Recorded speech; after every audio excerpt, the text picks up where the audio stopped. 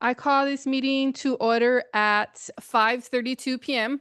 Welcome, everybody, to the Continuance in-person virtual regular board meeting on May 12, 2025. The Board of Education is resuming its meeting from May 8th in alignment with Board Bylaw 9320. Thank you for understanding and your cooperation. Roll call, please. Ms. Serrano? Here. Mr. Kwok is not present. Ms. Quinones? Present. Ms. Loera? Present. Mr. De La Torre? Present. Dr. Jimenez? Present. Mr. Ray Chowdhury? Here. Dr. Isaiah? Present. Dr. Lovato? Here.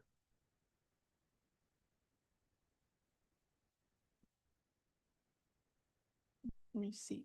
I would like to ask Mr. Lovato, Dr. Lovato, to please lead us in the Pledge of Allegiance this evening. Thank you. Please stand.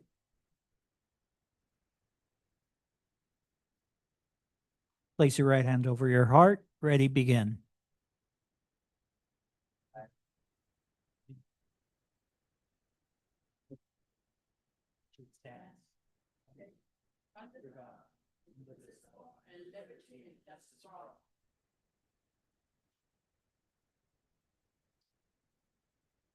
We will continue with the meeting agenda on 5.0 consent items category. As a reminder, the public comment section of the agenda was covered on May 8th. The continuance of this meeting will not include public comment. So we're going to go ahead and jump into our consent items. If everybody could start considering and sharing the items that they'd like to pull. Okay. Can I get a motion? Make a motion. Can I get a second? Second. Discussion? Huh? Which one?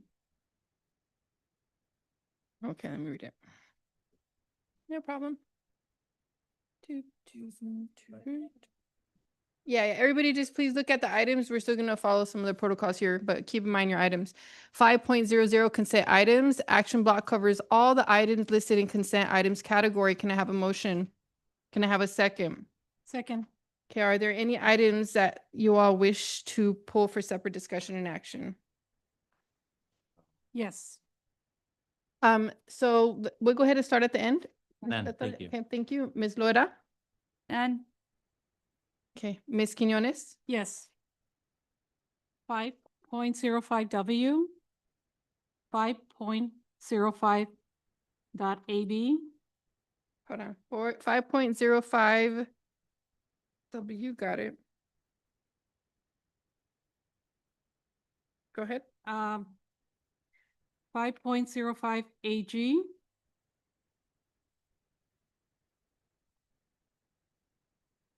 that's it. Okay, Mr. Kwok?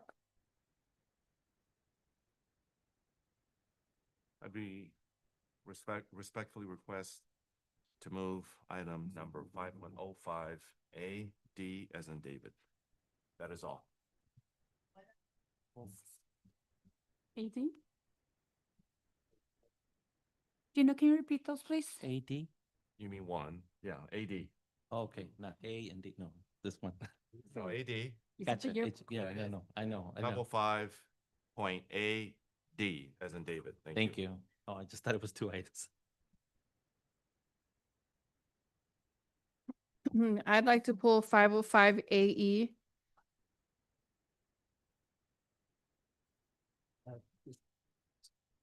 Board President, Yeah. 505 AE was tabled for the June board meeting. Okay, thank you. Would you like me to share the others that were tabled as well? Sure. The others that were tabled for the June board meeting were 5.05 AS, 5.05 AT, and 5.05 AU. Thank you. ASAT tabled. Wonderful, thank you. So it's 5.05 AF.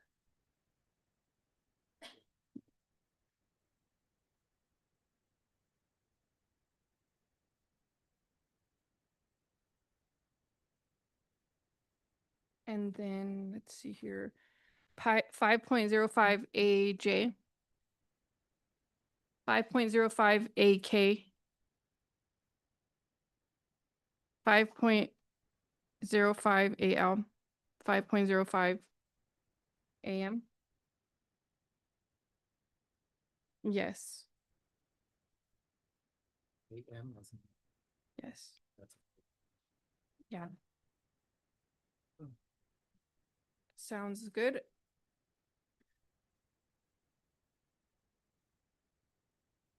Okay, so let's go ahead and take a vote on the items that we did not pull.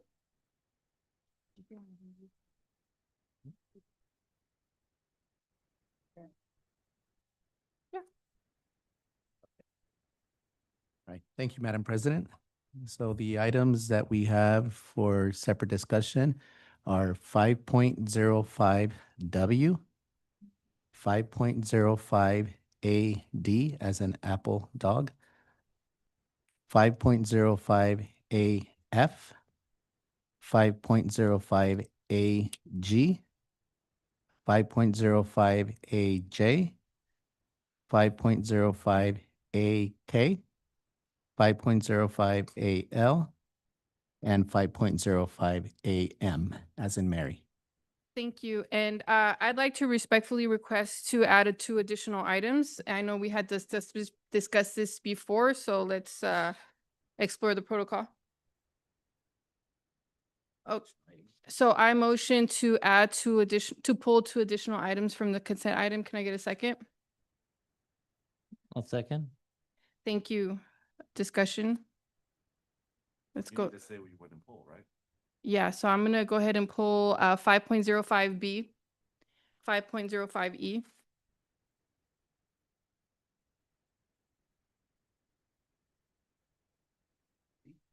E is an elephant. B is in boy, E is an elephant.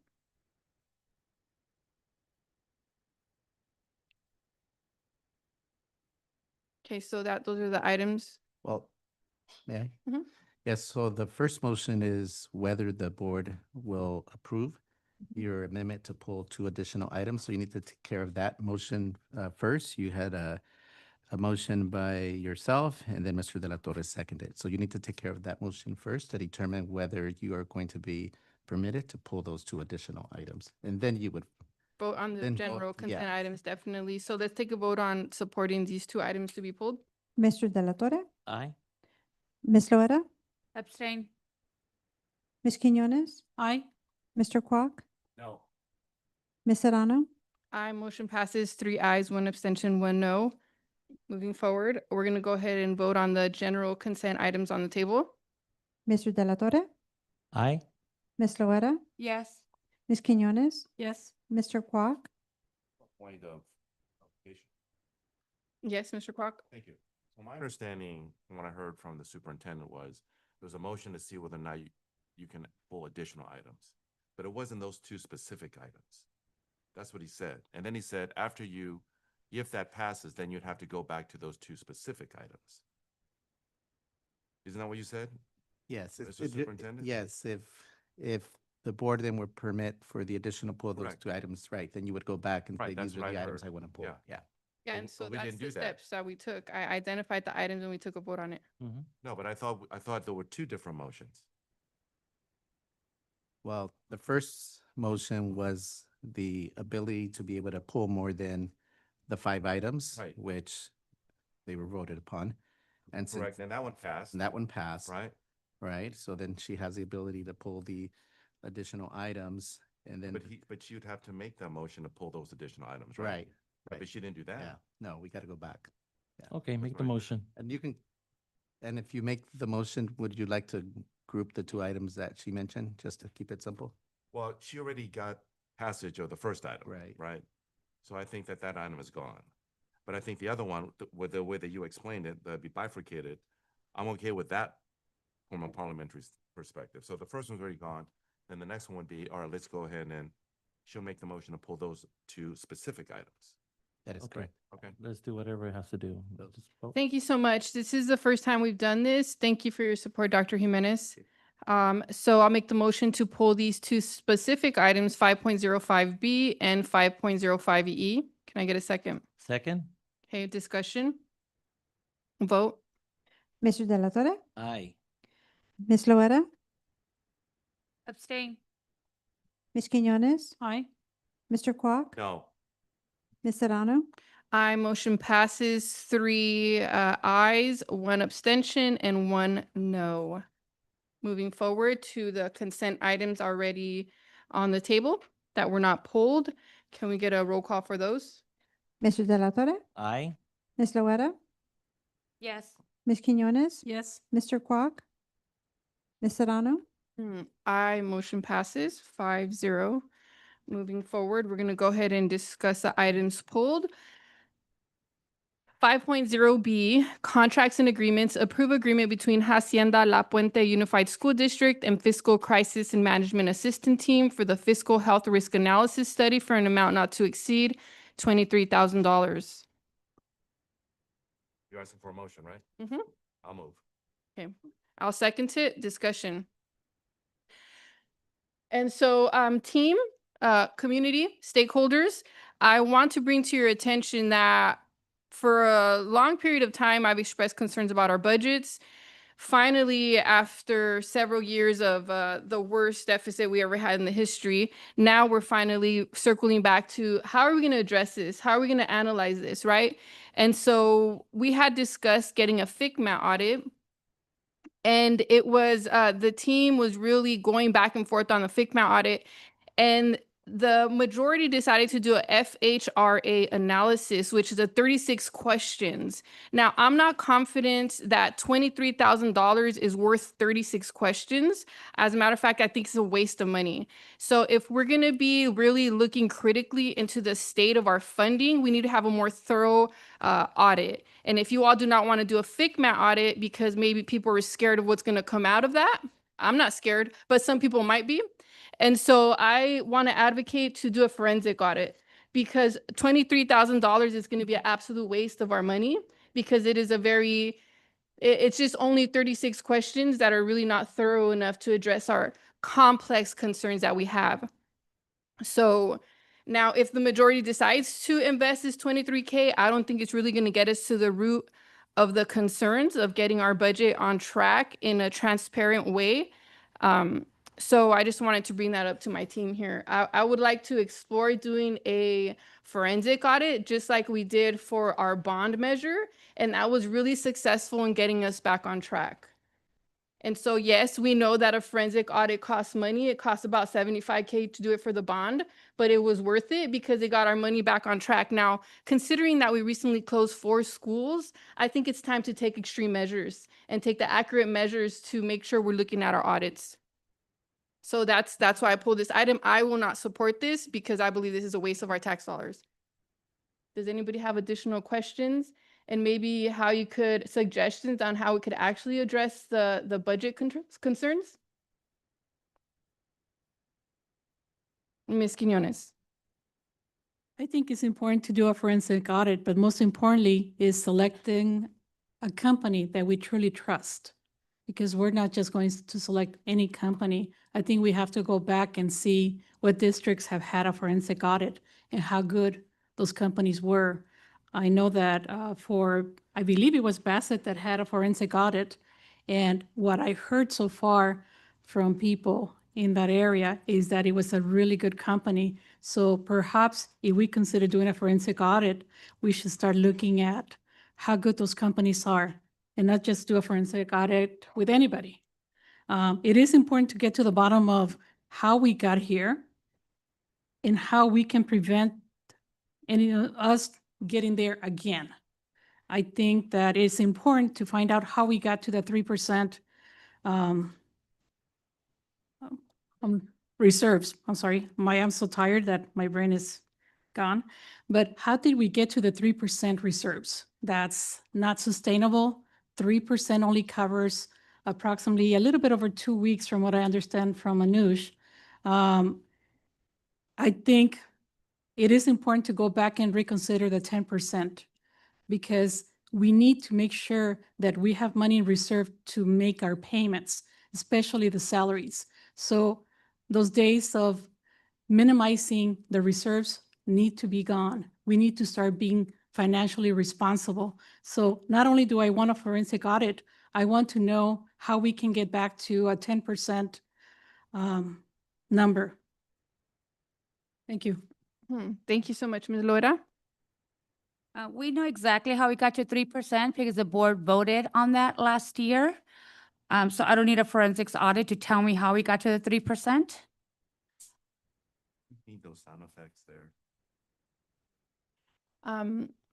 Ms. Jimenez, the noise that you're making is really bothering Mr. Kwok. If you please keep it down. Thank you. Thank you so much. Ms. Loera? Yes, and I'm not okay with the $23,000 either, but I'm definitely not okay for the $75,000 either. But I know the board wanted this, so if the board wants the 23,000, I'm okay with that. I'm definitely not okay with the $75,000 unless there's some kind of proof, something that there's fraud. I'm not willing to spend $75,000 just because someone thinks without any proof at all. Well, actually, it's really important that when we communicate the forensic audit, we did this before, and maybe you were not here, Ms. Loera, but it was just part of standard business, making sure we got our funding back on track. So maybe you want to look over some of those meetings because it was very effective in getting our budget back on track. Ms. Quinones? Some of us were not on the board then, so therefore we don't know what irresponsible votes were taken at that point. 3% is definitely not responsible. I think 10% is kind of responsible. Most importantly, we need to be responsible with everything that we spent. I think that if a forensic audit is going to help us understand how to prevent and how did we get there. For me, that's money well spent. As far as audits, most businesses do audits on a regular basis because it's not because there's fraud, it's because you want to know where you're at and where you can make some changes. So it's part of business to do audits. I know that I did audits regularly every year. And to me, it was not about somebody that I was afraid somebody was going to find some fraud. To me, it was like, did we follow process and procedures?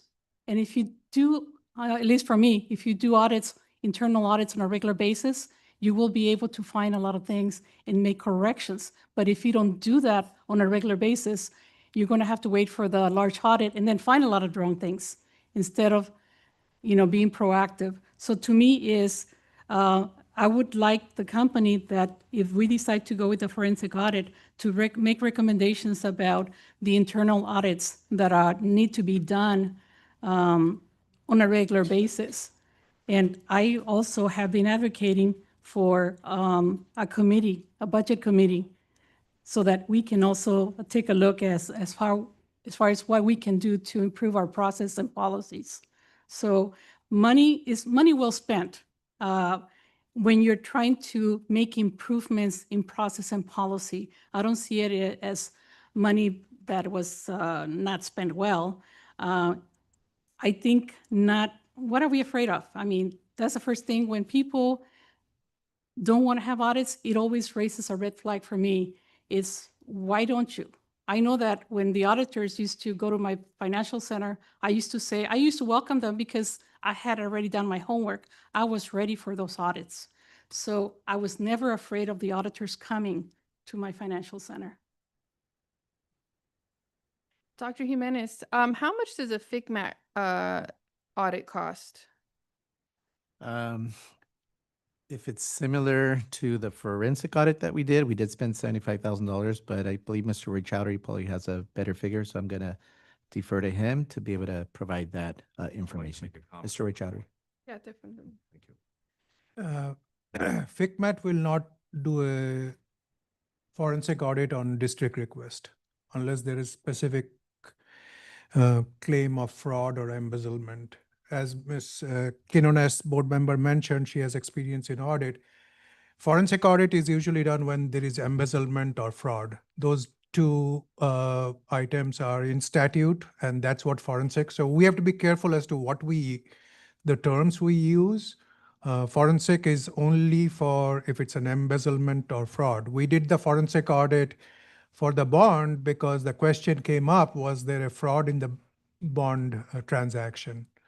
If it's a financial audit as to how we got to 3%, and I want to clarify, 3% is not happening this year. We are projecting 3% at the end of the third year. So just as a board, you have the power to say our reserve should be 10%. And then we will accordingly do our multi-year projection. We will have to reduce expenditure instead of 12.5 million, maybe about 20, 25 million in that case. But as a board, you have the power. To answer your question, FICMAT will not do forensic audit. It will be done by some other auditor. But you have to specify as to what exact claims for mismanagement, embezzlement, or fraud you are seeking, because embezzlement can be a forensic audit is very, very focused. Thank you, Mr. Roy Chowdhury. Now, the FICMA audit that since day one, the board members had went to LACO to request. Okay, I'm asking you, how much is that going to cost? I didn't get the answer to my question, Mr. Kwok, and I see you and Ms. Loera, and you will be addressed right after I'm done speaking. Thank you. So the FICMA audit that we requested, which is separate from the forensic audit, how much does that cost? Now, are you telling me that they have to approve it, that they're gonna, in order for them to approve it, we don't have to pay for it? No, FICMAT does not do forensic audit. FICMAT does management efficiency audits. It does the FHRA.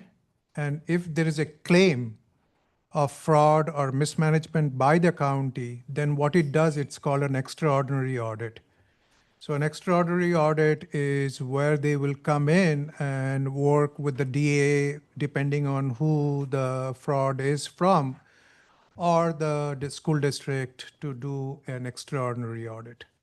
So how much does it cost to do an extraordinary audit? It depends on what the item is. And it's usually free if it's requested by the county. Wonderful. So team, we could either get a free audit or we could pay 75K. Okay, it's up to you guys. Mr. Kwok, and I personally don't have anything to fear. Mr. Kwok. Thank you very much. The difficulty to discuss this thing intelligently is that we're not even moored to the proper nature of this thing. It's been explained time and time again. This is not an audit, all right? This is an analysis. And what I said last time when this came up was the same thing, that they don't do this. FICMAT does not do this. But if it goes on to something else, I mentioned last time, an extraordinary audit. So this is not an audit because FICMAT doesn't do that without cause. This is an analysis. And with respect to the claims about private sector, the private sector doesn't have this anyway, right? They have their own internal aspect of it. So you cannot compare one to the other. And also, I will say this, it's interesting how we're all experts on this because we're not.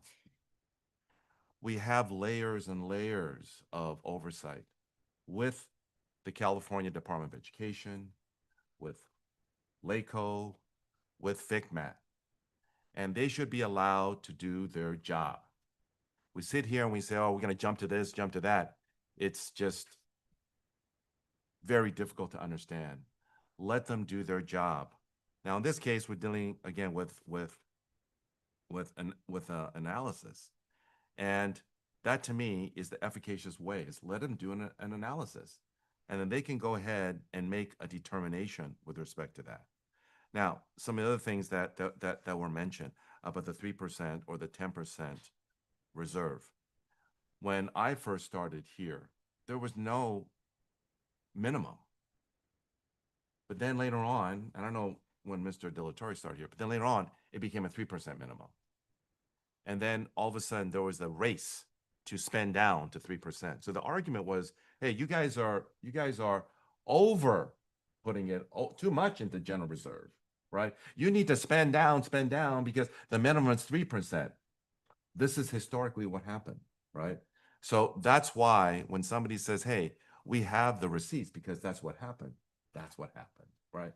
But if there was a political will to say, hey, we shouldn't do that, we should be 10%, then that's a different story, right?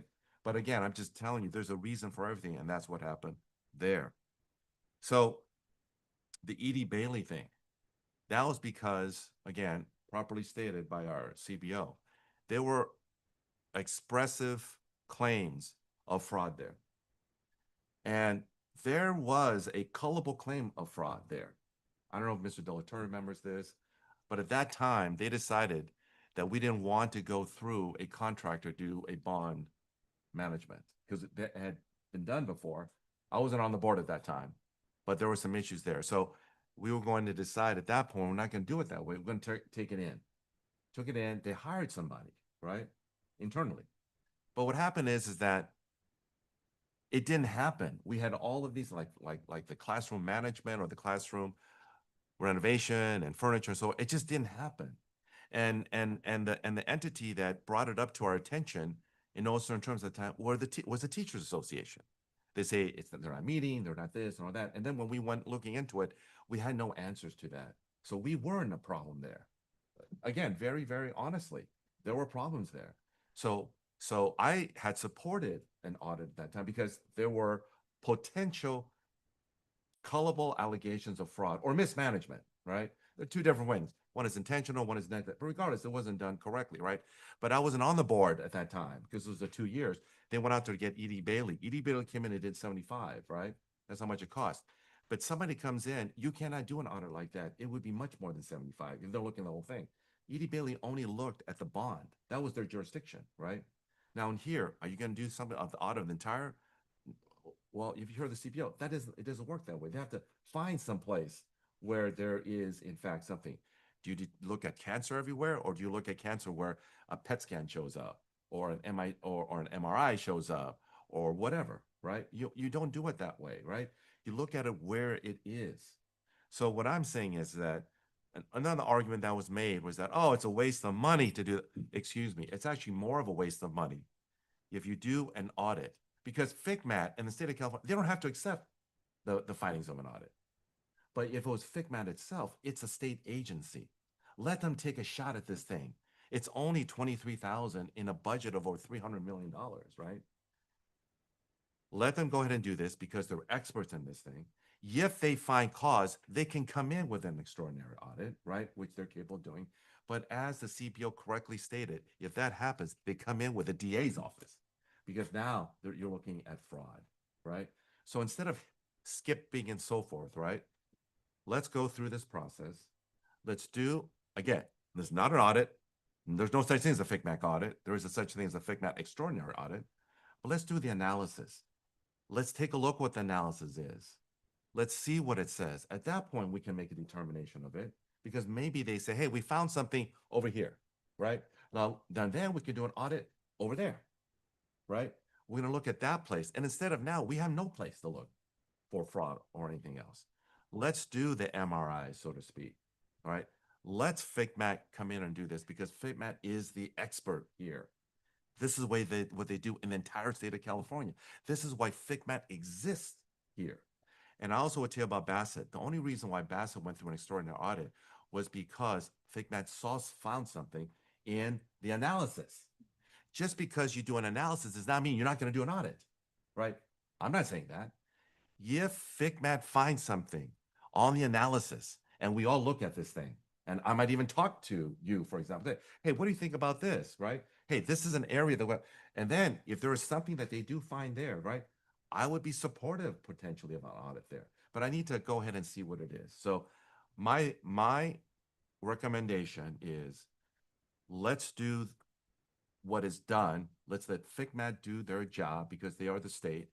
Let them do the analysis. And then after the analysis, we can then make a determination whether or not we want to do something else. Thank you very much. I yield back. Ms. Laura? The issue of the forensic audit was already debated and resolved months ago by this board. This board had this discussion for a very long time, and this board decided to do the FHRAS analysis study. So we need to be focused on what we're talking about on this agenda item. We already debated the forensic audit months ago. I don't want to re-debate that again because I'm sure many of our same arguments are still valid from when we discussed this months ago. I want to stay focused on the FHRAS. And And unless someone else who hasn't spoken wants to speak up, I think we should just call the question because it should only be about the FHRS because we already debated the forensics audit already. Thank you. And just like Mr. Kwok got to talk about all the other components, I will also speak without interruption. Mr. De La Torre? If I may, thank you, Madam President. Good evening, everyone. I respect everybody's point of view. It's valid. I do feel that if there's any concerns regarding our budget and, and there's proof or some pretty valid, I guess, information, I suggest bring it forth and then we can vote on it. But, right now, I think we're all trying to find ways to save our staff, our family, HOLP, USD members, for next year's upcoming, especially with our budget.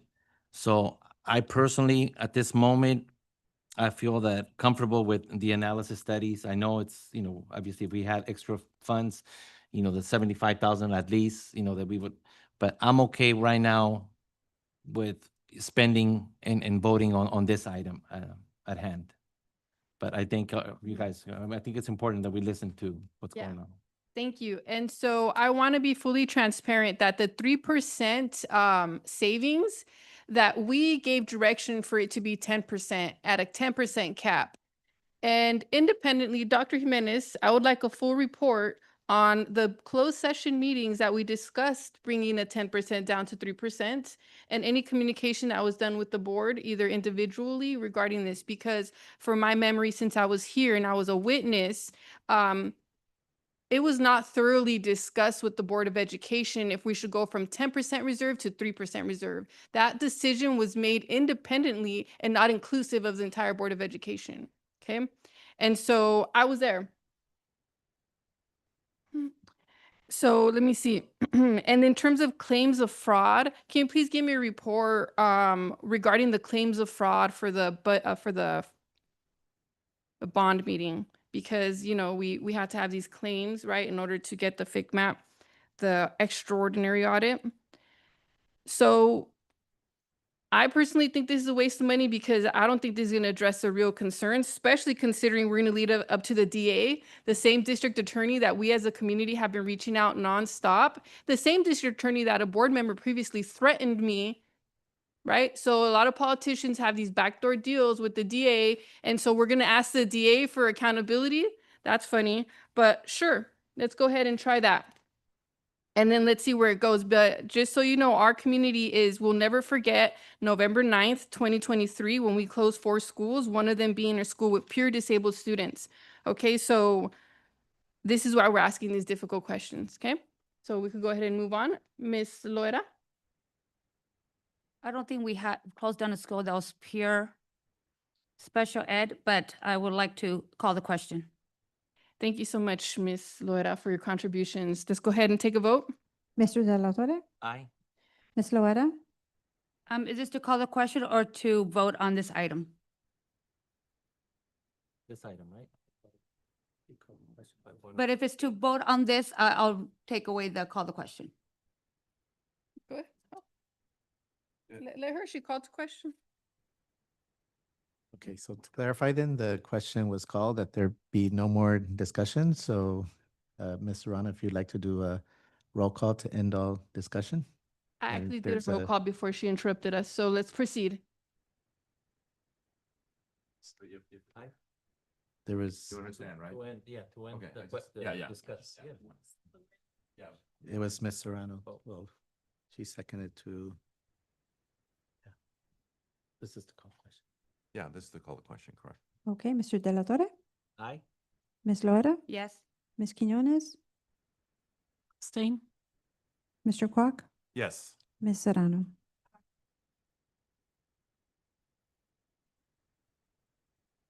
Mr. De La Torre? Aye. Ms. Loera? Yes. Ms. Quinones? Yes? Mr. Kwok? Yes. Ms. Serrano?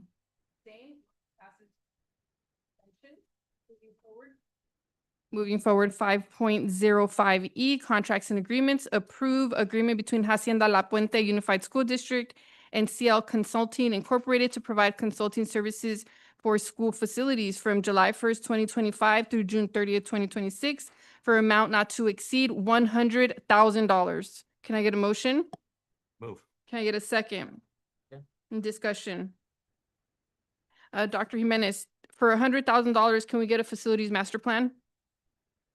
Thank you for the question, Madam President. To get a facilities master plan, that would require additional funds. There was an original facilities master plan that identified, I don't know, close to $1 billion of needs that would be needed, and that was done, I believe, prior to the bond issuance of Measure BB.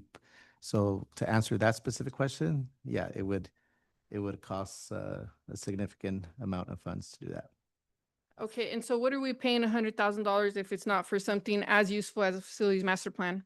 Yes, so this particular item, if you recall, is for our consultants that do extensive work in putting applications in for the various projects that the state of California is releasing on a month-to-month basis. And so a lot of our projects that we have planned in the future need to be ready. And obviously, there is some in-kind matching funds that our consultants have been able to provide. For the detailed more information, I'm going to have Mr. Roy Chowdhury just give us an overview, because I know there have been some items that are in the queue right now where the consultants have already completed applications that are ready to go once the funding is released. So, Mr. Roy Chowdhury, thank you. Sure. Thank you, Superintendent. Good evening, Board President, members of the board. So CL Consulting, all it does, it tries to secure funding from the state for the matching funds for our bond projects and other construction projects. To navigate the state matching funds is very difficult process because there are 3 agencies involved, which is the State Board of Education, CDE, and OPSC. So there is a lot of complexities involved just in getting our projects qualified and then submitting the application to OPSC to figure out how much the district is eligible for funding. To date, we have submitted about $12 million worth of funding. $4.5 million are already on queue, and about 7 to 8 millions are in process. As you are aware, the Prop 2 passed in November 2024, and as soon as the state issues the bond, we will be eligible to receive some of those funds. Definitely $4.5 million once the state passes the bonds and funds those projects, and then about $8 million down the line. So the annual cost is about $100,000 for CL Consulting. There are only 2 districts in the state that does this in-house, applies for funding in-house. Those are Long Beach Unified and LAUSD. Typically, to hire someone, you will need at least 2 to 3% in those positions. It will cost the district about, for a district of this size, about $200,000 to $250,000 just to make sure that we can apply for this funding. Yes, thank you. And so if you all recall, we, to help with our facilities, we got pretty much kind of like a grant writer to come and get funding, right? And so we have 4.5 million in the pipeline, which is great. So it's 100K right here. This says it's 100K per year. Thus far, how much have we spent on this? So far we have spent 2 years, 75,000 each. 75K each? Yes, 23-24 and 24-25. And then we're upping it for this school year, another 25K? Yes, because they have added some more difficulty in the process, OPSC, because now you have to show some evidence of hardship on the modernization. So there are some more added forms to those application. Okay, sounds good. I think my root concern is the facilities master plan, and so we're gonna keep circling in on that. Does anybody, Ms. Quinones, I saw your hand up first. So it sounds to me like it's a good investment, and we're spending $100,000 and we already received $12 million. So it's a good return on our money, isn't it? $12 million in the pipeline. In the pipeline. So it depends when the state issues the bond money. So the state does not have any funding since 2020. because the last bond, state bond expired in 2016. So the state doesn't have any money. They're not issuing any new matching funds. The state is planning to issue the $10 billion that the voters authorized. About $8.5 billion is meant for school district. So once the state issued and then we come up the queue, we will receive that 4.5 million first. I think what I would like to see in the contract, because something that the fees cannot go, or the cost should not go up that high. I think going up from 75 to 100,000, that's a little significant. So maybe putting something in the contract that they cannot go above a certain percentage increase, that would help. Unless the process of application changed. So the process of application, the state changed the process of application in January of 2025. The process requires about three or four new forms, a lot more intricate calculations, and we can show those calculations to you if you have some, offline if you want to see.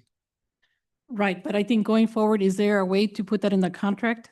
So, I don't want to see 25%, 25,000 this year and then 25,000 next year if something else change. So you're talking about a significant increase.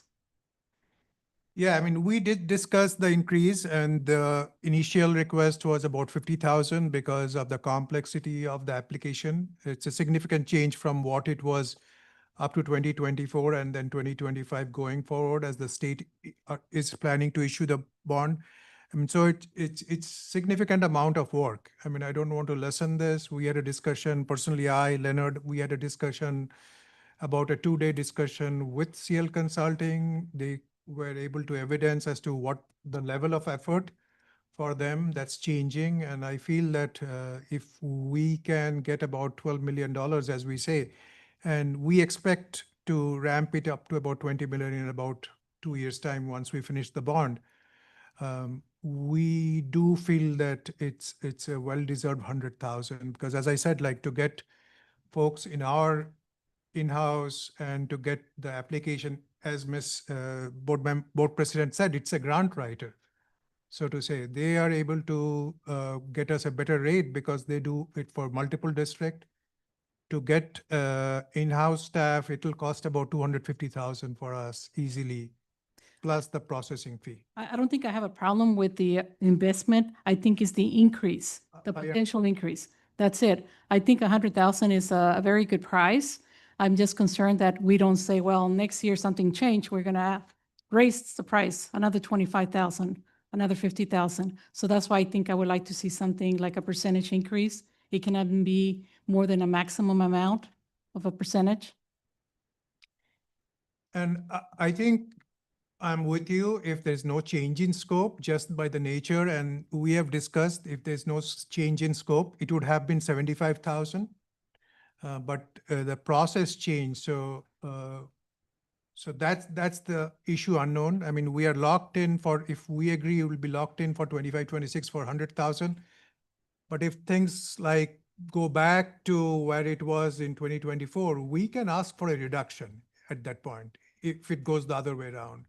But if something changes, they can always change the figure of 100,000. They can raise it up to 110, 150. Depending on what the changes are, how much the level of effort for the consultant would be to provide that same level of service.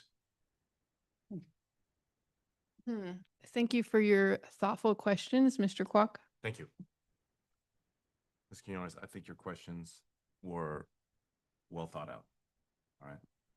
Here's the way I would say it, is that if you hear, what is being said is it's going to go up because the process has changed. That's what you heard, right? Right.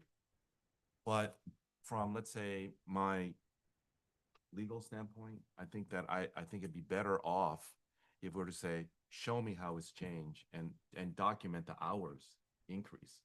If you do that, I think we'd be okay with that. But to say something nebulous, I agree with you. I think there's an issue with that. But at the same time, I trust our CBO and so forth that they're doing what's supposed to be done. But I think this way it would be seen that it justifies the increase, right? And maybe maybe they're giving us a break, right? Because it's so much. So I think that would be helpful. The other thing I just want to say is that we go on the facilities master plan. We had to go and do a facilities master plan because we did the Measure BB bond. You can't have a BB bond if you don't show need, right? So that was for that situation. That's why it was such a hefty amount. And, you know, let's be sober of what we're getting. If you read this, it says, it doesn't say we're going to get this amount. It just says that these 3 projects of this estimated amount has been submitted. That's all it says, okay? And then the 12 million is just in line. But let me say, from my experience here, that's still a good thing, because once the gates are open for funding, you have to be in line. If you're not in line, then you're really in trouble, right? You can't just also say, okay, we're gonna do this and get, no. There is a sequential line aspect to it. So I totally agree with the concerns about it, because we have to do this for the district in terms of where you are. I also would say that I didn't really like the 100,000 because it was too round a number, right? That's like, oh, okay, let's just do 100,000, right? But regardless, if you could document it, I'm okay with it. I trust what it is. That's why I will be supportive of this. But it is very complicated because they have to go out there and find grant funding. Thank you very much. I yield back, Madam President. Thank you so much. Anybody else? No? Okay, so these are all just questions. We're really wanting to fine tune the budget and understanding and find ways to save money. So thank you for that thorough discussion. I think we're ready for a vote. Mr. Delatorre? Ms. Loera? Yes. Ms. Quinones? Yes. Mr. Quack? Yes. Ms. Serrano? Aye, motion passes 5-0. Moving forward, 5.05W, contracts and agreements. Approved to ratify amendment to master contract between Hacienda La Puente Unified School District and Boys and Girls Club of West San Gabriel Valley, Delhaven Community Centers, and KC Champions LLC for year 3 of 5 under request for proposal 2021-22 RFP 01 and RFP 2019-20 RFP 01 for the after-school program services and issue project assignments from July 1st, 2024 through June 30th, 2025 for a revised amount not to exceed $15 million. Can I get a motion? I'll give you a motion, Madam Okay, can we get a second? Second? Thank you. Discussion. Yes, if you don't mind, I know we're spending, you know, a good amount of money, but also they do service a lot of our students. And I know one of the things that we've asked our superintendent, you know, has it increased from one year to another, obviously. This is very important for a lot of our parents, and a lot of our employees too, because, you know, it benefits them too. But just to keep them a little longer, provide them with extra homework support, projects, any extra curriculum, you know, dance, mariachi, whatever it is, you know, they have this time to do so. I know it may seem like it's a lot, but I feel that, you know, it's well worth it if it boils down to supporting our students, keeping them in a safe place. They also provide, I believe, meals. I mean, it's a lot in the after school program, you know, as we know. So I have nothing but good things to say about them. Delhaven, you know, Boys and Girls Club. I was just, I know we have them. Make sure that they take care of our kids. So I know it's a discussion, but, you know, I don't know if anybody else wants to jump in. Thank you so much. Ms. Quinones? $15 million, it's a lot of money. I think for me, it's about efficiency. How efficient is every vendor? Do we have any real numbers to show how efficient they are? For example, if they do homework assistance, do we see where the children were when they first enrolled and what was the outcome at the end? If we don't have that information, how can we possibly tell how efficient these vendors were? To me, it's about quality. If we're going to spend $15 million, it's about quality. Which of these 3 vendors is providing the best quality? or which is much more efficient when it comes to looking at how the children are scoring better in math, English, science. So to me, it's not just about the satisfaction survey. Of course, as a parent, I'm going to grade on the satisfaction survey because you're providing a service. But if you're looking at it from a business perspective, how efficient is every vendor? Have we really seen the difference? And I know that one of the summaries, executive summaries that I was reading regarding the Ds and the Fs, I have to tell you, it was very disappointing.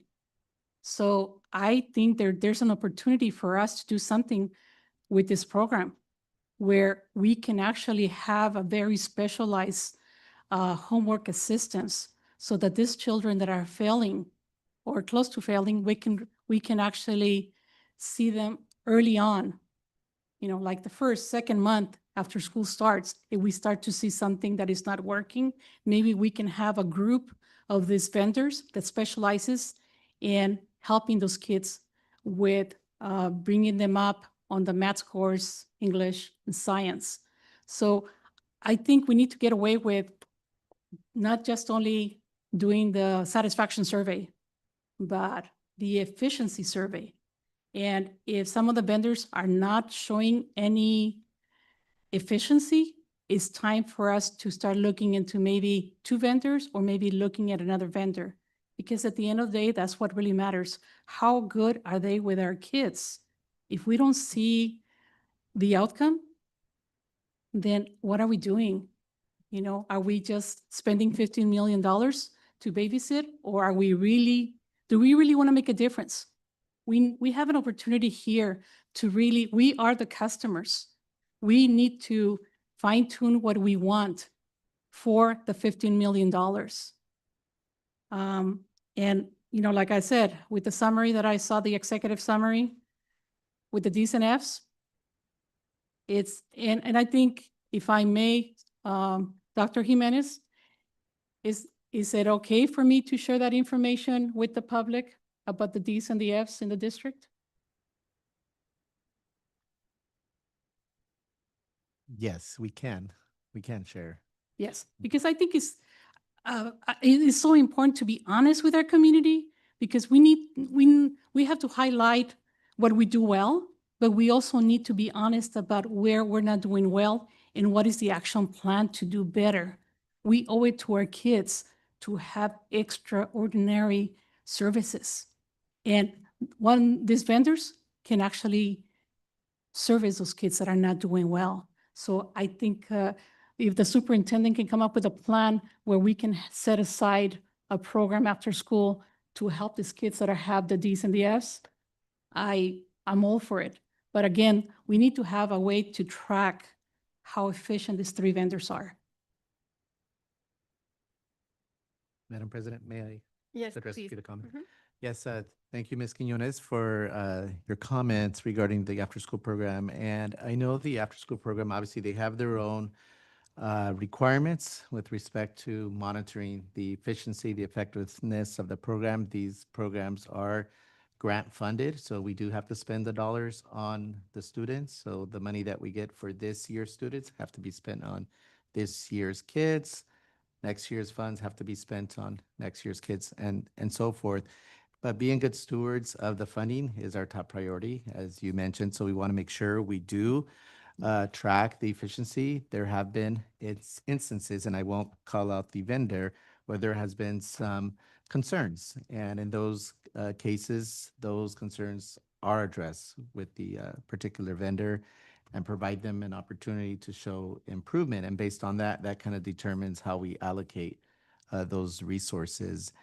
And so the big point with respect to a lot of this grant funding with what is taught in the after-school program, because I know there's always that question, well, what are their requirements? And, there are those 3 components that you got to have: the after-school homework help. That is one component. There's also the enrichment component and the physical education component. So those are usually the 3 requirements. I'm looking at Dr. Buckner, if he can correct me if I'm wrong, but basically those are the 3 requirements that are required in the accountability that they have with the federal government for the ACES funding. And then the other funding, the ELOP, is state funding. So there's accountability reports that they do submit. But the reports that they also have to collect the feedback and interest of the parents, that's something that we have collect. But I do want to caution the board in terms of being able to make inferences based on what the after-school program provides, whether that's going to translate into an A in a classroom or whether it's going to translate into a B in the classroom, because those are very limited times that they have in the after-school program to focus on whatever it is that gap is, right? If the kid is bringing math work, and so in the tutoring, that's what they're working on, you can't really say, well, the after-school program, wasn't effective because, they didn't help the student translate into a better grade in the classroom. And so we have to look at all of those components. But I think it's something that it's a discussion that we have with our team about improving the efficiency. And with respect to a specialized program, the board did allocate some funds that we have for tutoring that happens for middle school and high school, and that's separate from the after-school program. And so that is something that I know Ms. Serrano had advocated for, and so we put that in place. And that's the tutoring that's being done by Think Together, that they have. It's a separate program really focused in on that with respect to the grades. So I want to make sure I cover Okay, that. what is the efficiency rate for that particular vendor? For which one? For Think Together? That I do not have in terms of how many, you're talking about like how many students are being accessing, the usage.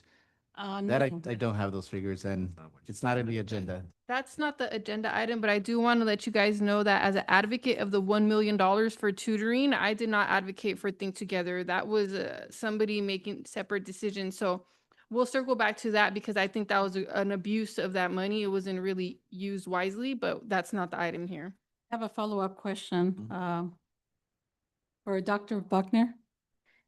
Is there an opportunity to perhaps have a specialized program after school for those kids that do need it, that we have identified as possibly getting Ds and Fs? So as Dr. Jimenez was saying, the program there's specific elements that need to be addressed, which is the homework time, the enrichment time, the physical activity time, and then also meals. Those are all things that are requirements of the program. So typically over the history of the program, the homework time has been a time for students. You've got students at a variety of different grade levels and with different instructors that are all in the same classroom, and you've got a tutor in there, a coach in there supporting those students. And so they do support the students with homework if the students have questions or things like that. But it's difficult to target an enrichment in this context to making sure that third grade math scores are going to improve, or that fifth grade language arts scores are going to improve, or things like that. That's not something we have done in the past. If it's decided that that's what the district wanted to do, we could look into what options, how we might be able to do that in a more strategic manner. I think we all have comments, but I saw Mr. De La Torre's hand up, and then Ms. Loera could go next. Thank you. Thank you, Madam President. I know previously we had vendors come and present what they would do for our district, and we did choose some that they just didn't follow through. The promises that were made, they just couldn't do it. And so I know that when we chose these were the ones that had a lot more of a history. They were set in place. They had roots pretty much. They knew how to run. They had the staff also.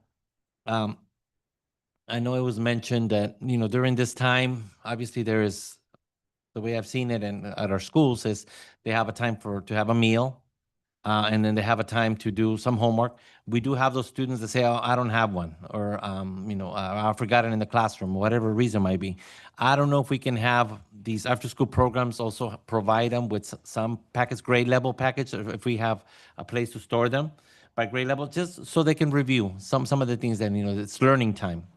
And then based on that, obviously, physical education, sports, I know that's where a lot of our students enjoy and having that. But I know we're looking at this year 3 of 5. Now, a quick question, the $15 million is annually? Or is it Yeah. lumped up in the, Yeah, okay. The 15 million is annually, and that's primarily ELOP monies. And so we have that lined up again for next year. Sorry, really quickly. So we're merging two different funding. ACES funding is specifically for after-school programs, which is standard business practice. Then we have additional ELOP funding, which was supposed to cover the learning loss. So those are two separate funding pools. Out of the 5-year plan that they initially had, which were at the tail end of their ACES contract, how much per year did ACES cover? Was it 15 per year, 5 million per organization? And if so, in those 5 years, how much did ACES cover?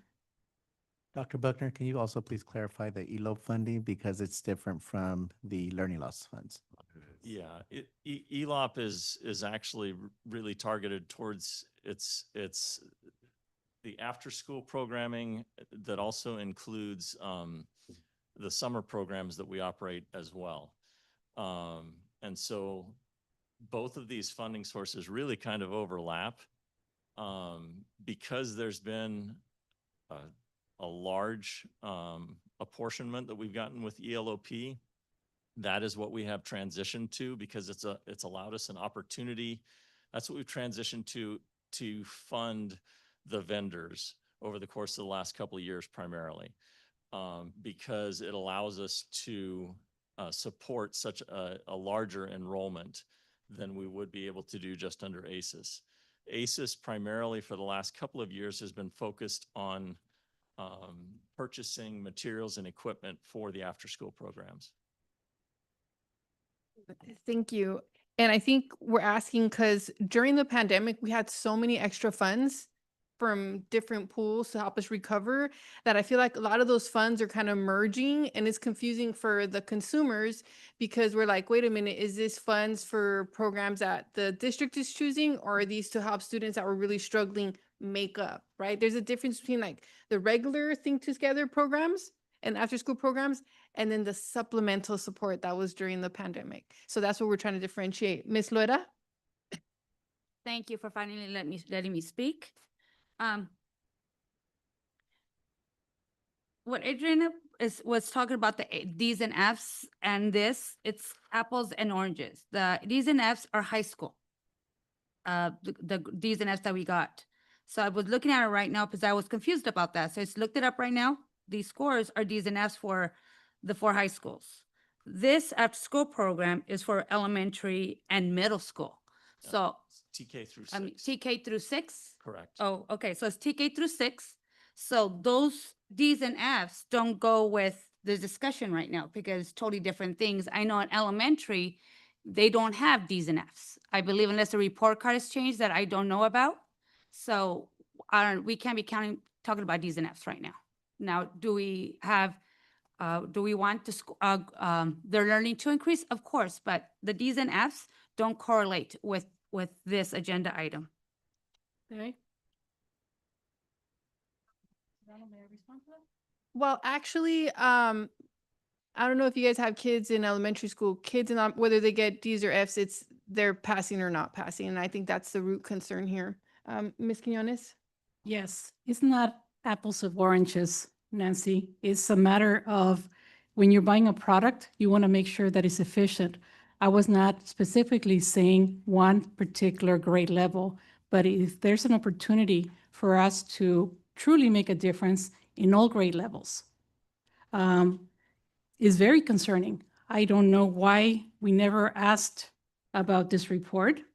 No, now that you mention it, I think I'm going to ask for a report for K through 6 now. Yeah, K through 12, because we want to make sure that we prevent kids from failing. No matter what the terminology is, it's about us being efficient. And thank you, Ms. Serrano, for, bringing up a report. asking for a report about this because it's important. I think that us as a board, we have to be much more on top of this because we don't want any kids failing, period. I think that if there's an opportunity for the K through 6 to go to after-school activities and have a very specialized section within and also track it, it would be great. But we can also look at maybe having, is there a vendor that provides services for middle school to high school? And if there is, are we checking to see how efficient they are? Is there an opportunity for better programming? Ms. Quinones, clarification, are you asking about an after-school program type provider or somebody that could supplement within the after-school program and come in and pull students out within their rotations? Like, are you asking for I think another? both. I think little both. bit thing both? Yes. Yes, I mean, there's always the opportunity to be able to innovate within the program. I mean, there are program models where current after-school programs in other districts that I'm familiar with, they actually will supplement and do a program where you pull certain students out to do specific types of support. Or if it's enrichment, I've seen that too, where a district will supplement the enrichment that happens. So I would say, yes, there are opportunities for vendors that could do that kind of work. But I think right now, what the real challenge is capacity of these vendors. And I know there's several vendors that, do reach out from time to time with me, and they're looking to be able to work in the district. But obviously I tell them, it's not time for the RFP proposals, but if there is funding that is identified, we could always, have a conversation with our team to be able to look at what we can do site by site, because these are 3 different program vendors that are distributed throughout the district. But if there's that concern for us to be more strategic around that 1 hour, it's basically it's just 1 hour, right? It's a 3-hour program. You do an hour of enrichment, an hour of physical activity, and then the meals, as Dr. Buckner mentioned, it's somewhere, tied in there. But then the other hour of the tutoring support, then if we'd like to do something more strategic, which is more around intervention as opposed to a model that is tutoring the kids based on their needs, we could look into that. But something like that, I would suggest would be something that we would really have to look at and be very strategic about as to which partner would come in to pull certain students to do a certain program, which would be different than what we currently operate. But what I don't know in that model, Dr. Buckner, maybe you can clarify, if we are pulling students out within the after-school program under the tutoring time, will students still get credit? And for the purposes of your grant, will still be okay with that if they're being pulled from, let's say, homework help for intensive instruction? Well, it would, and I guess I'm not sure. Just for grant funding, I don't think that's possible to have 2 services under the same allotted time for funding. Well, and so that's what I don't know, if we're talking about this supplemental program, how would that be funded? And so. Yes, we would have to identify Hmm. a funding source. If that's Yeah. being funded outside of the grant, Mhm. then I think we may run into trouble as far as meeting the Right. requirements of the grant. Yes. So, And it- so let me jump in here. So in terms of the ELOP funding, I know that the ACES funding is very specific to after school programs, but the ELOP funding has a lot more flexibility as to what we can decide. And so what I'm hearing, and I agree, is that shout out to our vendors, they do great work, okay? But these are like generic services. These are not like super tailored and fine-tuned, which is great. But what I hear my team member, and I absolutely agree, is that we should have a vendor that specializes in math. So anybody that's getting D's and F's in math, they could join that after school or summer program. We should have a vendor that specializes in English and literacy, and students could choose, hey, or the parents, I'd rather put them in that program. Program that specializes in STEM, because that is so important for students to get more support in that area. A program that specializes in serving kids that are at risk of failing. That is a specialized service. A specialized service for students that are that speak 2 languages, right? That are English learners. A specific program for that community to choose, because I know as a parent, this is what they're going to choose. And then a special program to serve students with IEPs. these are all specialized communities that need additional support. And if we're spending millions and millions of dollars, we should be gearing it towards these special needs.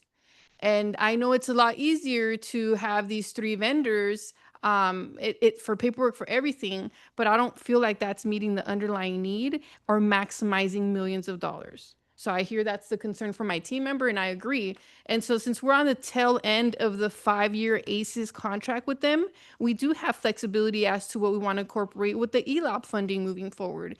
And so what I would suggest is, how can we in the next coming school year incorporate those type of special programs and maximize those millions of dollars? Because these are specialized communities and we might not have this funding for, a limited amount of time. Mr. Kwok.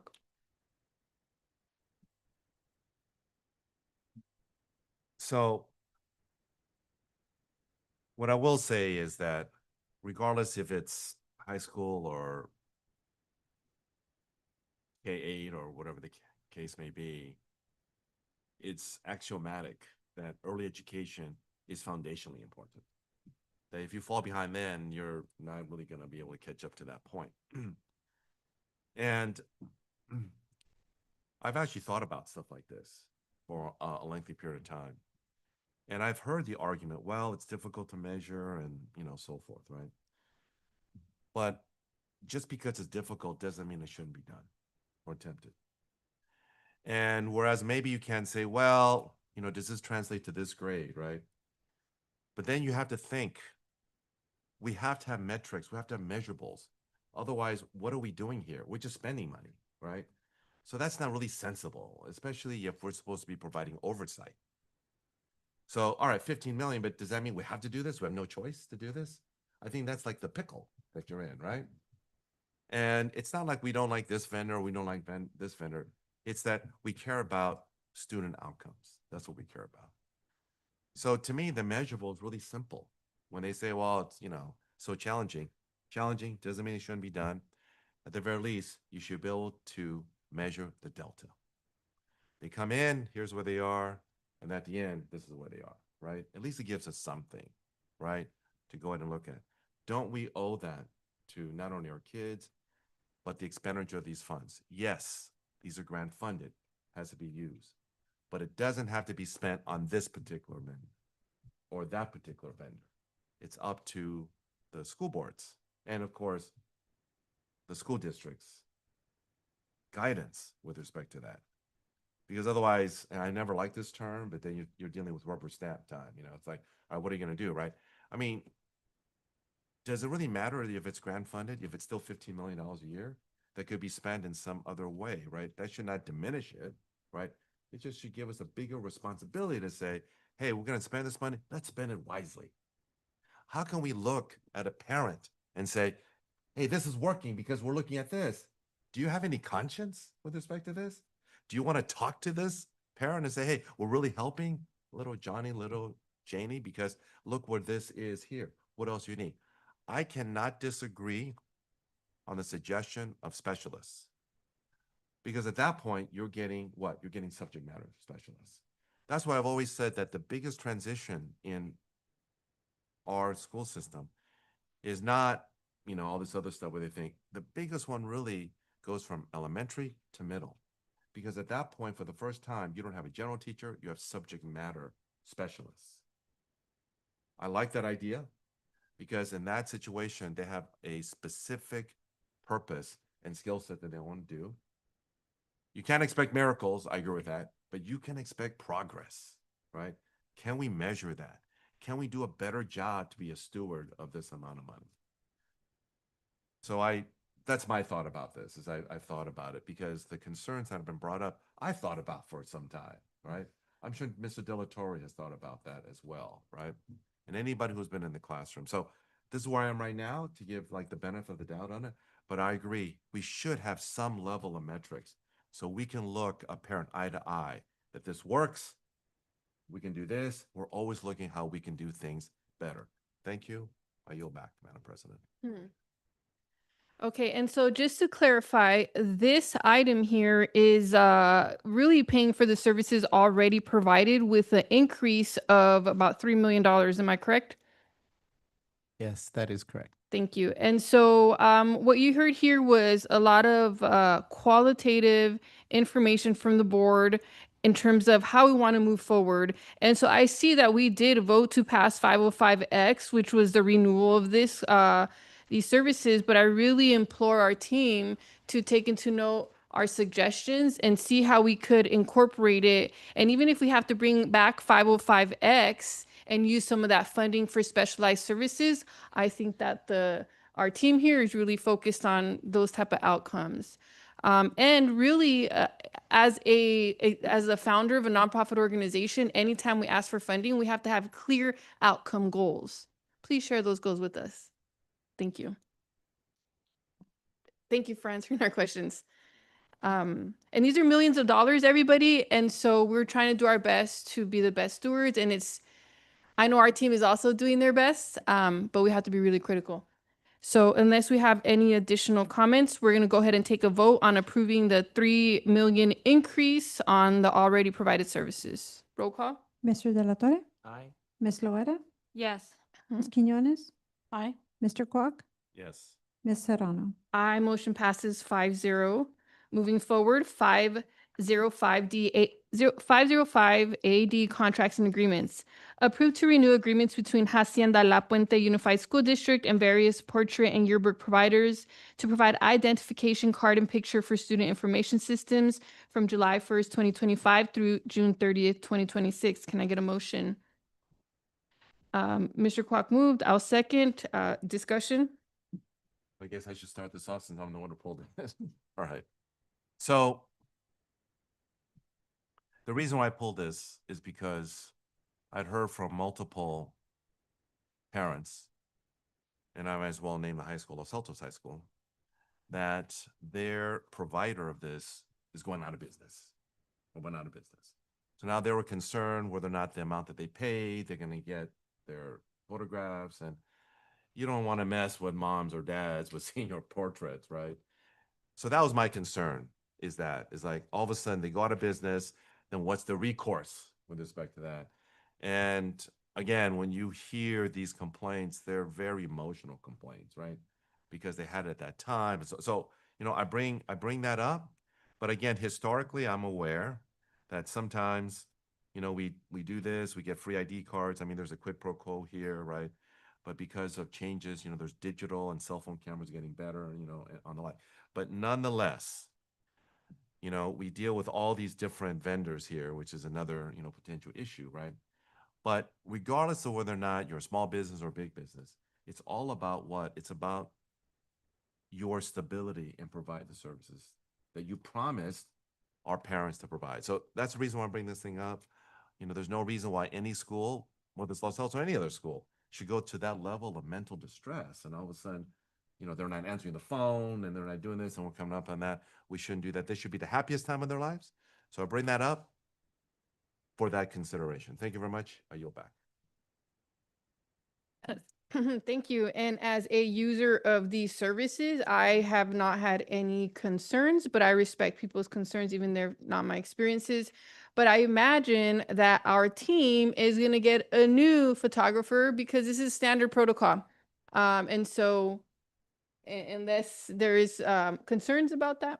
Well, as I said, I believe they're aware that this portrait vendor is going out of business, right? And so now it would seem to me, not that they're not already doing this, to make sure they're doing what they can to have the portraits there in a timely way. It cannot be way down the line, right? So then the district should also consider, well, what about in the future when something like this? What kind of, not just legal recourse, that's one thing, but what about actual recourse about these kids, Is there a way to ensure that they're going to get their portraits? And I'm saying this because I've heard this told to me right now that they're going through this.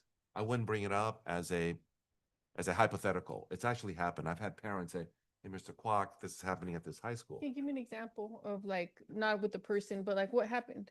What happened is that they took the portrait. Well, one time they scheduled the portrait and the person didn't show up, right?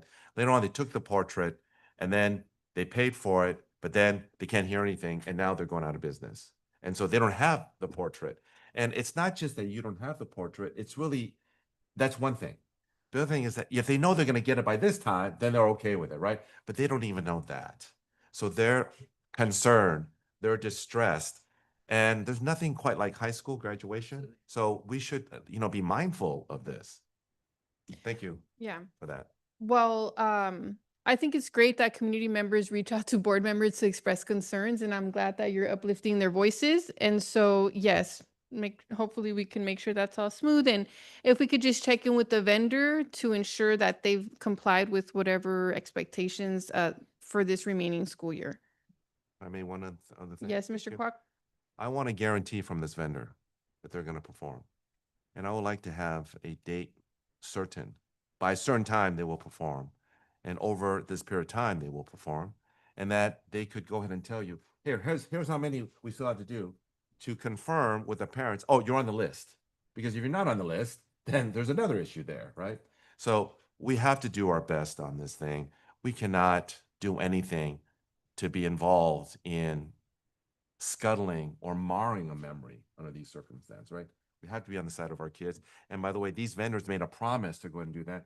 And in many instances, in almost all instances that I'm aware of, they accepted money for this. Mhm. Thank you very much for that, Madam President. Yes, definitely. So they're under contractual agreement with us, and it is their legal requirement to submit that all services. So if we could please give them a notice within 5 to 7 business days to respond to all of our students as we are the key vendor. I think 5 to 7 business days is reasonable considering graduation is next week. And they've had a major contract with us, so I think that's fair practice as partners. Mr. Kwok? I think that's a great idea because if you take a look at a contract, if they're breached, they get X amount of days to cure, right? Whether it's 5 or 7 days. Let's tell them, hey, we have an issue here. You got this amount of days to cure pursuant to the agreement. Love the idea. Thank you very much. Okay, thank you so much. Unless there's additional discussion, we're gonna go ahead and take a vote. Mr. De La Torre, Aye. Ms. Loera, Yes. Ms. Quinones, Yes. Mr. Kwok, Aye. Ms. Serrano. Aye, motion passes 5-0. 5.05 AE, contracts and agreements. Approve new and renewal agreements between Hacienda La Puente Unified School District and various educational enrichment service providers from July 1st, 2025 through June 30th, 2026 for not to exceed amounts as listed. Can I get a motion? I'll move.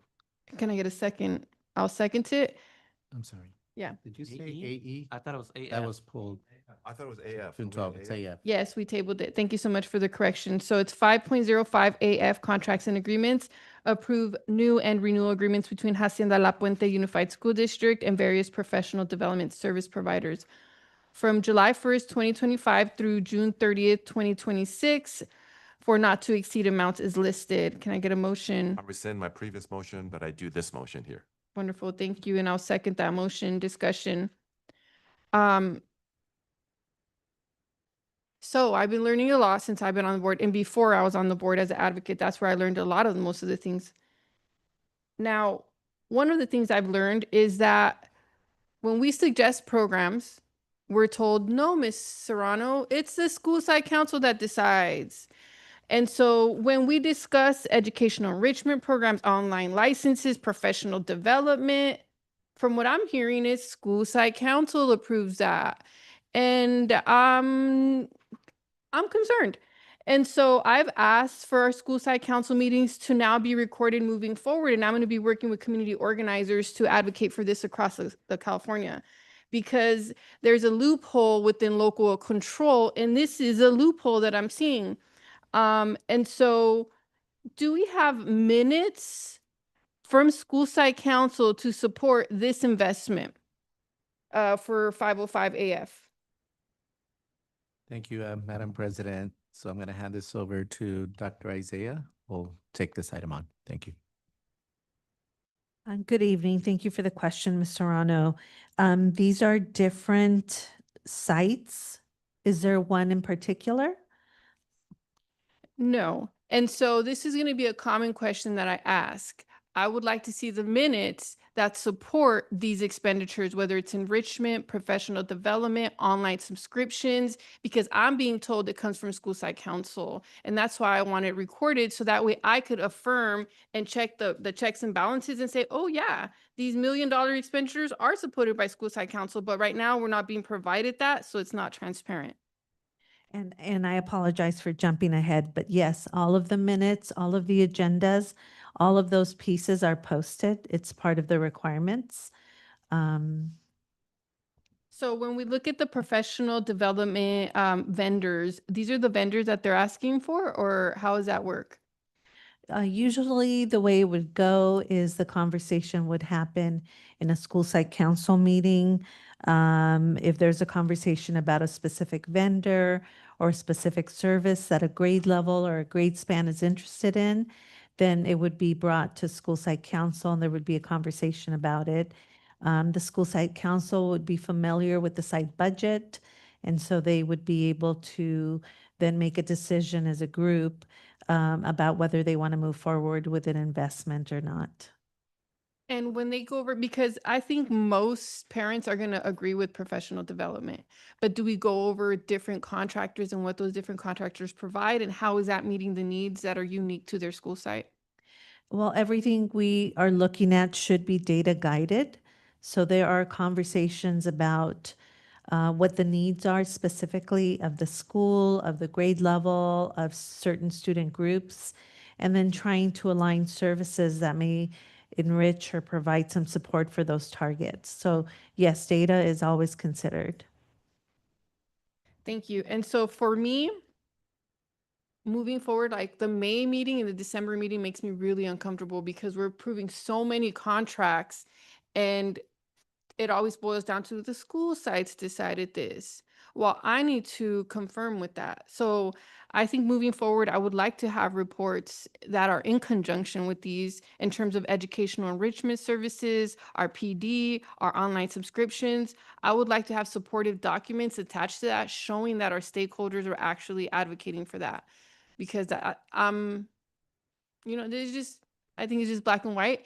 And this is not to put down anyone in our team at all. This is just to help us make more informed decisions as a board.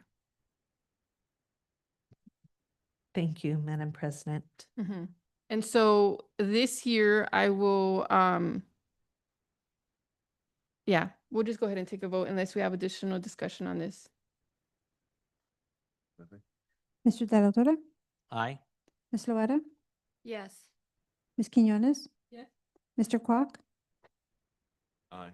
Ms. Serrano, Abstain. So we have 4 ayes, 1 abstention, motion passes. 5.05 AG contracts and agreement, approve new and renewal agreements between Hacienda La Puente Unified School District and various online subscription service providers from July 1st, 2025 through June 30th, 2026 for amount not to exceed as listed. Can I get a motion? I'll move. Can I get a second? Second. Thank you. Discussion. Yes. Ms. Quinones? I think for me, it's very important that we include the teachers whenever we're talking about apps. I have spoken with some teachers that pay for their own apps. That should never happen. So I think there's some kind of we're missing puzzle where I think on a yearly basis, we should, when school starts or before school starts, we should be talking to the teachers. We should be having a survey out there and asking all the teachers, what is it that you really need? And also maybe have collaboration with the different teachers. For example, the elementary school teachers, middle school teachers, high school teachers. What apps are working for you? What can we bring forward? Because if we don't include the teachers and we don't have collaboration in every school level, then how do we know that we're providing the apps that the teachers really need? And I know that the teachers that I spoke to that said, you know what, the district's not going to buy it for us. I might as well pay for it myself. That should never happen. That tells me there's a disconnect between the teachers the district or the teachers and the principals. And for me, one of my goals is to ensure that I hear the voice of the teachers. Because to me, that is the most important piece, because they deal with our kids on a daily basis. And if they need some tools so that they can become better educators, let's do it. But again, we need to take them into account. I know that on the executive summary, we asked for additional information, and I didn't get the exact percentage use per app. I would like to see that. I don't want to see how many students or how many teachers are using it, because I was even disappointed with that. There was one app that only one teacher used it, and we're paying for it. So I want to know from the teachers, the experts, especially those teachers that are constantly paying for their own professional development, coming back with great ideas and saying, you know what, we're outdated. We've been using this app, but there's something new in the market. Why don't we use it? We need to have flexibility about the apps, but most importantly, we need to have better communications. I would like to see, last week I visited a school and I spoke to a teacher and she said, I said, if you had to improve one thing in this district, what would it be? And she said, communication. I would like to have collaboration. She was a middle school teacher and she said, I would like to see collaboration with all the middle schools to see what is the best practices. And that includes the apps. Because if we're providing them with outdated or not efficient apps, how do we expect them to do a good job? So to me let's challenge ourselves this year, this coming year, to have regular meetings with the different schools. For example, the elementary school teachers, the middle school teachers, the high school teachers. Let's find out what they want. What is it, what they need? But if I was to share the information that I got about the usage of some of the apps, I was like, why are we spending money on this when you only have a couple teachers using it? So Mr. Superintendent, Mr. Dr. Jimenez, what I would like to see is some kind of plan where we are going to include our teachers. And teachers that are listening, I want to hear from you. You have to remember, for me, I work for you. I'm a public servant. When I go to your schools, I'm keeping everything confidential because you make the school better. The same thing with the teachers, the same thing with the administrators. I want to hear from you. What is it that we can do better as a board? Those days where you stay quiet are gone because I think this board wants to hear you. We are here. We work for you. You don't work for us. We work for you. So what is it that we can do to make your life better? What is it what other apps can we get for you to make your life easier and to make better education for our kids? So I want to hear, I challenge every school teacher out there, every principal out there to send me an email and let me know what you would like to see in your school. And you know what? I will take that challenge on and I will go ahead and have a meeting with Dr. Jimenez and say, we need to do this. But I also would like to challenge those teachers to meet up, compare best practices, and let's make this district the best district it can be. Thank you.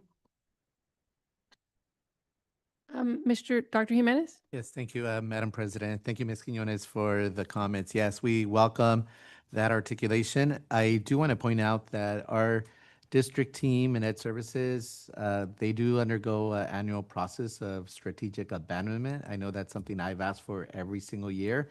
And what that process entails is looking at the usage of our programs, because you're right, if there are programs that are not being used, there's no reason why we should be paying for it, whether it's a district purchase or it's a site purchase. And so those are conversations that happens when there are site purchases. Obviously, that involves having conversations with the principal because those purchases were approved through the school site council. And I just want to remind the board that on the school site council at the elementary school level, there are 3 teachers on the council because half of the council is made up of 5 parents and 5 staff members. And so that includes the principal, 3 teachers, and 1 classified staff. And that's all, embedded within the requirements of constituting a school site council. So the communication obviously needs to happen at the site when the site is putting together their single plan for student achievement. Those conversations need to happen at the site if there is a specific app that is being requested. And, we do promote the professional learning communities model at our school sites so that grade levels are having those conversations and teachers are having those conversations, but then those conversations need to make it to the level of the school site council. So when the school is looking to put their plan together, those requests for specific apps are put in place. The other issue that we also have to be mindful is the support part. And I know Mr. Roy Chowdhury stepped out, but we have to think about which apps that our teams can support. Because at this time, it wouldn't make sense if there is an app that we already pay for. I'll give you an example, Lexia, that's a district paid for app. That is our literacy-based app. And then we have Dreambox, that's our math-based app. We wouldn't want a school to purchase an additional app that already does what those two apps do. So we have to look at that from that point of view as well. And with respect to the collaboration, the articulation at the middle school level, or if it's middle to high school articulation, I know our teams are doing that. I know the principals do that because they do the articulation by the quads. But if we were going to do anything different where we're bringing teachers on to do articulation, obviously that costs money because now we have to pay for release time. So we would have to identify a funding source for that. But I do know that there is a lot of collaboration amongst the curriculum committees that have teachers from all throughout the school district. So I hope that captures like the essence of it. But I know our district does do the strategic abandonment process. And, I look at it too as well. If I see a app or a software that has had a decrease in the usage, it doesn't make sense as bringing to the board something that has 50% usage. So then we have to reduce the contract for the amount of users that are using it. So it's something that we are fully aware of, and we could always do better with communication. And I thank you for bringing that up, because all around, we just need to do a better job of communicating. So that way those apps that certain teachers want, they can communicate those as a grade level team and then make a decision. Because it could be that maybe every grade level has, one app that they can choose for their school to be able to purchase. So I know those decisions then are made there at the school site council level. Can we Thank you. consider a survey? Yes, and actually, surveys are always great to do. And I know that the sites, when they're gathering input for their single plan, that's something that they will look into, but we'll encourage them to do those surveys, for their school sites. Sorry, I was thinking about district level. Oh, Can we district have- level? Like, we can have a survey teachers. Mhm. What are the apps you definitely want to keep out of this list? And which ones do you think are not useful? And which ones do you think can be better? And then that way we can say, according to 80% of the teachers, they want this. Why don't we look into getting it? Instead of, to me, it's like, if you have the same, I was on school site council when my girls were little. And believe me, there's a lot of room for improvement. So sometimes we don't know enough to make decisions. True. But I think the teachers know what they need. And especially those teachers that are always going on professional development classes, they come back and they say, wait a minute, I found something new. I learned something from another school. They're using this, but we don't have it. I guess I have to buy it and spend $250 a month so that my students can get benefit out of this. That should never happen. Yeah, I was going to say they shouldn't be purchasing like that, but it also should be something that that is validated as well, because we also have to make sure that the app that's being purchased meets the district standards as well. Right, but I think the district has to be open-minded about maybe there's things out there that are better now than they were when people that are making the decisions were educators at the classroom site. So I think that's why teachers are crucial in making these decisions. And I would like to see a survey out to the teachers. I want to hear their voices. I have spoken to so many teachers. I try to go to many events. And when I go there, I don't just go for pictures. I go there because I truly want to know what they think. I want to know what the students think. And when these teachers told me, I'm sorry, but I had to buy it myself. I was like, you gotta be kidding. And they said, I've done it for forever. It's part of the practice. We should change that practice. Now we need to listen to our educators to see what they need. And if I just provide one more just caution with respect to that is we also have to be careful. If a teacher goes out and makes a purchase, that they're also still abiding by our technology use rules and also the file sharing and data sharing agreements, because when we have a contract with any of these vendors, there's also that data sharing agreement component.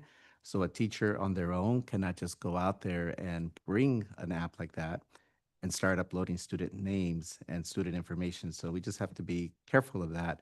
So that is not done. So that's what I mean about making sure that we vet the apps if they're gonna do that. But yes, I think a survey is a great idea. So I know we do surveys all the time. We have the LCAP, survey where there's an opportunity to do that, as well as some of the professional development surveys. If certain things come up with respect to a certain app that they might want to have professional development, then we could look into whether we could do that. But I know as a district, if we're collecting it, then the expectation may be, well, district, you pay for it, right? So we have to be mindful of that as well. And so the apps that you see here, while there's many, there's different things that the schools are doing. And some of these are listed here. I just want to point out that some are per school, per class, per student, because it just depends whether any school down the road, if they have some money in their budget or if there's additional dollars that they get, they can easily look at this list and see if there's something on here that they'd like to add as a purchase for their school. But obviously they would make those amendments in their school site council minutes as well, making sure it matches. So I just want to make sure we point that out. Thank you. So while you think about that further, I think I saw Mr. Kwok's hand up. Thank you, Madam President. I will attempt to be speedy. So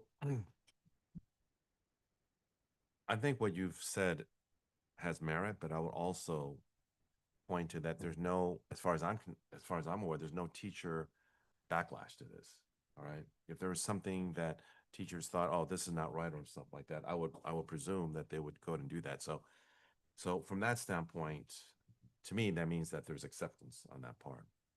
But I think that, this situation is a little bit more complex. And the reason I say this is because our system is based upon federalism. I use the term federalism because every school site is like an individual state, but then you got the district office that's like the federal government, right? So you have to have some level of oversight. And also another part about this that I'll mention that's really important is professional development, right? Because things change so rapidly. And now with the realities, not even the advent, but the reality of AI, it's like, it's literally a warp speed, right? So PD is so incredibly important. But also we'll point out one other, and I'll analogize to this, is that before our district can, let's say, decide on a textbook or something, right? They have to go through a protocol. They have like a curriculum committee, right? So others, experts, they kind of look at this stuff, right? So that it's a considered way to go and do that.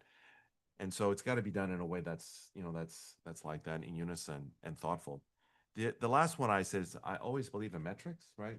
So let's take a look at usage, right? Are they actually using this, right? So if we have some data that says, hey, they're using this, and then remember what we all say, context and nuance, right? So they use it for X amount of hours. Well, what does that mean, right? Well, it means if you look back at the last year or the 2 years, it's about the same amount, right? Or more or less or whatever. So I agree with that. So I commend the level of care to this, but just to, put it out there that it is a little bit more in-depth type of practice. Thank you very much. I yield back. Yes, thank you. So there is several examples here of like the protocol and how we get to this, which is the school site meetings and then the staff meetings.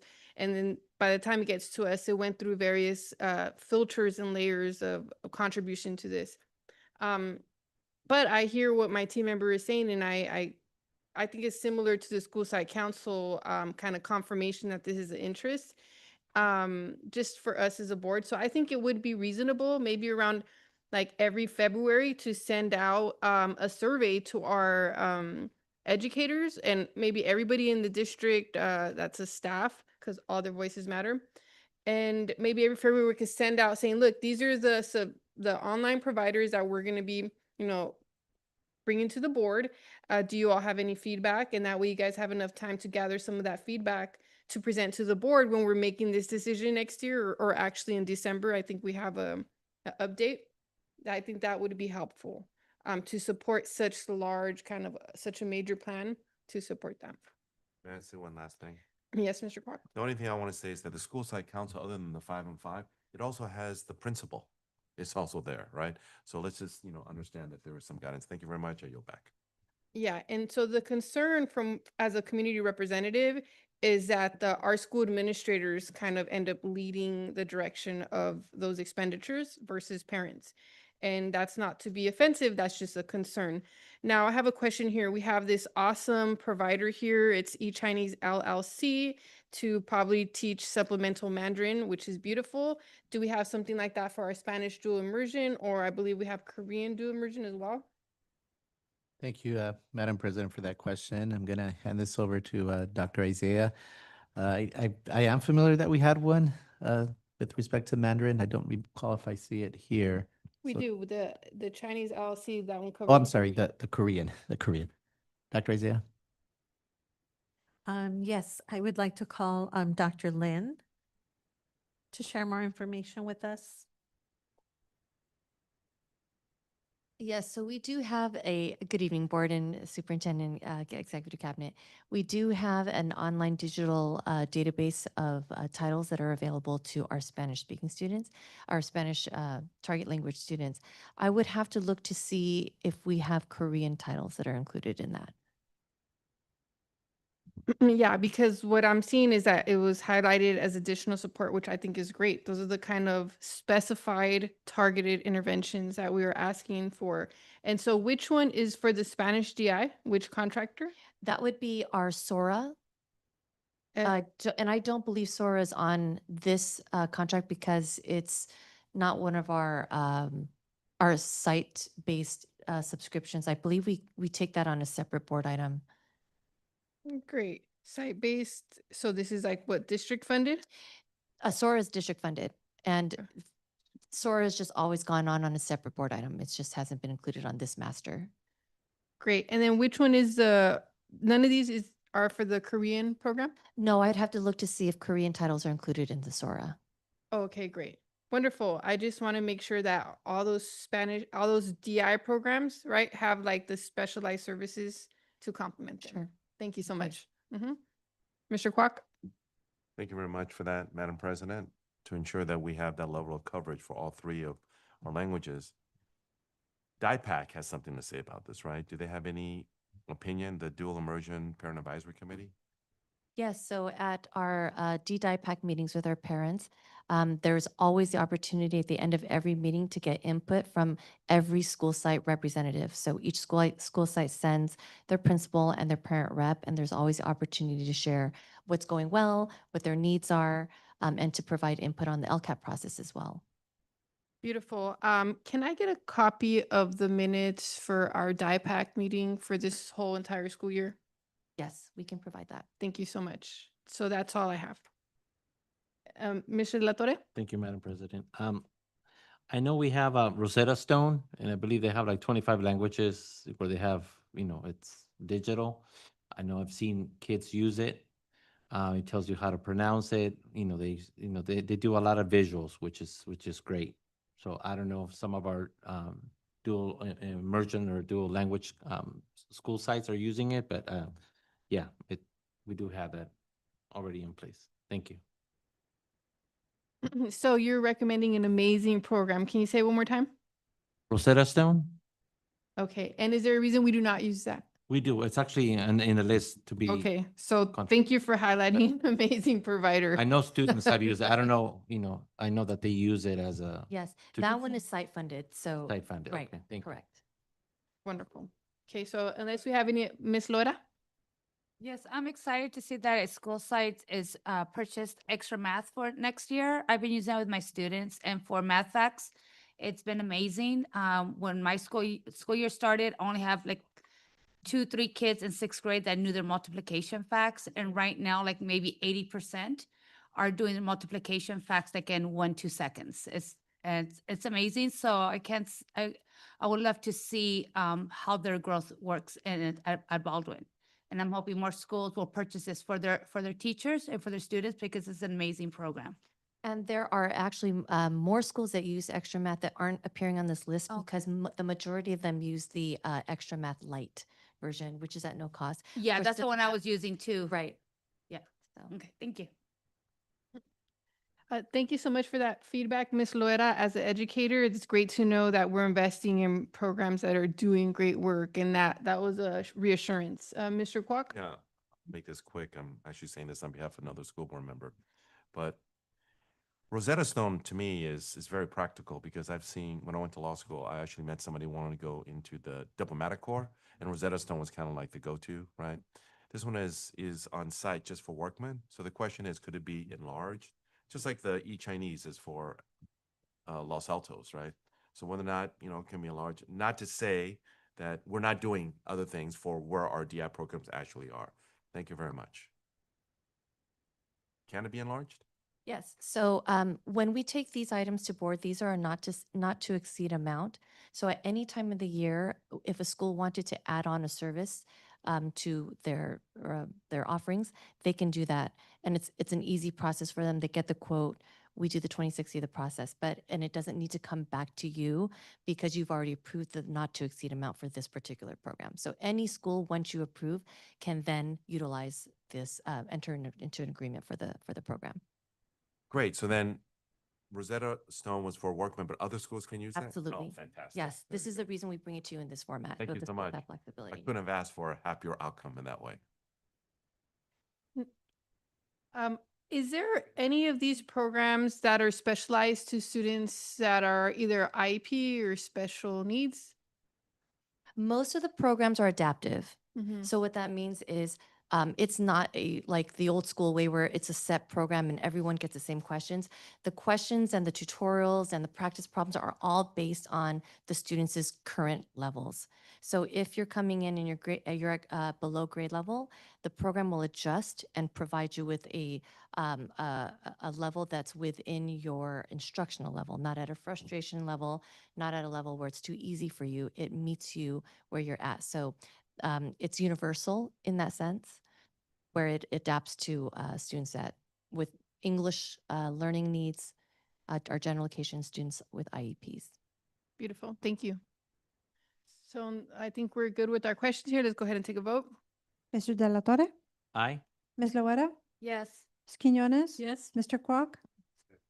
Ms. Serrano?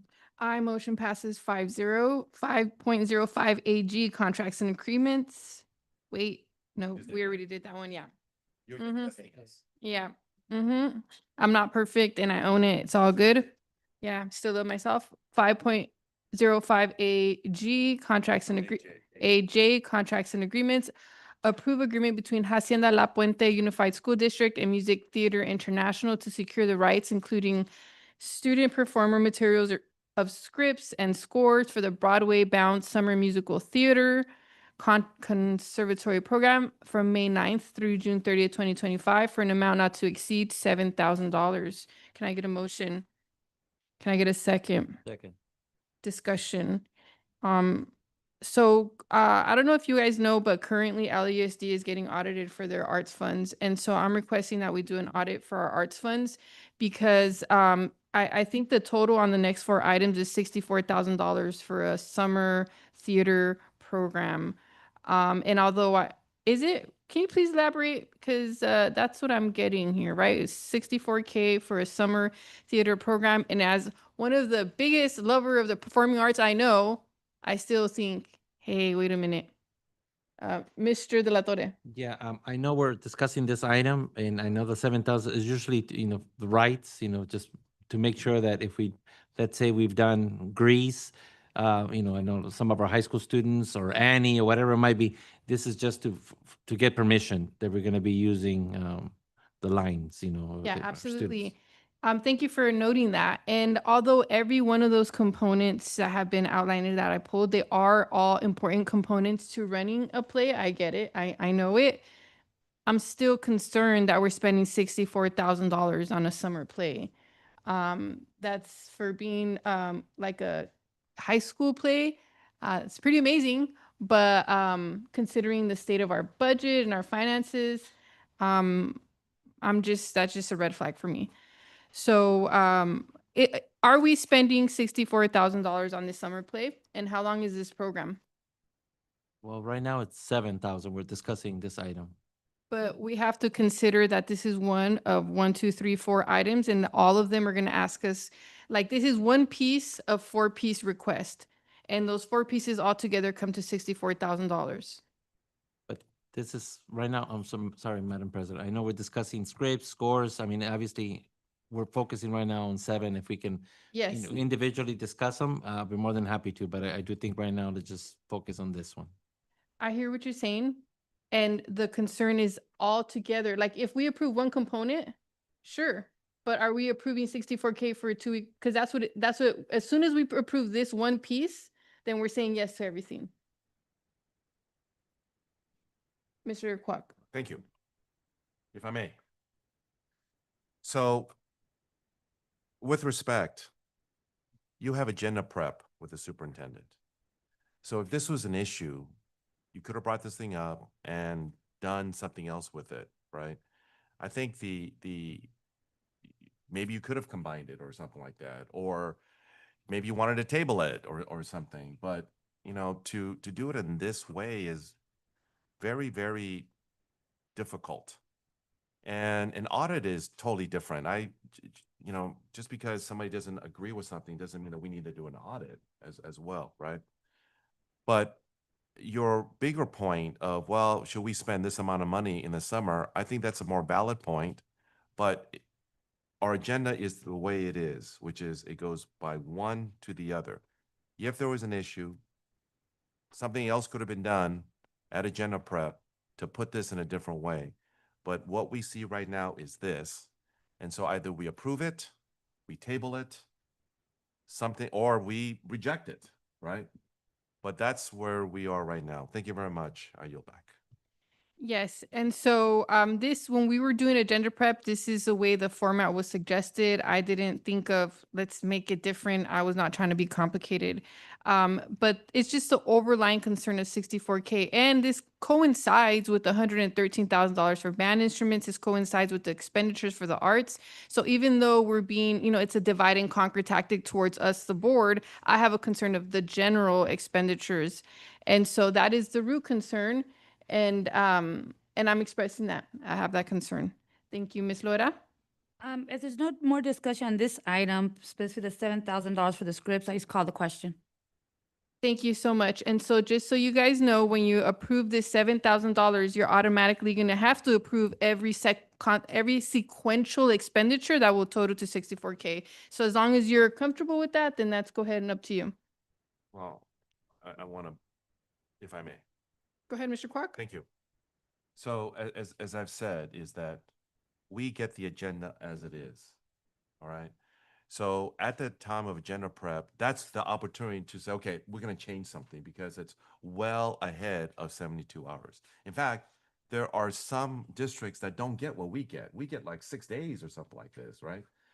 Other ones, I think, get what, 24 hours or something, whatever. It's 72, right? Well, 72 is minimum, right? So this is the reason why our school district has traditionally been really extra long on this. So it could have been changed then. This is what we're faced with right now. And this is what we have. And as I said, there are only 3 possibilities with respect to this. Thank you very much. I yield back. Mr. Kwok, let the record show that I didn't interrupt Mr. Kwok. I let him speak, which attests to my character. And so I already said clearly I'm concerned about the general $64K of a play because I am a theater person and that is a very expenditure. That's like we're renting a local community college. Okay, so maybe you guys don't understand how expensive this is or are not concerned like I am. That's fine. Let's go ahead and take a vote. Mr. De La Torre, Aye. Ms. Loera, Yes. Ms. Quiñones, Abstain? Mr. Quoc? Aye. Ms. Serrano? No, motion passes. 3 ayes, 1 abstention, 1 no. Moving forward, 505 AK Contracts and Agreements. Approve the new agreement between Hacienda La Puente Unified School District and the Music Theater Company to provide rental and shipment of professional sets, costumes, and props for the district Broadway-bound summer musical theater conservatory program from May 27th through June 30th, 2025, for amount not to exceed $20,000. Can I get a motion? So moved. Can I get a second? Second? Okay, discussion. So we're gonna be spending how long is this, sir? May 27th to June 30th, pretty much 30 days, $20,000 expenditure. If this was anybody's own expenditures in your pocket, you'd think twice. And we need to think twice when we're spending tax dollars. Ms. Quinones? What I've heard from the community about this is the lack of diversity in this type of programs. I would like to see much more theater surrounding a little bit of Latino theater, a little bit of maybe bringing some Asian theater, Chinese, Korean. Not as much as I like musicals, because I do go to musicals and theater and so on. I want to see more diversity, and I don't see it today. So I would like to suggest that we have a VAPA committee composed of 1 representative from every trustee area, and then we can come up with different programs. But I definitely want to see more diversity in this type of programs.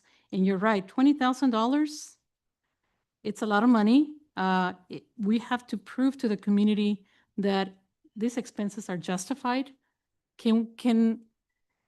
If a community member approaches us, can we say, this is money well spent? Can we say that today? I don't know if I can do that myself. I cannot say that because I'm not a theater major. But as much as I love theater, I don't know how much it takes to create a performance. I don't. So I cannot definitely tell a community member that I am an expert in this. I can't. So I would like to see a little bit more information for me, But again, for me, it's about looking at the BAPA programs and seeing more diversity. I would like to see more folklorico, more mariachi. We have wonderful music. When I go to the temple, I get to hear a lot of the Chinese performances. Why don't we have them? It's part of, this is a diversified community. We should have a little bit of everything. And it doesn't seem to me that way today. Ms. Laura? Can we please stay on topic? This is only about the props, costumes, professional sets. If you wanted to talk about what kind of musical plays, that would have been in AJ. If you talk about which they're gonna be renting for the rights. This is just about the prop sets. It's getting to be 7:30, so if we could just please stay on the agenda item and just discuss that and then move on. Thank you for your comment. That took up more time. Mr. De La Torre? Sorry, thank you, Madam President. Just real quick, I have seen some of our students in all the years that I've been in the district that have actually taken on theater, and they're now actually across our nation still participating. In fact, I know for a fact some of our students are actually in different theaters throughout our nation. So. And I like to think that we put in the little seats because this is where they started. Now, I know we could do partnerships with, I know the Latino Theater Company. I go there, I'm a member, I go there and they do beautiful plays, original plays. And I know that they're constantly asking for student interns or actors to come over and participate in the background or in the front. This is a great opportunity where they can actually bring their mobile units into our school sites, which would relieve a lot of this funding that we're spending. So I don't know. I don't know if we can have, we have a VAPA coordinator, but somebody to reach out to them, say, how can we work? How can our district work together so that we can it's a win-win because they need actors too. And so they get an opportunity to get some of our very best from our district. So again, partnerships. Thank you. Well, in terms of this item, it was not about actors, it was about costumes and props, but I agree with you. Yeah, I agree with you. And so our 4 high schools have amazing theater programs and they design their own costume and their own props. And for me, it's like, wow, let's give them all $5,000 little grants to go into their school programs and have those students use the skills that we've cultivated to develop the props and the sets. Now they're having hands-on in the community experience, expanding the learning on this. Totally possible, right? Is that not possible? Is that not reasonable? Dr. Jimenez? Yes, everything is possible, right? Everything is possible, whether it's partnerships or whether it's distributing funds to schools that have them planned. But I do want to point out that this particular item is a district, musical, so it's a little bit different with respect to resources. We don't have set designers here in the district office. We don't have sets that we keep. So in a district production, obviously it would be easier for us to be able to contract out. When you have these sets done at the school sites, it's very different because the schools, the students, they're the ones building the sets, they're the ones doing the painting, they're the ones that are doing a lot of this. And so I think if the vision here was to produce a professional musical for our students to have that opportunity, then this is what it takes. This particular item, I know it has students from all quads. I'm told there's about 170 students that are involved in the program. And so there is a lot of diversity representative across the district. And so this particular item, the funding, we have about a year left of the funding. And so we do have to be strategic. This is part of the AB 181 funds, which is totally separate from the Prop 28 funding. So this is the AB 181 funds. I believe we got over $6 million for that. And that was a plan that we had brought before the board. And that was the same funding that is being used to purchase the different resources that the school sites are asking for. So each school site submitted a plan. But for this particular item, it is the district vision of being able to produce a professional musical so that our students do get that experience as well. Our competitors to the north, they often produce these professional musicals, and I see it. And so this is something that, is countering that effort to show that our students also have that opportunity here in our district. So Dr. Isaiah, is there anything else you'd like to comment about it? Because I know you have all the information from Dr. Shekel. No, I think you hit on all the points. There are 73 students on the cast, and there are 170 students involved in the production. So it will be, it will include students from different quads, different student groups, including students with disabilities. So we are really looking forward to this production of Matilda. Well, when you say Matilda, now I want to support it. So 170 plus another 70, that's about 233 more or less, right? Students involved.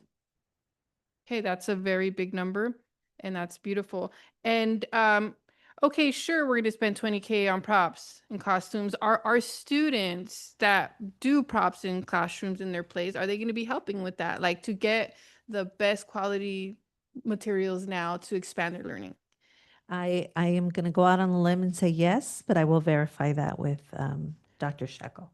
Wonderful. I think that's what we would want to see as a board. I want to see the students that are making the sets. I know at Workman High School, the students have made amazing sets for their plays, and this is a perfect hands-on opportunity for them. And those connections, that's really what I would like to see as a board member. Mr. Kwok? I'll be quick. So if someone asked me, what about this? Here's what I would say. It's gone through the executive director of high school. It's gone through our VAPA. It's gone through the people at the various school sites that deal with visual performing arts. And I'm not going to say that it is not pricey, all right, because it's just the summer. But I will say that I'm confident, and I better be right on this one, that it's a first-rate professional experience for our kids. I support our teachers and our directors and our VAPA, and I have to accept that, you know, they're guys, right? And their professional opinion. So with that said, I will support this. Thank you very much. I yield back. And just to clarify, if I don't vote on something, it doesn't mean I don't support it. It really comes down to I have concerns about our budget. Okay. And I love the arts. I was in theater. My family's in theater. I go to theater. I actually ran a community theater program for our students for 3 months. I created a community play for students, and we made all of our costumes by hand. It was a 3-month program for free for students, and we made all of our costumes by hand. And it was a wonderful program. And so community theater can be accessible in all cost ranges, and I would challenge us to make things as cost effective as possible, but it's also very beautiful that our students are going to get the best of the best in terms of this project. So thank you. Let's go ahead and take a vote. Mr. De La Torre, Aye. Ms. Loera, Yes. Ms. Quinones, Aye. Mr. Quack, Yes. Ms. Serrano, Abstain, 4 ayes, 1 abstention, motion passes. 5.05 AL, contracts and agreements. Approve new agreement between Hacienda La Puente Unified School District and Sound Advice LLC to serve as the professional sound engineer for the district Broadway-bound summer musical theater conservatory program from May 27th through June 30th, 2025 for amount not to exceed $12,000. So move. Thank you. And second, I'll second it. Discussion. I have just the same concerns. We could take a vote. Mr. De La Torre, Aye. Ms. Loera, Yes. Ms. Quinones, Yes. Mr. Quack, Aye. Ms. Serrano, I abstained, so 4 ayes, 1 abstention, motion passes. 5.05 AM, contracts and agreements. Approve new agreement between Hacienda La Puente Unified School District and Citrus College, the Hugh Performing Arts Center, to rent the auditorium, including their house crew, for 1 week for the district Broadway-bound summer music theater. It's a lot. The District Broadway-bound Summer Musical Theater Conservatory Program from June 22nd through 29th, 2025 for amount not to exceed $25,000. Can I get a motion? Second. Second. Thank you, Mr. Latorre. Discussion? Just real quick, Mhm. is there a reason why we couldn't choose maybe Mount Sac or Rio Hondo or somewhere closer so families can also participate and not go all the way to Orange County? Actually, that's Citrus Citrus? College is right here, Where's Citrus? Sabina. Oh, I apologize. I was thinking the orange. Yes. Thank you for Thank you. the question, Mr. De La Torre. The first interest was at having it at Mount Sac, but there's a scheduling conflict. So then we looked at Citrus College. Thank you. And I'd advocate for Cal Poly. They have a theater, except it's very small. So I see why you wouldn't use that one. So let's go ahead and take a vote. Mr. De La Torre, Aye. Ms. Loera, Yes. Ms. Quinones, Yes. Mr. Quack, Aye. Ms. Serrano. Aye, motion passes 5-0. Moving forward. Okay, we've got through all of our contracts. Now we're gonna go ahead and move on to policies. 6 policy items. 6 points. Policy, right? You pulled a AW, or Ms. Quinones did. You have one more. AW. Are you sure? I think it was I'm just, sorry. it was just Yeah. W. Done. Yes, okay, I'm sorry. I retract that statement. I had confused that for the W. Yes, you are dead. That is correct. Thank you. It's okay, Dr. Jimenez. No one's perfect. We're all a team here. So, I'm sorry, 6 policy items, 6.01A, first reading, the first reading of revised. Okay, tabled it. We tabled 6.01A? Yeah. Yes, we did. And so moving on to 6.01B, first reading, reading of revised board policy bylaw 9240, board development. Dr. Jimenez?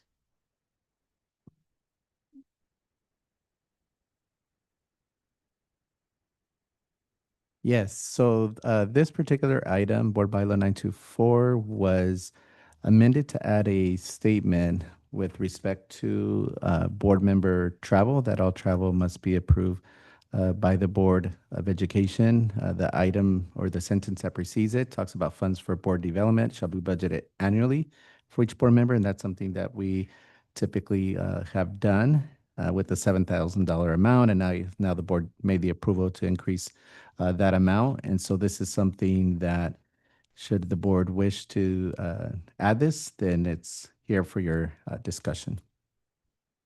Thank you, Dr. Jimenez. Ms. Laura? I don't like the wording on this. All travel must be approved. It's the all travel. I travel sometimes to a different county. Sometimes I travel to go visit students. I mean, this is too vague, to all travel, so I need board permission to go travel where I think it needs to be more specific than just all travel. Thank you for your feedback, Mr. Kwok. I interpret this as all travel costs, right? That you're asking the board to pay for as opposed to personal, right? So it wouldn't take that part of it out. Is that correct? So I'm okay with adding the word cost in there. All Yeah, travel well, costs. That's why I mentioned Yeah. that. Good idea. No question, right? We do have a First Amendment of association and travel, right? But I do have a different question. Yes, Mr. Kwok. Thank you. So how does this relate when we came up with a travel budget, right? It was a certain amount, right? Are we adding further approvals to this? Yes, thank you, Mr. Kwok, for that question. Yes, that is correct. It's adding an additional layer of approval. Currently, our board policy for travel is one that all out-of-state travel is approved by the board. And so that is something we've always had, where I've had questions brought up to me regarding travel that, let's say, board members do that are in-state. You know, you go here to a conference up north. You know, that in the past does not require board approval because it's in-state travel. That our board policy allows for the superintendent to be able to approve that. And so the ask here is to do it just for board for in-state travel. I wouldn't advocate for the board to all of a sudden make that a requirement for all employees because there'd be no way we could get any of these approvals done. But the request here is to add it just for board members so that if there is a conference, whether it's in Riverside or it's in San Francisco, Sacramento, that request for that travel also come to this board for approval. That is the ask here in this particular board bylaw. Thank you. And this is just increasing transparency and oversight to ensure that we're staying within the allotted budget for our board expenses. Ms. Quinones? I think that as long as you stay within the budget of 7,000 plus 3,000, which is what I wanted to ask about, where are we today? We can get like a monthly update as to where we are, because I don't know exactly how much money I have left out of the budget. Well, we did get a summary on it and Yeah, some but of there's- us already are at the cap. What is it? I said we did get a summary and some of Yes, us are at a cap. but it already. didn't break it down into workshops versus travel versus airfare and hotels. So there's two components to that. So the 7,000 was for workshops and the 3,000 was for the hotel and airfare. So I don't know where I stand on that because that was not broken down into that. Yes, and that would require additional time for us. I know when the request came in, we were trying to get it in time for the board to have for the Thursday board meeting. So that's still on our ticker of things to follow up, to break it down further, to be able to give each board member their current update. So that's So- still on our task. Right. So I know that if today we need to approve any travel and we don't have the exact figures, how can we make a decision, right? So it's important that we know exactly where each board member stands as far as the hotel airfare and the workshops. I know I'm cutting it really close to the 7,000. So I want to know. Yes. Thank you. And then I have a question. That needs to be exhausted by June 30th, right? Well, yes. I mean, the approval the was for fiscal June year. 30th. Yes, the Fiscal fiscal year. year. Perfect. Mhm. Okay. And that I'm asking that because I have a lot of unspent funds in that area. And so now I'm gonna be looking for trainings for myself that I'm actually interested in. Mr. Kwok? No, but I want to go back, I think, to your central point, which is if we're within that budget amount, why do we need another level of approval? I don't get that part of it, right? It's just so bureaucratic on that thing. So my thing is, if you're within that number, no problem, right? My other thing is that if you want to go above it, like if you want to go above it because you want to go to a workshop or you want to bring it back, I'm okay with it. I'll tell you right now, I will approve it. all right? But with respect to what we have as a budget, that is within our budget. It shouldn't have to come forward for more approval. Thank you very much. I yield. Back. Really quick, before you, does anybody have additional comments? Well, Ms. Laura, go ahead. Yeah, I agree with Mr. Kwok. I mean, and with Adriana, as long as we stay within our budget, to bring it back to the board, another level, it's just more work. As long we get, a monthly, how much we have, we should be able to budget where we want to go and save the money for later, whatever we want to do, as long as we stay within the budget. And we stay with, if it's in-state, no board approval, out of state, board approval, because that's what's on the policy still. So I'm okay with that, but to add this as another level, I'm not okay with that. Mr. De La Torre? I'm okay as long as we add travel cost, because it might be in California, but we're gonna be accruing a cost. Absolutely, I agree with Hotel you. rooms, Ms. Quiñones? gas. I'm sorry. Yeah. We're done? Thank you. Mhm, I, Ms. for a Quiñones? point of clarification, I know that we had discussions about, well, this was out of the superintendent's budget. So with this, that's not longer going to be true. We have to stay within the 7 and the 3. Yeah. Nothing coming out of the superintendent's, Let me clarify. okay. Your board budget is my budget. Exactly. It lives in the same place. So all of the expenses for the board, they exist within the budget for the superintendent's location, budget location, every single board member expense. So when we budget every year, we make a request, board members are going to spend X amount on travel, X amount on conferences. So then we have the budget.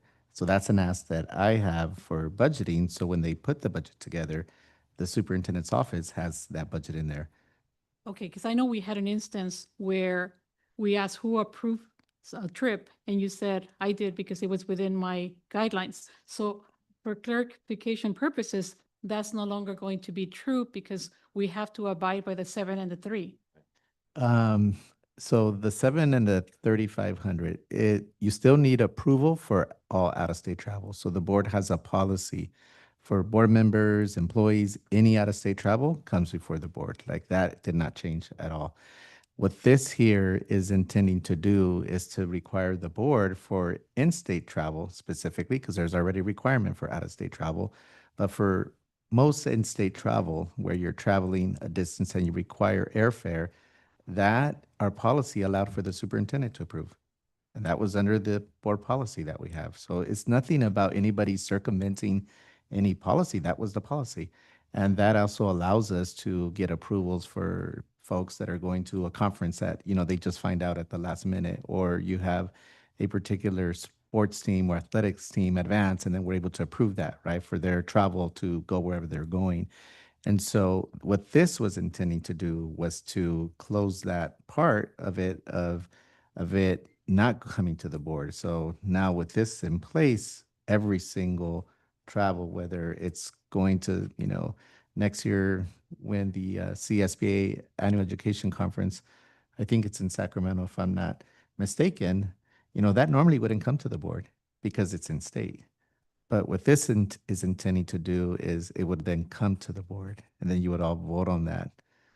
So, As long as you fall within the expense, oh, of you should be course. fine. And for most of us, if we decide to go in December, we're going to closely exceed the travel in the hotel. Yeah, and can I just add that the goal of this was that we believed as a board, some of us, that was a window, that was a loophole for certain board members to go on trips without all of us knowing, without being transparent, and then and that the expenditures, we're going all over the place. So even though we have locked in the expenditure component, we really want to get the transparency component where we're all on board as to where we are in representing our organization, which is absolutely important. Like, I want to know if one of our board members is going to go somewhere in the state and represent us. And as a matter of fact, I think board members should sign a waiver, a statement saying that they're not going to be talking bad about board members, that they're going to be representing the board, and they're not going to be legally speaking on behalf of the board.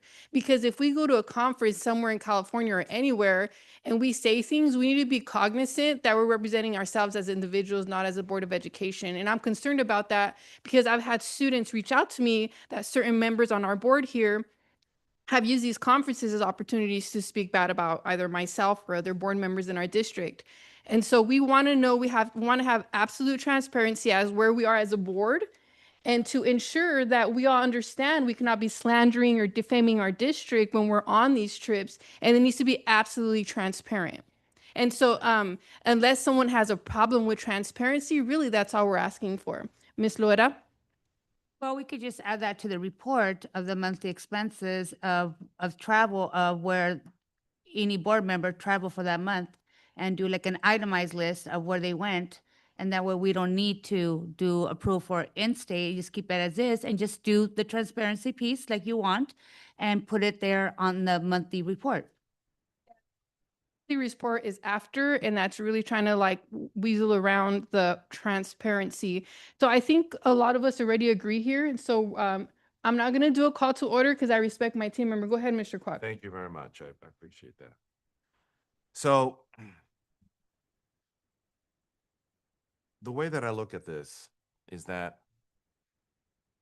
I understand the argument that before it went too far, but we're now taking, that's no excuse to go way over the other way. And now we're controlling everything. All right. Because I will tell you right now, AEC should never be counted because AEC is the annual education conference. They tell you everything with respect to that. Why should that be something that's a problem that should be counted? You should go to this thing. This is where you get your professional development. We want our board members to go to that. It shouldn't be subtracted from the rest of this other stuff. Because if you do it like this, then other conferences where we actually want to go, we won't be able to go to that without paying for it, right? I think AEC is different. I think that training, I personally feel training is different. Somebody wants to go training to Riverside County, I'm okay with that. You want to go that? You don't need to count that into your 7 and 3.5, right? This is the issue here that I have on this thing. It turns transparency into something much worse, or the argument, it turns it into politics is what it does. It's personal decision. Oh, I don't like this person or whatever the case is, right? So eliminate that. AEC is safe harbor. If you want to put on the training, if you want to do MIG, let's say you want to do MIG. I'm okay with that. Why should that be charged into this? I think it's a good thing for you to do this because it's a good thing for our community, right? So that's my view of this thing, right? Give us an opportunity to go ahead and do what we should do, which is professional development, and then eliminate a barrier to something else. I don't go to these things. All right, you know that. If you look, I don't go to these things. And that's why I was okay before when there was a provision that said, if you don't use it, give it to somebody else. I was okay with that, but that was eliminated, right? But I'm very open to this, right? Thank you very much. I yield back. Thank you. Dr. Jimenez? Yes, thank you, Madam President. The only thing I would say, perhaps it may be easier if you added a statement here that related to air travel, because if that's the crux of the issue, then I think just the way it is now, it's going to really hamper you all. So I'll give you an example. You contact my office since tomorrow and say, I want to go to this CSBA training. It's down in San Diego because they have the courses there. And obviously it's over the mileage where, we would get a hotel. Now I'm going to have to say, if this passes, oh, I'm sorry, you have to wait till June 12th to take any course because that's the next board meeting. So it's really going to be difficult for me to be able to approve it if this goes through. So if you said something like airfare, then we know in advance. But the way it is like this, it will hamper your ability to get training when you need it. So I just want the board to be aware of that. Yes, and so I encourage everybody to be responsible and plan ahead so that way we don't face these things. And really the goal is just to have transparency. And in the United States, I think we're built on transparency, right? So we shouldn't really be having a problem with that. So I think we had an ample discussion on this. Let's go ahead and take a vote. Oh, it's just a discussion. Okay, so then we'll bring it back for our next meeting for a vote. Dr. Jimenez, so how does this work? Like, if we don't want this language, how does that work because it's just, I understand it's the first reading, there's no vote on it. Yes. But how does that work by taking what we said up here? So far I just captured that there was at least it seemed to be, I think it was just one person who said include costs, but then there was three of you who were kind of talking about the issue that this would create. So to eliminate this altogether, you would have to make a friendly amendment to, let's say, amend this first reading, I would say, for us to strike that. Or the other way to do it is we would go back, but I don't think there was any consensus to eliminate it. Let me clarify. How many people here are comfortable with the way it is as is? Can you just put your finger up if you're okay with the way it is? Okay, I'm okay with the way it I is. have no problem being transparent, but I think we just need to slightly change some of the wording, like the cost. Okay, great. So I hear two people saying that to add, actually, I think I heard Ms. Lloyd say that as well. I changed my mind. Okay, okay, well, I'm okay with adding the word cost. I'm okay with adding the Travel word cost, so costs. we have three people. Can we add that to air flight cost? Because that way, if somebody wants to go, like Dr. Jimenez gave that example, but if somebody wants to travel far, then I'm okay with them coming to the board first, so we don't hamper anybody who wants to take training in the next 2-3 weeks with summer coming up. So all travel costs, all flight cost must be approved by the Board of Education. I'm okay with that. Yeah, I still think travel costs in general, but go ahead, Mr. Eh, De La Torre. But also in the cost, I mean, it could cost us an arm and a leg too, if we're driving per mile all the way to Sacramento or San Francisco. I mean, come on, it's like, Yeah, yeah, cost or cost, you I know? just say It cost, shouldn't be travel cost. differentiated. So we have three people that agree on travel cost here. We could keep going or move on. Just want to be heard Mhm. briefly. Go ahead, Mr. Kwok. I would never drive to Sacramento. No. I'm just saying that. People will. Okay. No, I said I didn't say other people. All right. I said I. I can speak for myself. And I also would never drive to San Diego. I'd actually take the train to San Diego, right? So to me, as I said, I'm not in favor of AEC being included in this. I think that should be excluded. If you want to add other training, you can add that. I would be okay with that. But at the very least, the central thing is AEC, because CSBA literally spends hundreds of thousands of dollars for that one training that they have, and they have everything there. And for a school board member to be placed in a situation where they have to justify this or that and jump there is just an abomination. Because to me, a school board member has an affirmative duty to go to AEC, you know, for that standpoint. So that's my view of it. If you want to, to me, if we were to amend this, because this is only in-state, this is not out-of-state, as it was made very clear by the superintendent. AEC is the one that I would like to go ahead and put in. The rest of it, I don't care. Can we add that on here? Well, that's what I'm proposing is AEC, only AEC, nothing else. So it's very clear, although I'm open to training, as I said, but just for clarity for right now, I'm advocating for AEC. Thank you very much. I yield back. Thank you. And I think we already have clear board majority direction. I know people had different perspectives and contributions, but we still have to have the majority on that. And so, With what Gino said, if anybody else agrees with him, this You is the should give time to people an ask. Opportunity to think about it. You shouldn't just rush through it. So, and they may have changed, they may have not have changed. I don't know. Yeah, I think AEC, I mean, if we can, Yeah, I agree. exclude that, I Yeah. mean, I think Then I'll be. you okay mean with include that or exclude that from the budget? Excluded. exclude it, I guess. Then I'm Okay. okay. Is that I'm okay? I'm okay with it. Okay, thank you. I'm sorry. Gino, can you clarify? Shut myself again. Then somebody's gonna say, well, what about this other training? What about this? What about that? So you're specific into, So what I'm saying in this situation is that in order to make it easy, right? AEC is the one time that CSBA puts the annual education conference together with all those vendors at thousands of hours, massive expense, that this is the central time where all school board members, the 5,000 school board members, state of California, and the teachers and the students and everybody else can come to attend to that. So to me, that's where we get our legal updates. This is where I go for my annual legal updates. This is where I go for my legislative updates, which, by the way, I saw you with me that one time and it was very interesting and informative, right? So that is the one focus of AEC. So at the very least, there should be a safe harbor for AEC because that's what it is. I'm open to the idea of adding other trainings there, but I'm not open if somebody's going to make the argument that that's now a slippery slope. I'm not in favor of that, right? So let's make it clear. I'm asking for an AEC safe harbor, period. End of story. Thank you very much. I yield back. I'm okay with that. Thank you for your suggestions. What's the cost for that, Dr. Jimenez? Well, the registration typically is up to $900 per board member.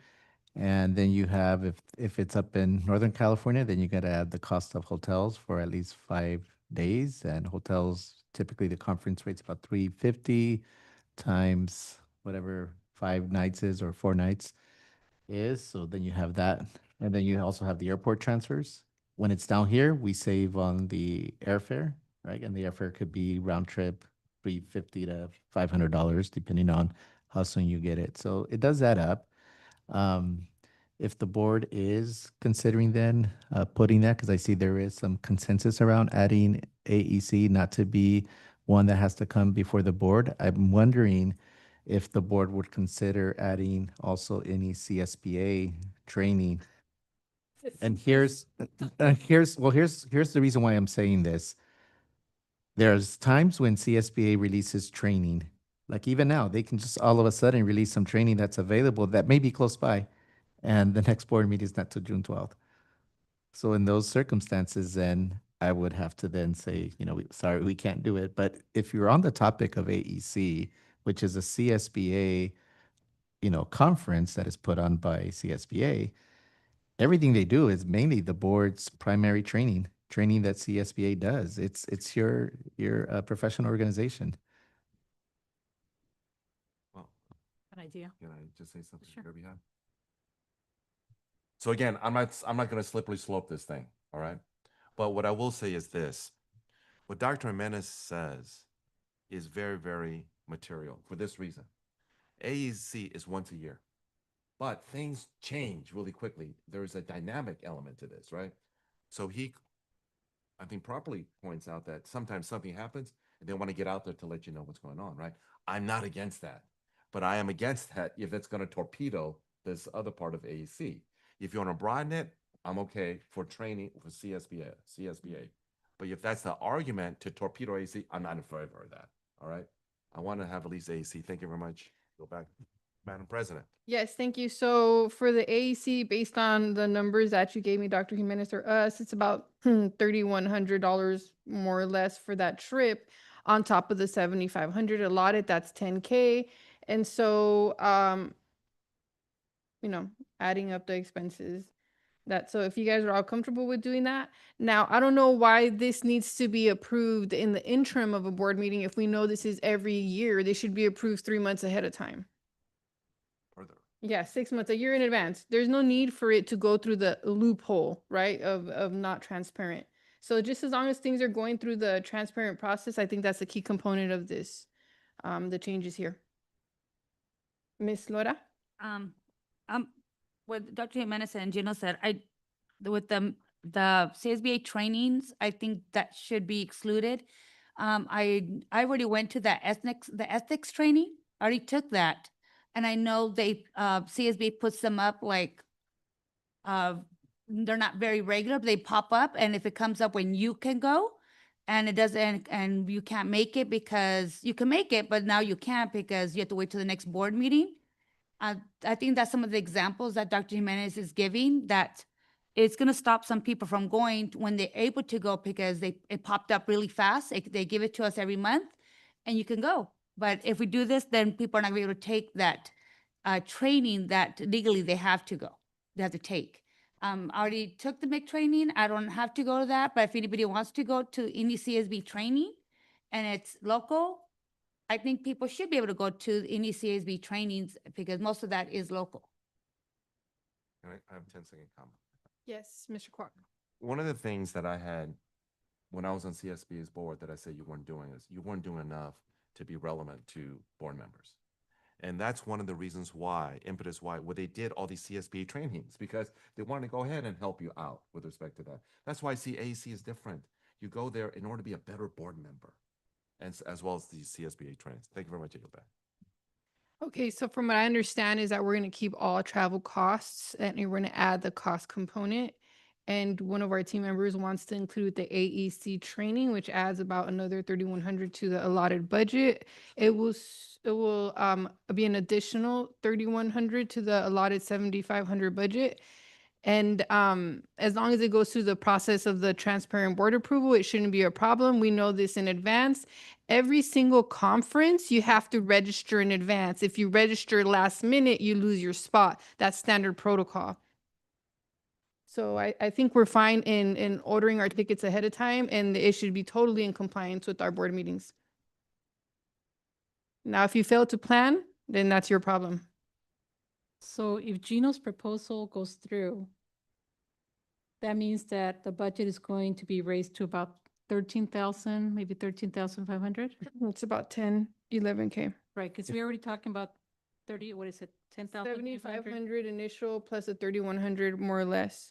If I may, Madam President, this particular item does not relate to budget amounts. That would be us bringing back that agenda item that you approve, the 7,000 for training conferences and then 3,500 for travel. That's a separate item. This particular item is just on the approval process.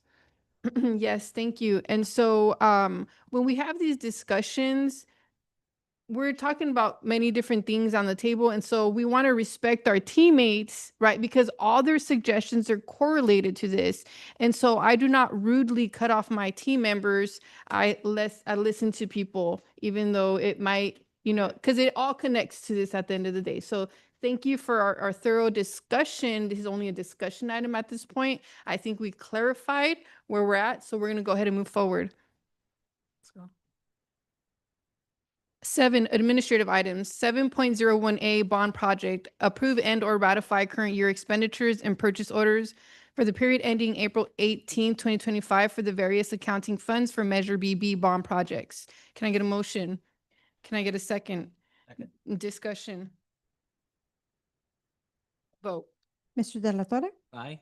Ms. Loera, Yes. Ms. Quinones, Yes? Mr. Quack, Aye. Ms. Serrano, Aye, motion passes 5-0. 7.01B, bond project, acceptance of the 23-24 Measure BB general obligation bond building fund audit report. Can I get a motion? A motion, can I get a second? Second? Sorry, it's a discussion only. Oh, Us, that's right. This is a type, this is for fourth and presentation. approve and or ratify, so acceptance. So are we not gonna accept that? It's 7.01B. 101B. I actually think Madam President's one. Mr. Ricciardi, can you clarify regarding the reports and presentations, or is it just accepted by the fact that it's discussed? So the audit report is just an acceptance always because it's a third-party audit. It's required under the Ed code. So the board accepts the audit. If they have questions, I can answer, or if there are further questions, I can have the auditor come by and present the audit. Okay, Mr. Quack. It's just quickly. I think this just means that we're accepting it. Doesn't mean we agree with it.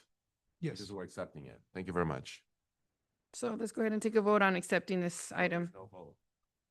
But if we have questions on it, that's where. Okay, I would like to get a, I don't know. We do get a lot of information on the bond. So we're gonna go ahead and move forward on 7.01C bond project, approve agreements between Hacienda La Puente Unified School District and various consultants for varied services, Measure BB bond projects at district sites for the 2025-26 school year on an as-needed basis as listed. Can I get a motion? A second. I'll second it. A discussion? Let's go ahead and take a vote. Mr. De La Torre, Aye. Ms. Loera, Yes. Ms. Quinones, Yes? Mr. Quack, Aye. Ms. Serrano, Aye, motion passes 5-0. 7.02A, Board of Education, discussion regarding Wedgeworth Baseball Complex. Ooh, the good stuff. Let's go. So, Mr. De La Torre, would you like to start? Thank you, Madam President. I know we had some baseball organizations that came by to have a discussion on utilizing the Wedgeworth baseball complex. I guess I have a question. Is there another organization that we can maybe use that would allow the district to have a little bit more of a control, I guess, when it came down um, to those fields? I don't know if maybe our superintendent can provide us. I know that there's other school, I guess, school districts that have done that, that provided some more of a control, let's say, for our district. Madam President? Yeah. Yes. Yes, thank you, Madam President. Mr. De La Torre, thank you for that question. With respect to organizations that are out here, I know there's been two that have come to the board to express interests in terms of being able to use the Wedgeworth Baseball Complex. To the point that whether there are other organizations that are out there that work with school districts, there are. And so neighboring district, Covina Valley, they actually have something where they actually partnered with an outside organization who actually built a building on their campus. In this case, it's an elementary school, and they actually built out soccer stadiums. So they're miniature soccer stadiums. They have about 10 of them throughout. And as part of that deal, they actually paid the district a lot of money in return to be able to have that long-term, it's like a licensing agreement that they utilize, and they actually pay funds to the district. So there's revenue, it's revenue generating. And this is the same organization. I know when I worked in my past district, we were looking at the same organization back then, but we never took it further. This particular project has been in the Covina Valley District for about 10 years. And so the district does get revenue. There's another organization related to baseball.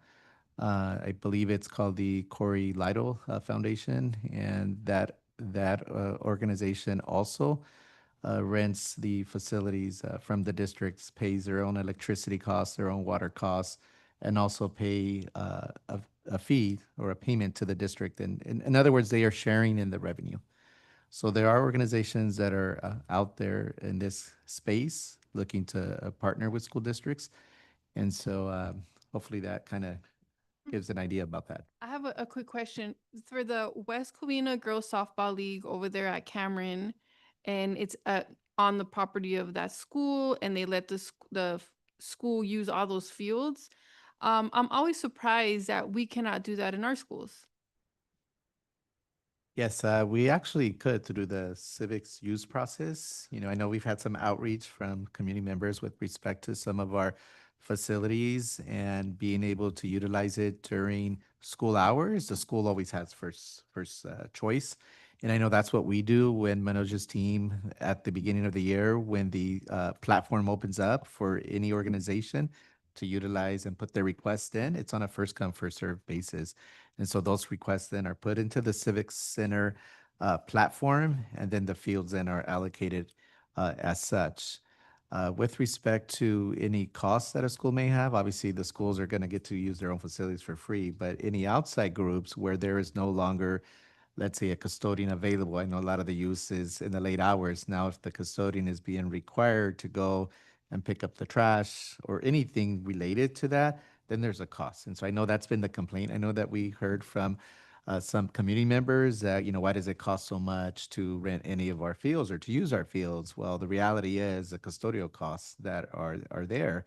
And so if the district was going to do something different, obviously, well, where's the money going to come from? You know, if we're now going to say we're not going to charge the organization. But anything with facilities in our district, it's always been, you know, the facilities use process.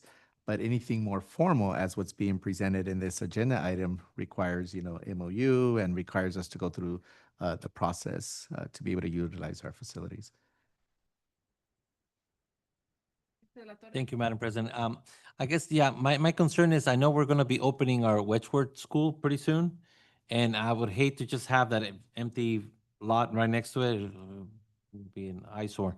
So I don't know if it's possible if we can bring this organization, what was it called?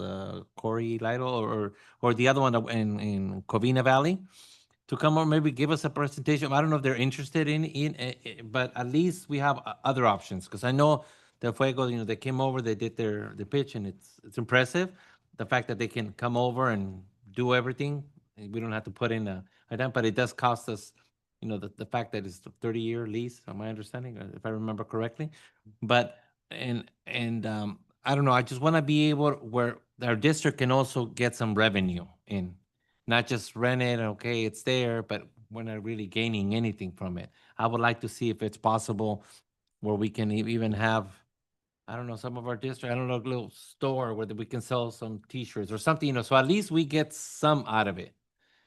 And it will provide support for our schools too, some revenue. Thank you. Absolutely. And I would love to see how much the schools are making off of those organizations, because En Fuego, for a 30-year contract, is going to invest at least $500,000 into remodeling those fields.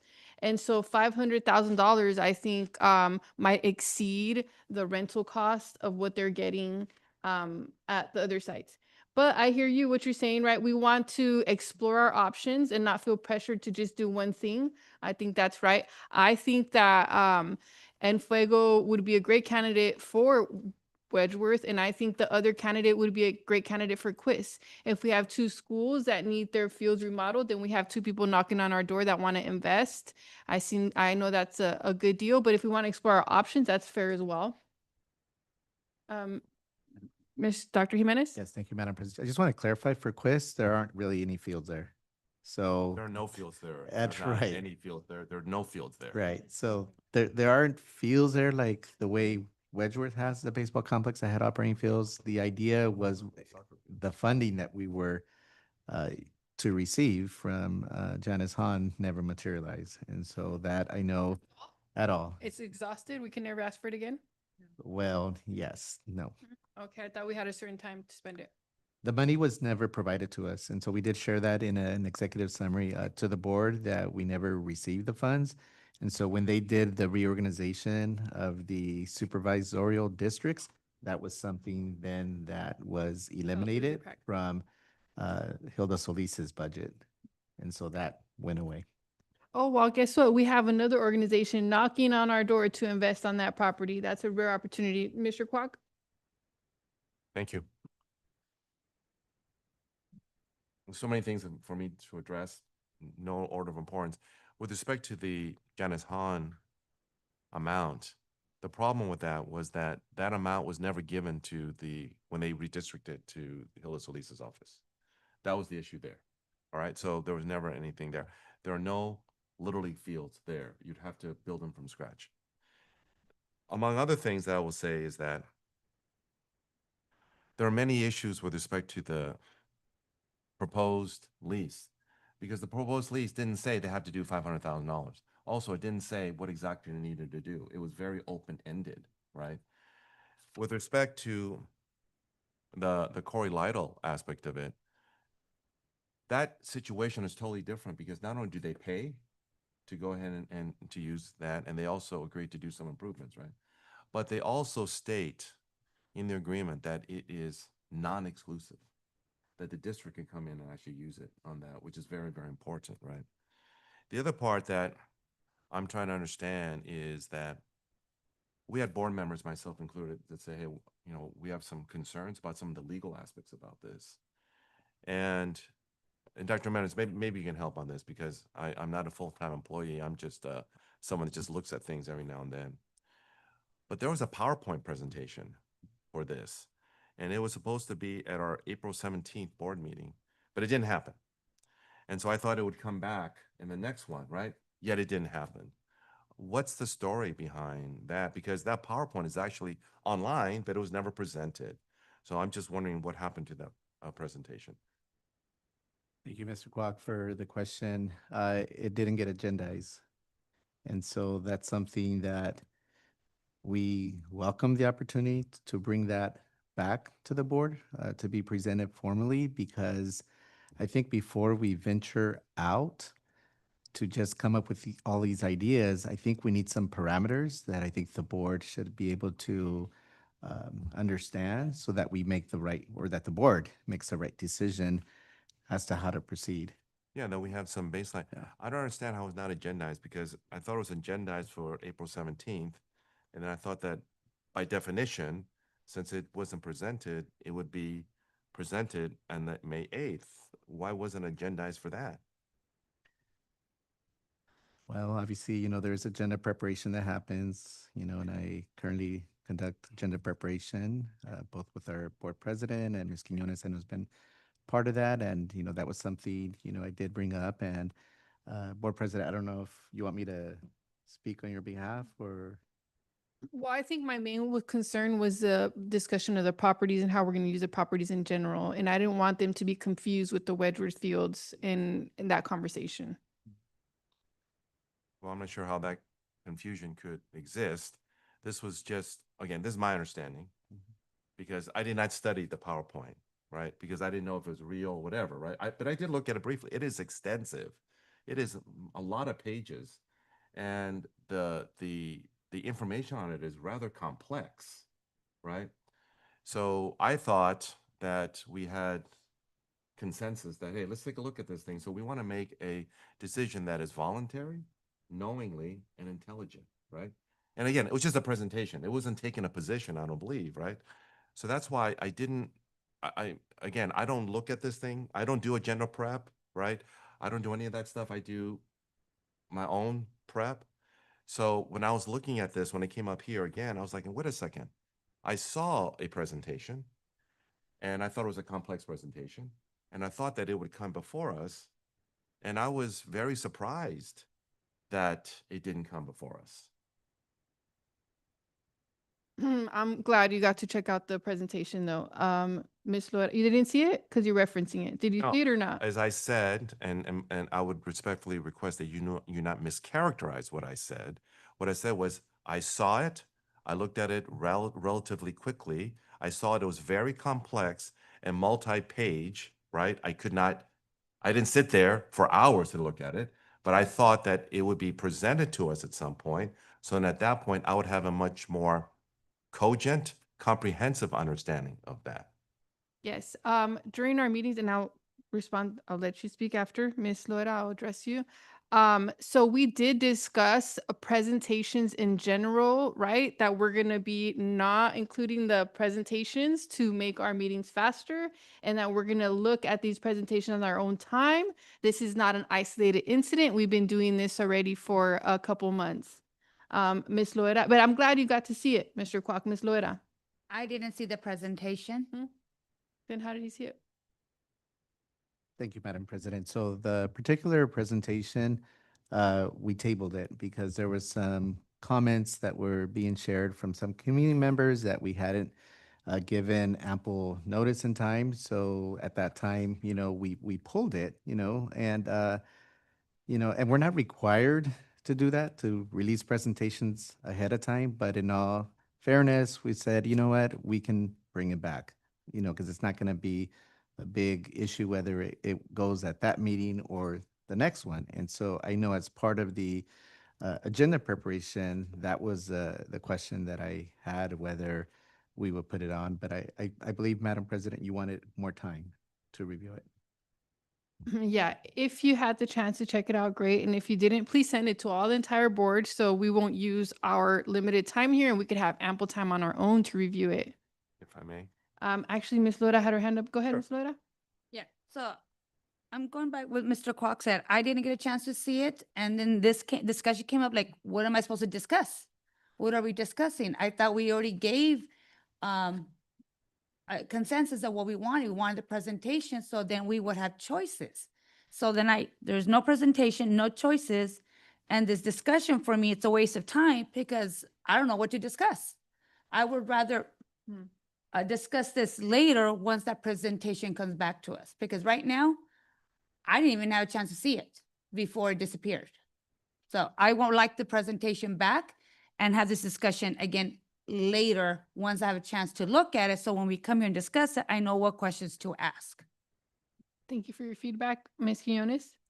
Ms. Serrano, you are correct. As board members, we're supposed to be reviewing the presentations in getting ready for the discussion items.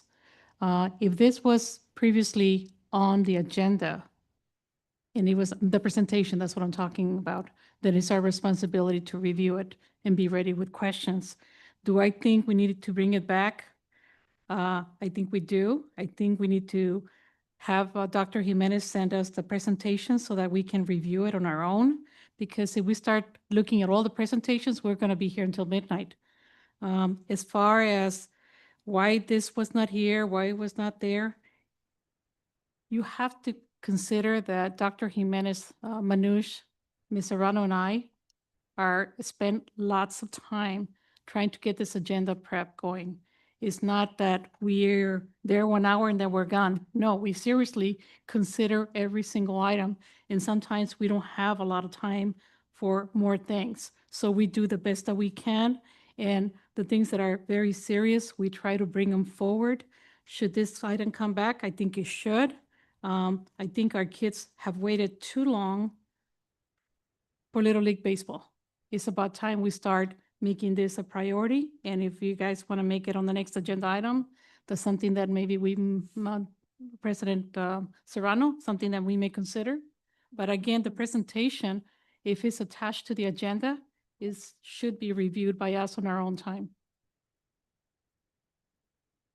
Thank you. Let's go ahead. I'm hearing my team here really, so we're gonna, okay, let me talk and then, Sure. okay. So, we did discuss, in case you all didn't remember, about us checking out the presentations beforehand to try to streamline our board meetings as much as possible, because sometimes we're long-winded and we want to have ample time for discussion. And so it seems totally reasonable to bring this item back at the next board meeting and at that presentation so that we have ample time to read it, including the community. And just as long as we're ensuring that that presentation is specifically discussing Wedgeworth baseball fields and not any other properties in the district. So unless we have anything that's extremely going to add to this. Well, I'm not going to repeat myself. Okay, great. Right, so, Mr. Kwok? yeah, thank you very much. So I'm never going to agree when somebody says, oh, we need to streamline board meetings, and then you censor information that I want to take a look at. I'm never going to agree to that. Because you guys apparently, from what I could gather, was made a decision to say, well, we're not going to go ahead and present that. Yet the role were reversed when somebody else says, hey, let's go ahead and take a look at this thing. And then somebody else said, okay, we're going to exclude this. So nobody else. So we're telling you what you can see. That is a wrong. And this one is also different because you can't say no presentations. That's absurd. Some of these things are really complicated. This was complicated, right? I'm a lawyer. I looked at this thing. I thought this was complicated, right? Why do I need to spend hours this when there's a lawyer that we pay for that actually specializes in this area to do this? We have done this over and over again when there's an area there that needs some thought because of its level of complexity. This is what we do. Nobody should say, okay, well, you know what? You guys don't need to know this, right? We're going to facilitate that. That's not right. I think, well, that's exactly what you're saying, because nobody gets a license to censure regarding this. And on this one, I would like to go ahead and see, that if in fact in the future there's a board presentation that, all right, it's very simple, we want to go do it, then give us a time limit to discuss, and then we just move on, right? Thank you very much. I yield back. For peace sakes, let's move forward, okay? And so nobody's trying to censure anybody. I was just a team player and said, bring that information back so we could look at it in support of our community members here, our teammates. And this is on the coattails of review the presentations at home, you guys. This is not a new conversation. So this is just a discussion. We're going to go ahead and move on to the next item. 7.02B, Board of Education, discussion regarding location change for Personnel Commission office to vacant district property. This is just a discussion. Mr. De La Torre? Thank you, Madam President. I think I'm looking at, the fact that we have 4 empty sites right now in our district school sites. And if we do have this available, and I know we have some classrooms are being utilized, but for the most part, I think we don't want to have these school sites vacant, because then, we start looking at groups trying to get in there. I think the fact that we can move the personnel commission to a vacant school district site. I personally was thinking Bixby because of the proximity across from Wilson. I don't know how many staff members they currently have, but I think they would allow that opportunity to have even a room for each association to go and meet with them and discuss whatever they need to do. Janitor, I don't know, somebody to clean, it's same school site, if we could, I don't know the logistics in regards to contracts or adding some hours for them to clean, go across the street and clean their sites, secretaries or clerical staff, I don't know who we have, but I don't see it as a bad thing. I know they're currently here at the district office. It looks kind of like little tiny offices that could be used maybe for board members, if they need to plan, come a little early, or other. I know we have some departments that are really like in little cubicles, compacted. I don't know if we can use that office space for them, but I do think it would be like I said, I don't know the logistics. Can we actually do that? Can we actually move the personnel commission out of a school district site? I mean, it's still a school site, is still part of our district, but they would just have their own phone lines, their own ability to be on their own. I know we have special education also like in different sites, but I don't know. If somebody can give me some information in regards to that, I would really appreciate it. Thank you. Oh, I'm sorry. Are you calling me? Actually, Dr. Jimenez, would you like to respond to Mr. La Torres? Yes. Yes, thank you, Mr. Torre, for the question. I know this was something that has come up. I know there was a board inquiry that we released publicly because the inquiry came after or within the 72 hours of the board meeting. So there are some costs. And so we just have to be mindful if, this is something the board wants, there's going to be costs. And so some of the costs, I know, Mr. Richardo, if you could go over like what those costs would be, but some of them would include custodial costs. The sites, we didn't make any provisions for having them have a new network, because then that would be an additional cost. And so those components I know will be added. And so the question is, where's that going to come from? The increased costs? Well, it comes out of the reserve. Well, So that's one of the things I want the board to be aware. Well, before he gets to the $1 million cost, we all read the summary, right? The board inquiry that it's going to be over $1 million cost. Now, did it cost over $1 million to house our pre-K students there? Was it even that relevant? No, it's So it's totally irrelevant because there's children and that's a liability, and it didn't cost $1 million, and it doesn't have to cost $1 million. And so when people say, oh, the budget is XYZ, well, you know what I say? Come back when it's within the budget. Okay, and absolutely it can be done. We're the Board of Education. We get to decide the direction of our district, and we could say, no, it's not going to cost $1 million. Please go back to the drawing board and make it a reasonable amount. That's totally possible. Sometimes these expenses, no offense to anybody, could be used to discourage a direction, but things can always be more affordable. Yeah. Mr. Kwok? Thank you. I always find it very interesting how we have such expertise on this board that we can say, well, it's not going to cost this, it's not going to cost that, right? That we are just experts, that we can go to court law and say, we're experts at these very difficult issues, right? That you're an expert on this about how much it would cost to do kids or whatever the case may be, right? Through either training, education, and or experience. I'm not an expert on that. I just asked, well, how much would this be? If in fact your belief is, which is imputed in this, that the amount that was stated in the board, which by the way, as I recall, I look at these things, but I don't memorize them, right? Because I actually have other responsibilities to my family in my job. But what I recall, there were two columns. There was one-time cost between 1 million and 1.5 million. And then there were recurring costs, right? Which I believe, I think it was like 170 something. Yeah, 175 to $225,000, right?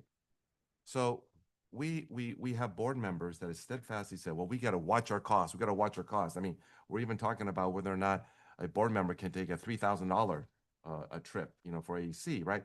But then when it comes to this 1 million to 1.5 million and the recurring 175,000, 225,000, we castigate our experts in our office to say, well, that's not right. That can't be right. And I don't understand that at all. If you want to get an estimate for somebody else, that's a different issue. But to just go ahead and engage in this level of lamentation and dismissive attack to say this is just not right, I don't understand that. Because when I get a board inquiry or an executive summary, I accept for what that it's true inside. All right. Generally speaking, I accept it, especially with respect to the numbers, right? So unless this is like well off, from 1 to 1.5 to 175, 225, I just don't understand that. And the other part that I will say, because I want to just, make a comprehensive statement on this, is that I think, although the sound wasn't very good at the high school, right? I mean, which is hard to hear, right? But I thought I heard, was it the president of the personnel commission? Somebody who said, I didn't ask for this. I didn't know what's going on with respect to this, right? So I'm just listening to this. I don't have any position on this thing, right? I just listen to what's here. I don't have any political agenda. I don't have anything. I just listen to this, right? And to me, what I heard is I don't understand how we're even considering this, considering its costs, the fact that we're trying to reduce costs, and considering what was stated from the president of the Personnel Commission. Thank you very much for giving me the time on that. I appreciate it immensely. I yield back to you, Madam President. Thank you. And I'm not sure if you've had a chance to check your emails out, but there has been concerns about this presented to the board. And that's where this is stemming from. When people reach out to us with concerns, we take it into account. And so I applaud our team for taking the concern of one of our union presidents into account, because they represent hundreds and hundreds of staff members. So we're uplifting their voices. And so that's a great thing. And I think one of the underlying concerns was having a separation and healthy boundaries, which is valid. And then another valid concern that Ms. La Torre brought is that we need more eyes and ears on our schools that are closed to make sure that they're not a liability. Now, we have children in preschool at some of these sites, and it did not cost $1 million. So I will challenge that notion. And we just barely closed these schools, and they should be in condition to have more people there. It is absolutely reasonable. And unless I say I'm an expert, it is very condescending to put words into my mouth as a team member. So, Mr. La Torre? Just real quick, thank you. I don't want to repeat it, but yeah, these school sites have not been vacant. It's not like, oh, we have to refurbish everything. These schools are still functioning, as we know. Networks, I wanted to ask, do we still have a phone line? Somebody can call to that school and it rings? Yes, so Yeah, perfect. currently the network is on, but I know if Mr. Richari could explain, we're gonna transition over from the old network and understand. shut off all of those servers on the old network and move to the new. I understand, but I brought up Bixby. Why? Because of Wi-Fi. It's the same Wi-Fi that Wilson will be able to, if we were doing that. Why wouldn't they? Well, because currently the proposal that the board approved for the network infrastructure didn't include the closed schools.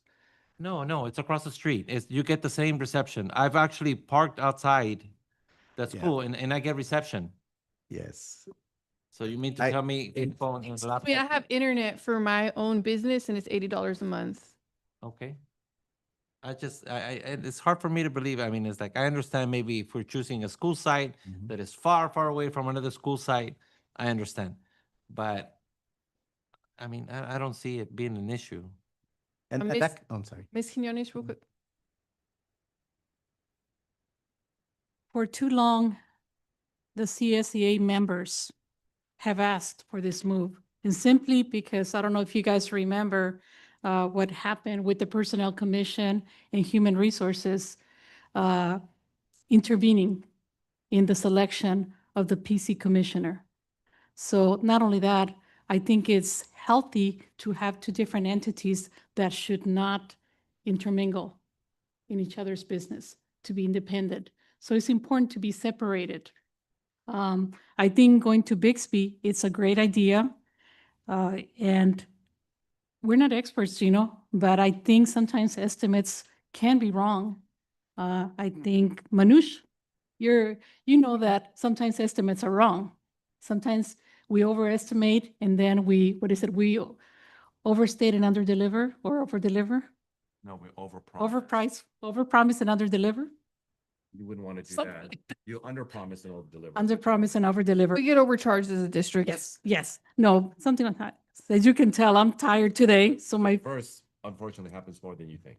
Yeah, Right but, about that. but in this instance, I think we need to go revisit those numbers. I think it would not cost that much. As far as the question about the PC president not knowing about this, shame on him.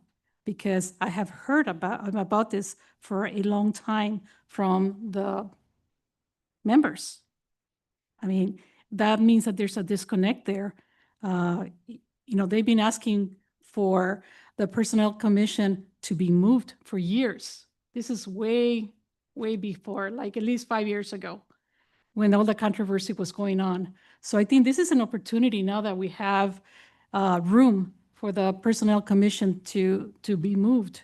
And also, I think there's an opportunity for our own staff here at the district to have extra room. I know that when I went to see Human Resources, they looked a little crowded in there. And I was like, wow, they can use some room. And the same, I'm sure Manoush thinks the same way. Maybe we can use a little bit more room. And even the board, if we had an office where we can go and, and visit, sometimes people want to talk to us in person. Maybe that would be an opportunity to have a room for us so that people can talk to us about any of their concerns. So there's a lot of positives. As far as the cost, I think we need to have a presentation about how much it would cost to move it to Bixby and other alternatives. What are the costs? Can we use other alternatives for internet access? So let's think about the cost. As far as the janitorial services, currently Bixby does have janitorial services. If you have more people moving there, how much would it cost, an additional cost? And does the PC, do they pay for anything at all here at the district offices? Thank you for that question, Ms. Quinones. So the board on an annual basis approves the PC's budget. So I know when I first started, some of the numbers that I saw previously were about 850,000, and I think now we're just at about $1 million in annual operating costs. So they basically function through the LCFF funds, the general fund, that the board allocates to them. And as part of any business, you have allotted within your budget for a space to secure, correct? So do they pay for a space or it's free? No, Mhm. they do not. A lot of Okay. their costs are personnel costs and also costs associated with their meetings, any of those type of costs. So, okay, let's go ahead. We're gonna start wrapping it up. Go ahead, Ms. Loera. A couple questions. How many rooms will be taken in at Bixby, Potentially. potentially? I don't know if there's been a request in this whole discussion with respect to rooms, but currently there's 6 employees. You have a personnel director, there's another manager that assists, and then there are 4 individuals that work out as technicians and personnel assistants. There is nobody in that office that has in their job description to be a receptionist. So that would be an added cost. I know here we listed it as a office assistant. And so if now there is somebody and they're separate from the site, you would need somebody who's going to be welcoming the people into the building who would be answering the phones. So right now, is there someone at the office at Bixby using the office space? No. Okay. No. So, my one concern, of course, is the price. it's a lot of money right now because to do this move right now. I'm thinking if it's only gonna be a couple rooms in there and later on we decide to do something else with Bixby, we're gonna have to move them out again. Otherwise, we move them there, then we're kind of limited on what else we could use with the space if you want to use it later on. I'm not, should they be moved or not? It's a different, for me, it's a different discussion. For me right now, I'm just focusing on the price of the move and whether they might have to be moved again later if we decide to do something else with Bixby. To move them there just because so it won't be empty, that's a big price tag for me, just to move someone there, just so that a school site won't be empty. I'd rather wait until we discuss what we're gonna do with all the school sites. And then we can figure out a plan, so we're not piecemealing things, little by little, move this here, then we can decide we're gonna do this instead. And I'd rather wait until we do a bigger discussion on what to do with all the school sites, because right now, this price tag just to move the PC there, it doesn't make sense, especially when it's coming from general fund right now.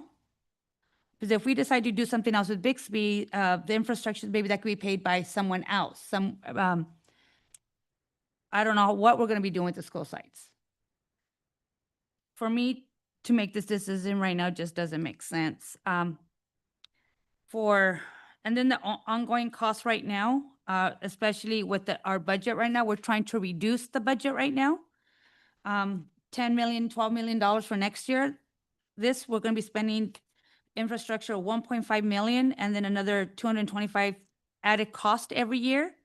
That means we're gonna have to cut our general fund somewhere else for next year to do the infrastructure and the ongoing cost for next year. That's close to $2 million when we're trying to cut $12 million for next year. And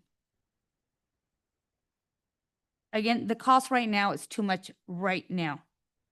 I think this should wait until later. If we decide to move them, I don't think this is the right time to do it. Thank you, Ms. Laura. I heard you say that this is too high, the cost. Thank you so much for your feedback and all the additional feedback. Mr. De La Torre? Just real quick, I see that there's a cost, but they didn't know what school site we were going to talk about.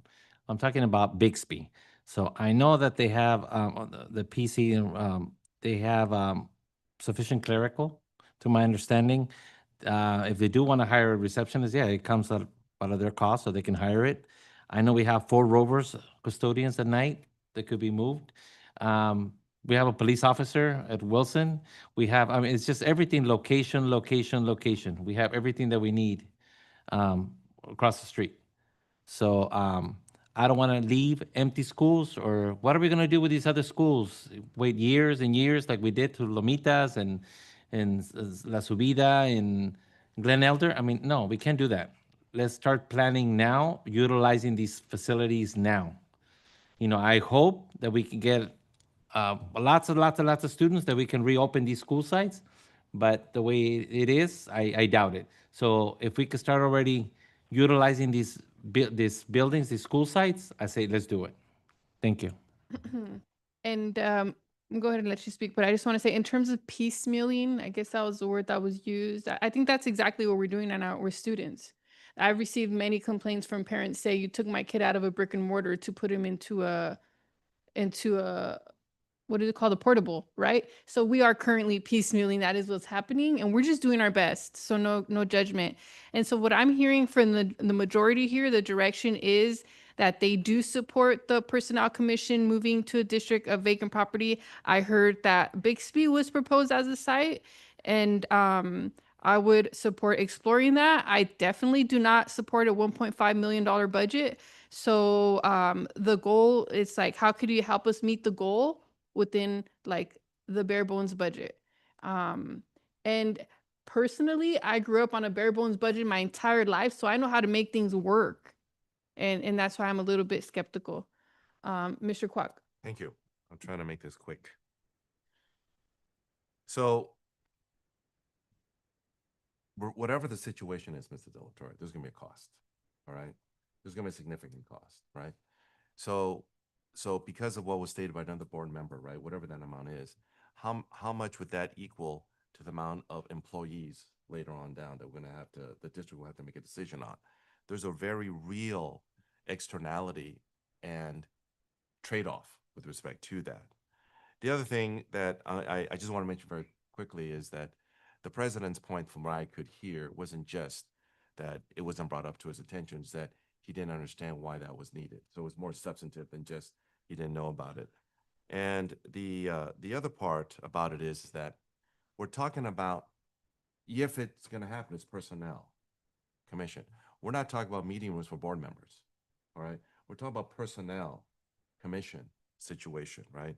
And I do care deeply about our cost situation. I'd rather save as many employees as I can than go ahead and incur costs that no need to be incurred.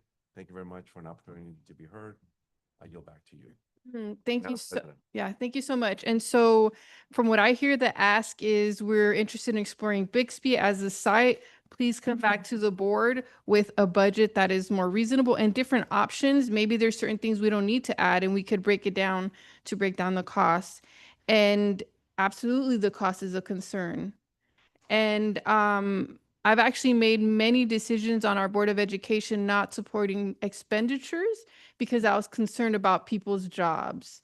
And so now we're in the most historical deficit of our district based on a previous board majority. And now we're doing our best to make right with those errors.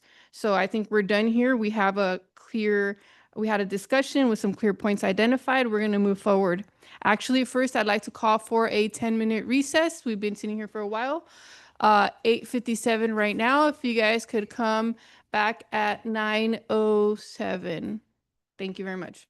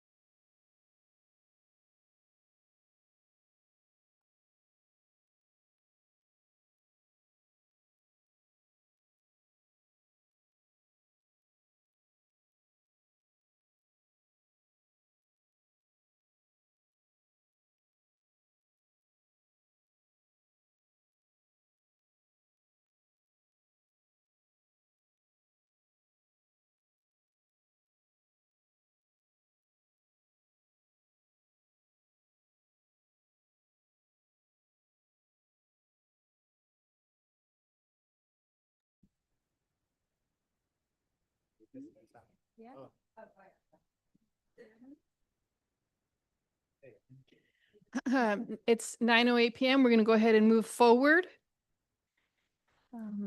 7.02C Board of Education discussion regarding student cell phone usage during school day.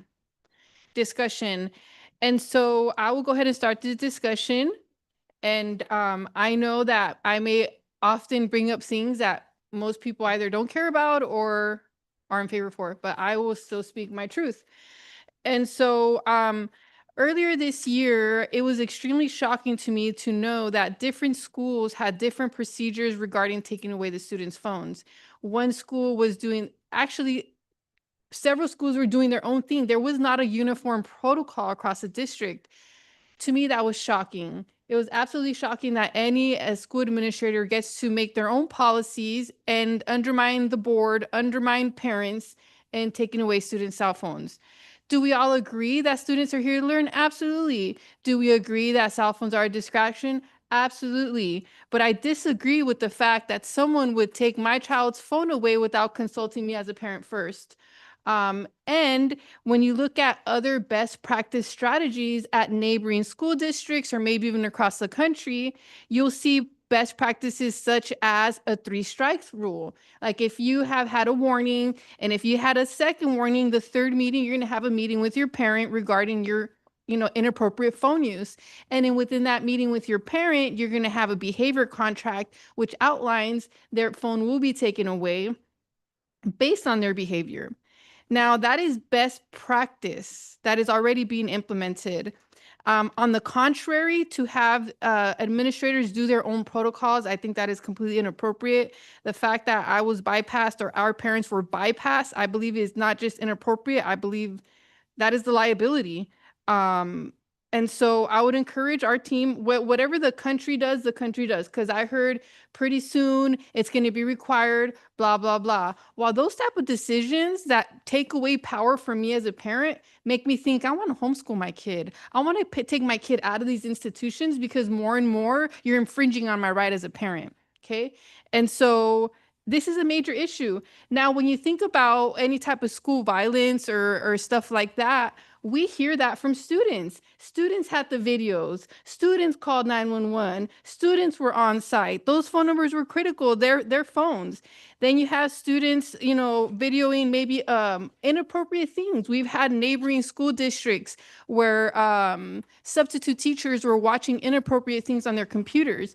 And it was not in our district, but should those kids have not had that footage, there would be no proof to hold this predator accountable. Right. So the students are eyes and ears. And if they're not misusing it, it's not fair to target my child because another student is misusing it. And just to let you guys know, there's a lot of parents like me that are really fed up with school districts taking away our power as parents. Okay. And so I encourage you guys to really respect our parents' input and having a waiver if this is going to happen, and or best practice of 3 strikes policy. So I'm going to leave it up to everyone else. Anybody would like to add? Ms. Loera? I have a question for Dr. Jimenez. Do you have any information on the California, I know they're talking about passing the bill. I'm not sure if it passed. Can we get information? Because legally we have to follow the government law. So do you have information on that? Madam President, yeah. Yes, thank you, Ms. Loera, for the question. Yes, it is going to be a state law starting July 1st, 2026. We are required to have some policies and regulations in place that will require districts to have students put the cell phone away during class time. So currently, we do have a board policy that already has the cell phone use in place. That's been around for a very long time with respect to the school being able to establish their own regulations. So the policy has always been the same, that each school has that ability. So in terms of acting within that policy, that's always been there. What's changed now is it's a state law that would be coming to place by July 1st, 2026. So we'll be using the upcoming year as an opportunity through a committee to be able to decide as to how we are going to implement the policy. The board cannot change state law. The board cannot do something different or ask for a waiver of state law like that.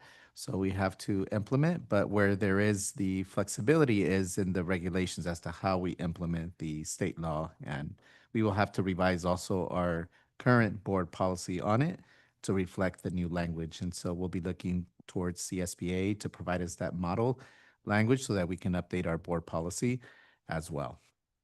So, Thank you. I knew that was coming up, so I'd rather wait for the discussion until we get information on the bill, the guidelines, everything, because right now what we say, it might go against the government bill that passed, and I don't want to go against and do something we're not supposed to, with the government law, the bill that was passed. So, I have opinions on cell phone use, but, right now it's mute because I have to wait until I see that bill. Okay. Thank you. Mr. De La Torre? Thank you, Madam President. You know, I know we live in an age of cell phones. We see them all the time. Everybody carries them. I carry two. I know there was a survey by the National Education Association. They surveyed 2,889 members working in K to 12 schools about the impact of cell phones and social media on their students. And just to give you some percentage, more than 90% felt that students' mental health is a serious issue at their school and that things have gotten worse in the last few years. The vast majority say students are having trouble concentrating, 83%, acting out, 81%, not showing up to school, 75%. That is huge. 40% say cyberbullying is the biggest concern about students' social media use. 84% say social media contributes to students' mental health issues, and 81% say cell phones are a contributor. 73% of teachers in schools where students have access to cell phones and personal devices report disruptions in the classes. That is huge. 38% are concerned that social media prevents students from developing social skills. So I know this is the new generation. A lot of our kids, they were born with the device in their hands, and it's very, very difficult to teach. You feel like you have to, their attention span is, for them, a lot of them, is very minimal. And so cell phones has to do a lot. I mean, I see even going to the store, you know, little tiny toddlers in shopping carts, they're having a tantrum because their parent takes away their device. And it's sad because, yeah, obviously there's been studies made where we see the endorphins, you know, that just, um, it's causing our students to be upset, even at teachers sometimes when they take away their phones, that they get very physical. So I understand that parents should be notified. It is their right. But I do think cell phones, it's like I said, they were born practically with the cell phone on their hands, and it's very difficult to let go. But we do need to understand that these students need to get an education, and yeah, we're going to be using technology and tablets and computers. But I think with cell phones, I grew up without a cell phone, and I like to think I did fine. I mean, it's like one of those things that, you know, if there was an emergency, I'm sure there's things or there's protocols on hand. But that is just my opinion. Thank you. Thank you for your opinion, Mr. Kwok.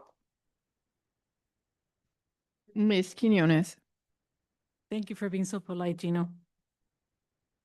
As a mother of three, I can tell you that definitely cell phones should be limited. I don't think there's a place for cell phones in the classroom. And simply because I have a lot of family members that are educators, and they tell me how difficult it is to try to manage 30 kids, 35 kids.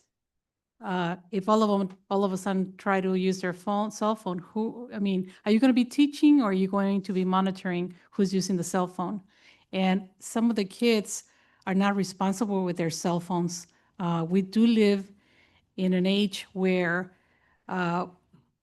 for lack of better word, sometimes we don't parent children as to the limitations that they should have on cell phone usage.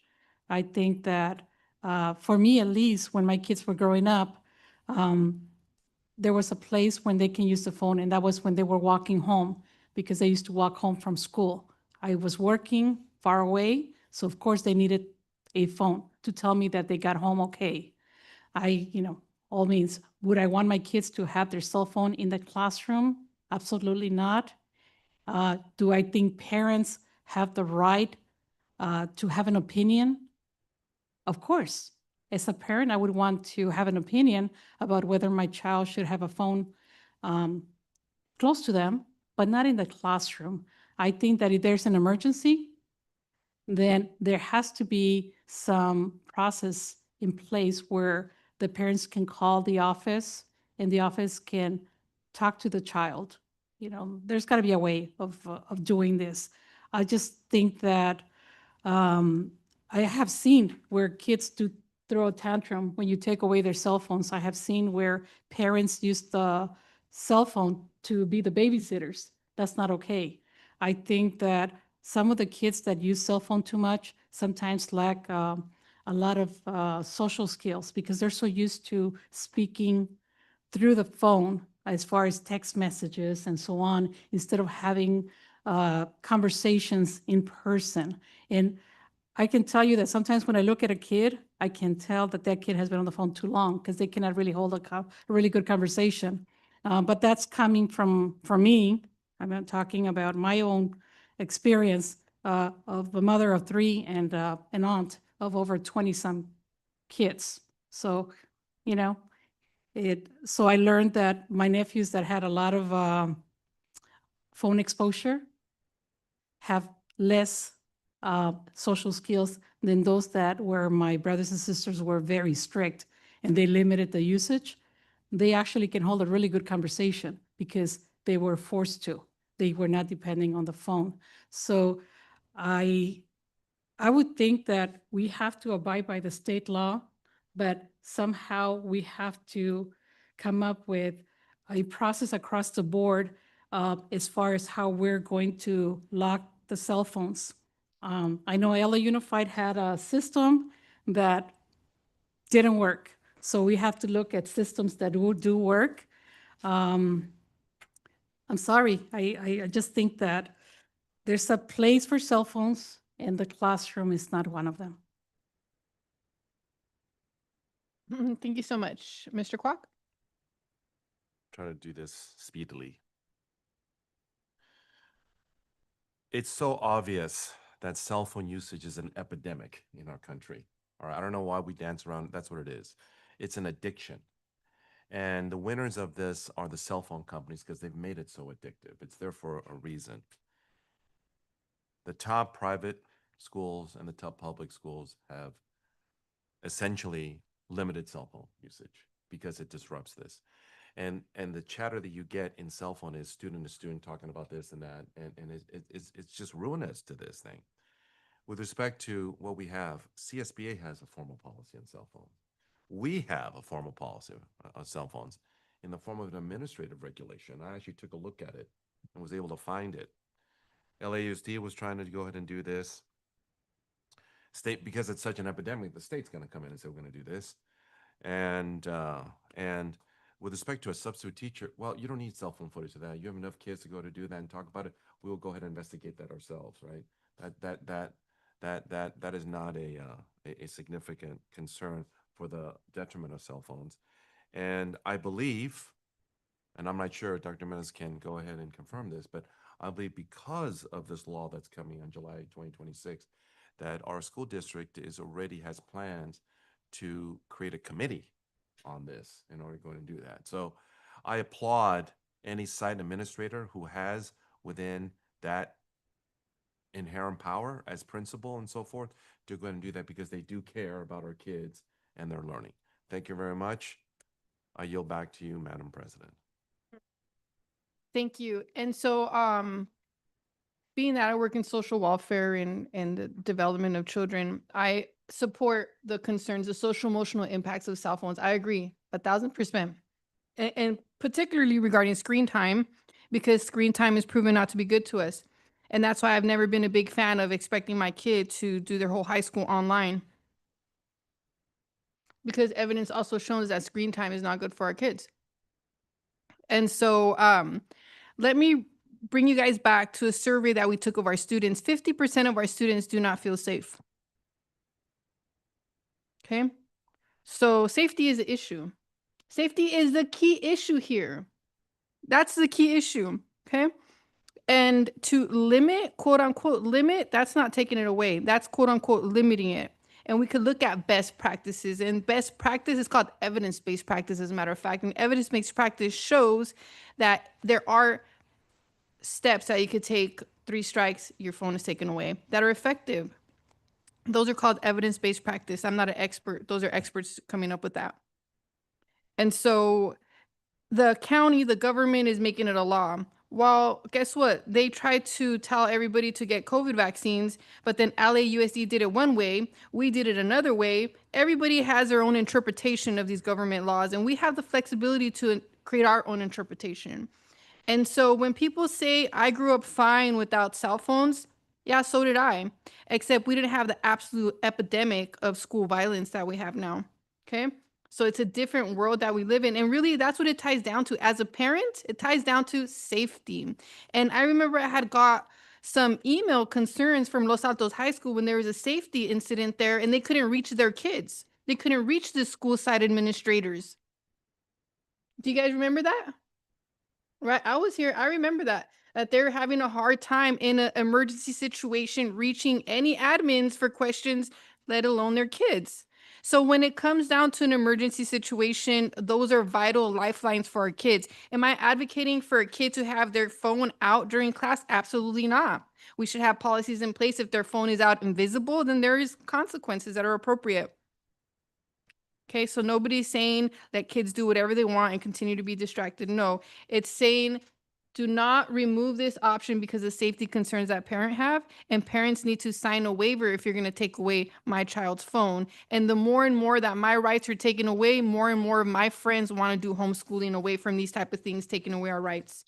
So this is just a discussion, and go ahead and bring forward to the board the state law and how the flexibility we have to create our own tailored interpretation to fit our community's needs, which will be part of the committee.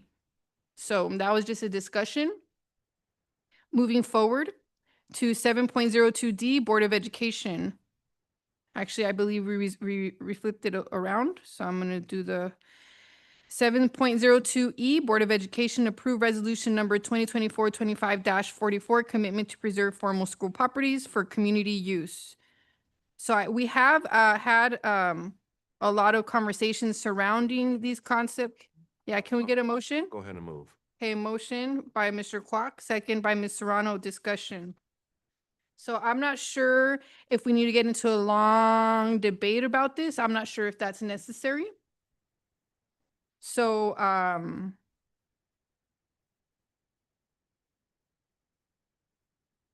because I remember there's board members that, clearly everybody clearly said what they wanted. And that's interesting because when the community was lied to about school closures and it was called reconfiguration, okay, then we're promised we're not going to sell the properties. But now we see 2 of the 3 people that voted for that and said we're not going to sell the properties, they're voted in favor of selling the properties. This is very hurtful as a community member because we feel like we're being lied to. We're seeing it. And so we're bringing back, this is not even the same resolution. This is a whole new resolution to address the underlying concerns of the community, that those properties are reserved for community use. They're not reserved for developers to get even more rich. So, Ms. Laura? Can I get it clarified? Who's on this board said they want to sell properties? Exactly. I don't know if you guys were at a meeting when you guys voted on this, a 2-2. We voted to sell properties? Or what did you vote for? Do you remember? Vote on what specifically? Okay. No, I want to know who said they wanted to sell properties. Nobody- Ma'am, you were there. I never voted. Who voted to sell properties? This is what, nobody did that. Just Okay, go ahead. thank you. Yeah, you're in these meetings, ma'am. You should remember. Remember, nobody voted to sell properties. Okay, great. Wonderful. And so now we have this new resolution on board. So unless we have any type of discussion, there's a discussion. Let me see. Approve. Oh, yay, approve. So I think we'll go ahead and take a vote on this. Actually, I pulled it and went for that, and it is an action item. That's why there was a motion and a second. So I would like to be recognized to actually speak. Yes, go ahead, Mr. Kwok. I won't call to order you. Go ahead. Well, actually, that's not the right terminology, but Okay. regardless. Mhm. So, first of all, it is not a whole new resolution, all right? This is exactly the same that happened back, if memory serves, on February the 27th, the board meeting you were absent at. So this is in some substance the same thing. Now, the other thing that I do want to ask is, and I've asked this before, how did this come back, and was it viewed properly? Like I asked before about other resolutions. I don't know the answer to this. I'm asking this question. Was it viewed properly, for example, to go through the proper protocol? For example, did legal look at this? How was it brought back here? Because as I mentioned, this is exactly the same thing in some substance of what did not pass on February the 27th. I don't know the answers to those questions I'm asking. Thank you very much. I will have some follow-up to that depending on what I hear. So, Dr. Jimenez, if we really want to take a vote on this and not entertain any of those questions and we have a board majority, are we able to do that? I'm asking Dr. Jimenez. Well, protocol would be that you have discussion. I mean, that's Robert Rules of Order, requires a motion, a second, and then that there's discussion. If you do not want any discussion, there's no way you could do it after you need to have ample discussion before you could then call the question to close discussion. But it would Okay. be in violation of Robert Rules of Order if you did not have discussion. Thank you, Dr. Jimenez. So I think Mr. Kwok has some questions for you. Did you understand the question? Do you want me to repeat them? No, I understand the question thank you. regarding the review and How it came and how about, it because came. it's the same thing as Right. on the So 27th. with respect to adding this item, during agenda preparation, I was informed by Ms. Serrano that she would be adding this agenda item and that it would be coming with respect to this particular item. And there were others, but for this particular item, it was anticipated that the board agenda with respect to the resolution was forthcoming. I received the resolution on Friday, an hour before we were ready to print. And so at that time, we obviously were pressed for time because, as you all know, we actually print the agenda right around 10, the latest 11 o'clock that morning on Friday before we release it publicly. We don't post until, right before 5 p.m., right around that time before our office staff leaves. And so, but we start printing the agenda early on in the day. So time is of essence and us getting that information done. And so we did receive it. We did upload it and add it to the agenda. With respect to any legal review, staff did not have legal review it. Did our council have an No. opportunity to review it? No. Okay. And so then who reviewed it? Was there any? Anything on that? Thank you. So the comment that I received was that there was a review done by Ms. Serrano and there was a reference to her attorneys reviewed it. Her attorneys. No. I said my legal team, which is just people that, like yourself, know about laws, but are not lawyers like you. So I wanted to make sure that I reviewed it to have opinions to make sure this is not the same resolution. And so it legally does not define the same resolution as before. Okay, so I make 2 points here. One is that, as I said before, in sum and substance, it is exactly the same.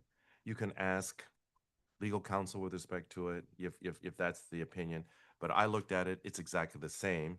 Yes, it has some little words, different, all that, but it's exactly the same. You got 6 recital paragraphs, you got 7 afterward, right? It's essentially the same, right? So for you to say it's a new one, it's not true. It's exactly the same. But the other point that is very concerning is that somebody has their own legal team to go ahead and do this. And, well, no, you said you had a legal team. You said you didn't have I lawyers literally like you. You said you had a legal clarified team. that I don't have a legal team. Okay, I have to make sure this is not the same one, and so I have to ask questions. That's called doing homework. Okay, so don't misrepresent it. Okay, so then did you get this thing in written form, like email?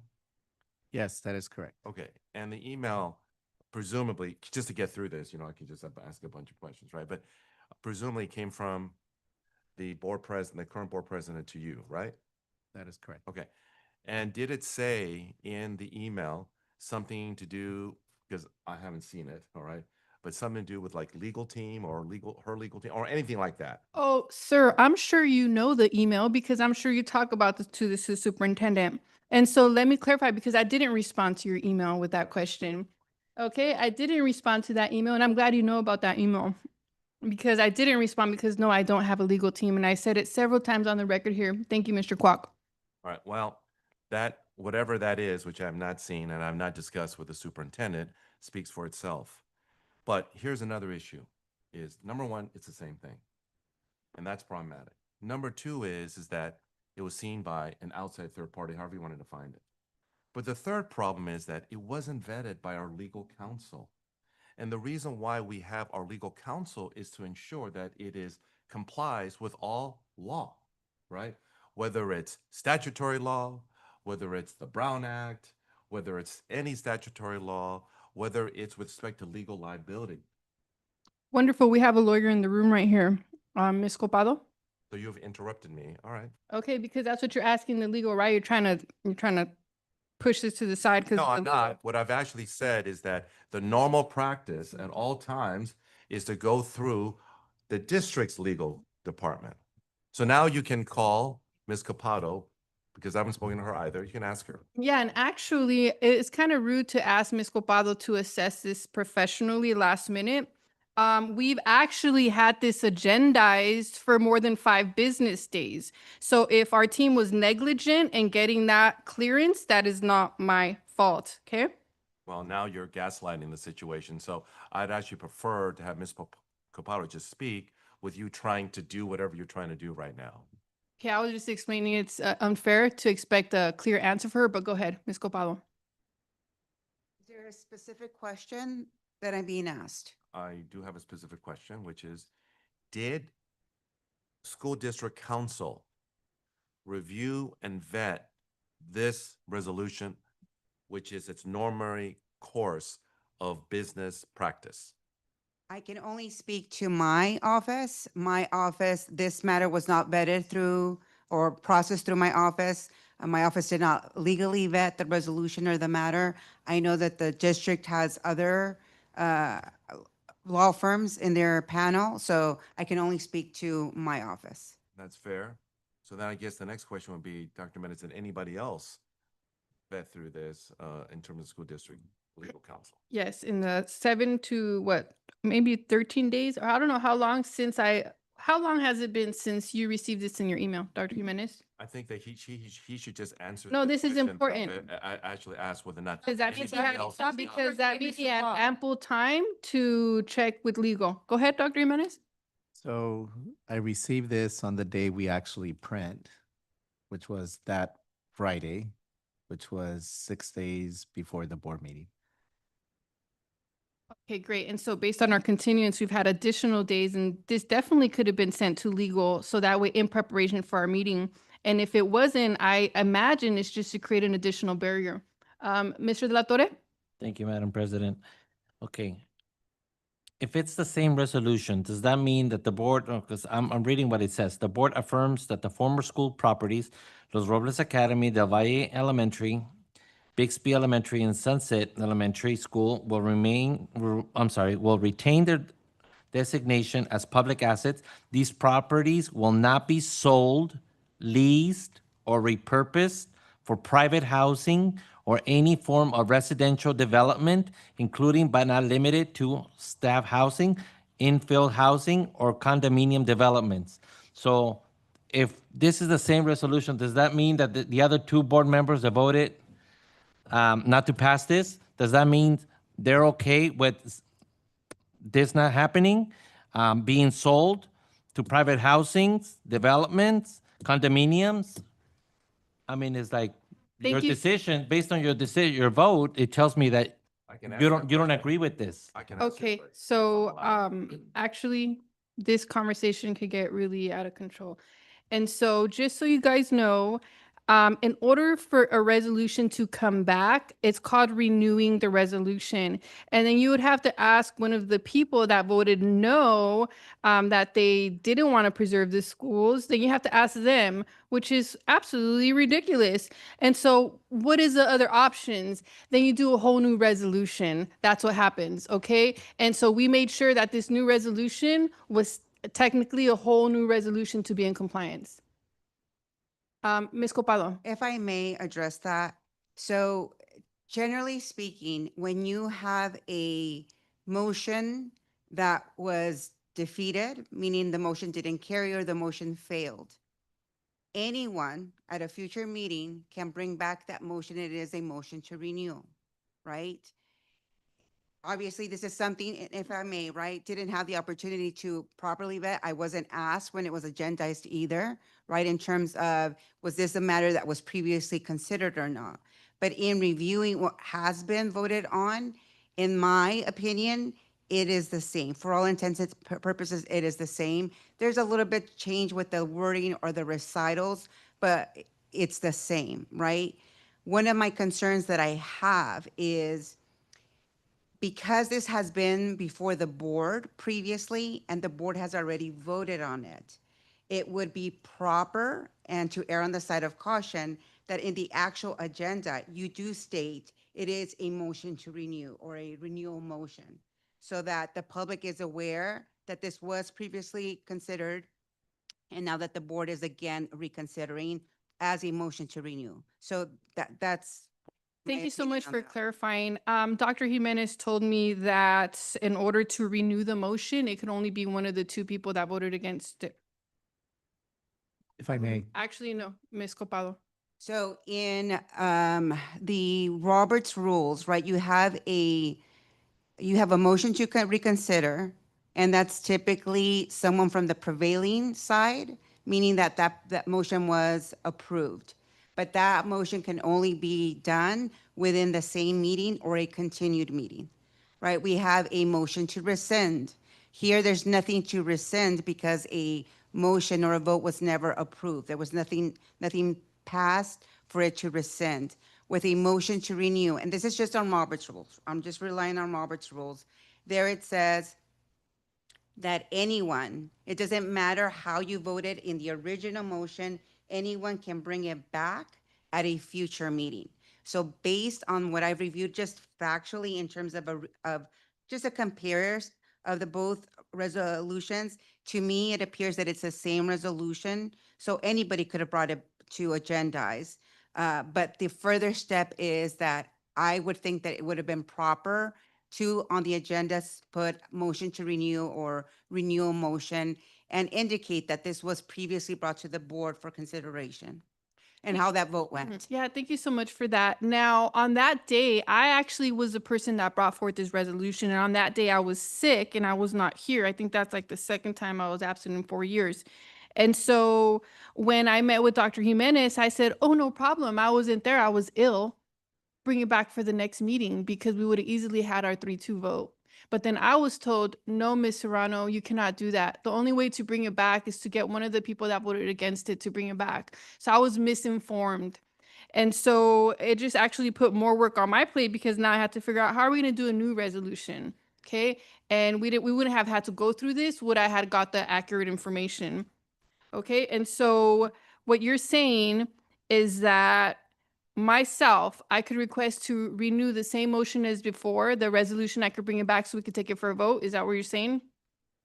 Anyone can, like I said, regardless of how you voted for the original motion, based on Robert's rules, you can bring back the motion, right? But it should have been identified as a motion to renew or renewal motion on the agenda, Okay, so. consistent with the Brown Act, just in terms So of what's the technical word that you said right now? Motion to renew?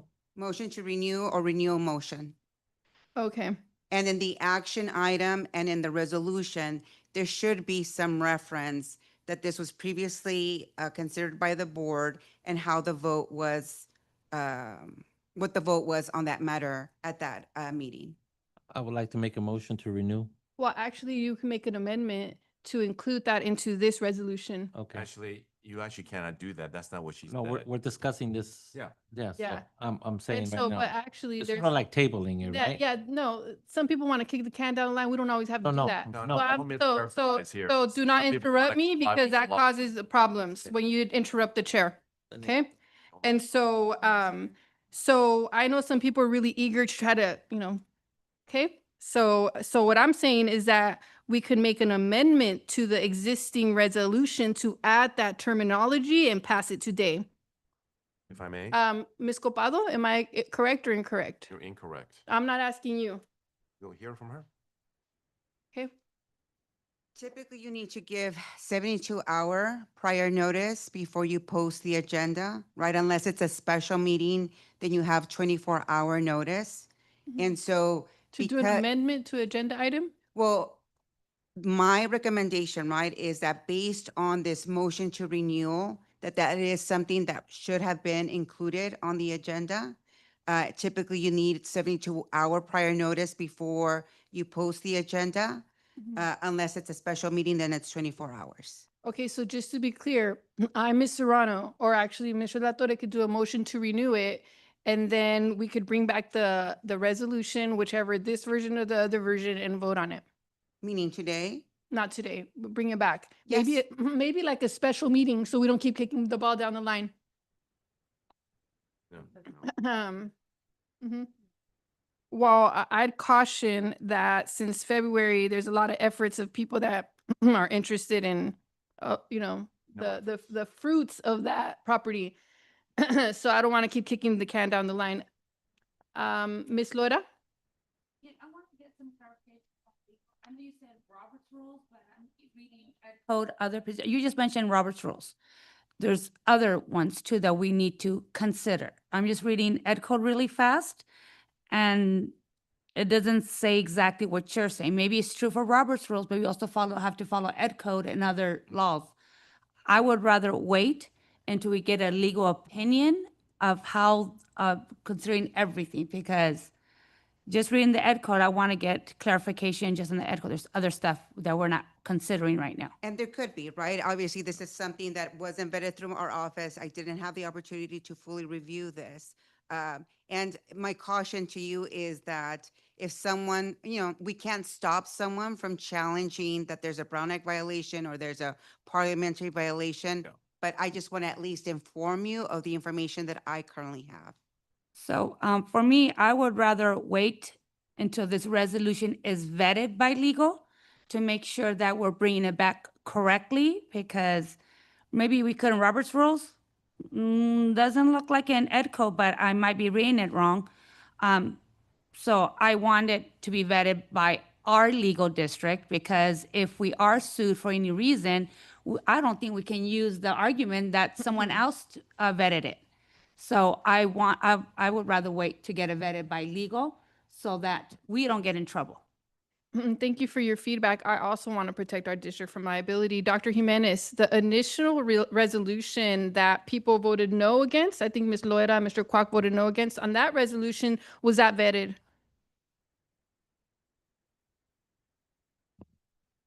I don't recall. So, Dr. Jimenez, how could you bring forth resolutions to us without it being vetted? That's protocol.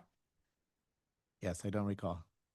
I'm talking about being vetted that we can bring it back correctly. That's what I'm talking about. Wonderful. And what I'm talking about is that we have standard protocols, that these things should be vetted. So this resolution before us, it should have been vetted within the 5 to 7 business days that were available. But guess what? We had a whole nother resolution on the table that she voted against, and that one was vetted. And if it wasn't vetted, when I'm done, you may. Sure. And if it wasn't vetted, then our team is creating barriers because that is a proper protocol. May I? I will double check though. Yeah, it was vetted. It was vetted because I'm sure you followed the protocol, Dr. Jimenez. And so, Ms. Quinones? Okay, I have some issues. First of all, I think this should have been presented to our legal team from the beginning. I think, Dr. Jimenez, I think going forward, everything needs to be going to our legal team. And once they have the okay, maybe we can stamp something on the resolutions that say it was approved by our legal team. That way, when the board sees it, at least we know that it was vetted. It'll prevent us from going through this embarrassment. I think that it's important that we show respect for one another. What I have seen right now, I don't like it. I think all of us are not legal experts when it comes to this. I think that Ms. Caparo is the only opinion at this point that really matters. And her suggestion is to bring it back properly. So that's what we're going to do. I think there's no reason for us to continue talking about it. Let's just move on.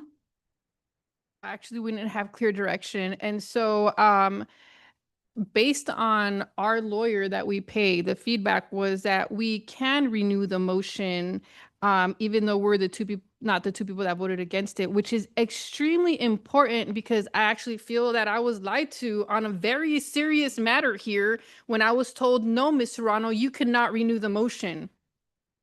Okay, so that is a serious concern to me that I was lied to as the president, and this is very important decisions that we're making. Okay, so now I hear a whole new fact that we can renew the motion. Going Okay, on Robert's rules. and so per Mr. De La Torre, thank you so much. Do not interrupt me. This is your warning.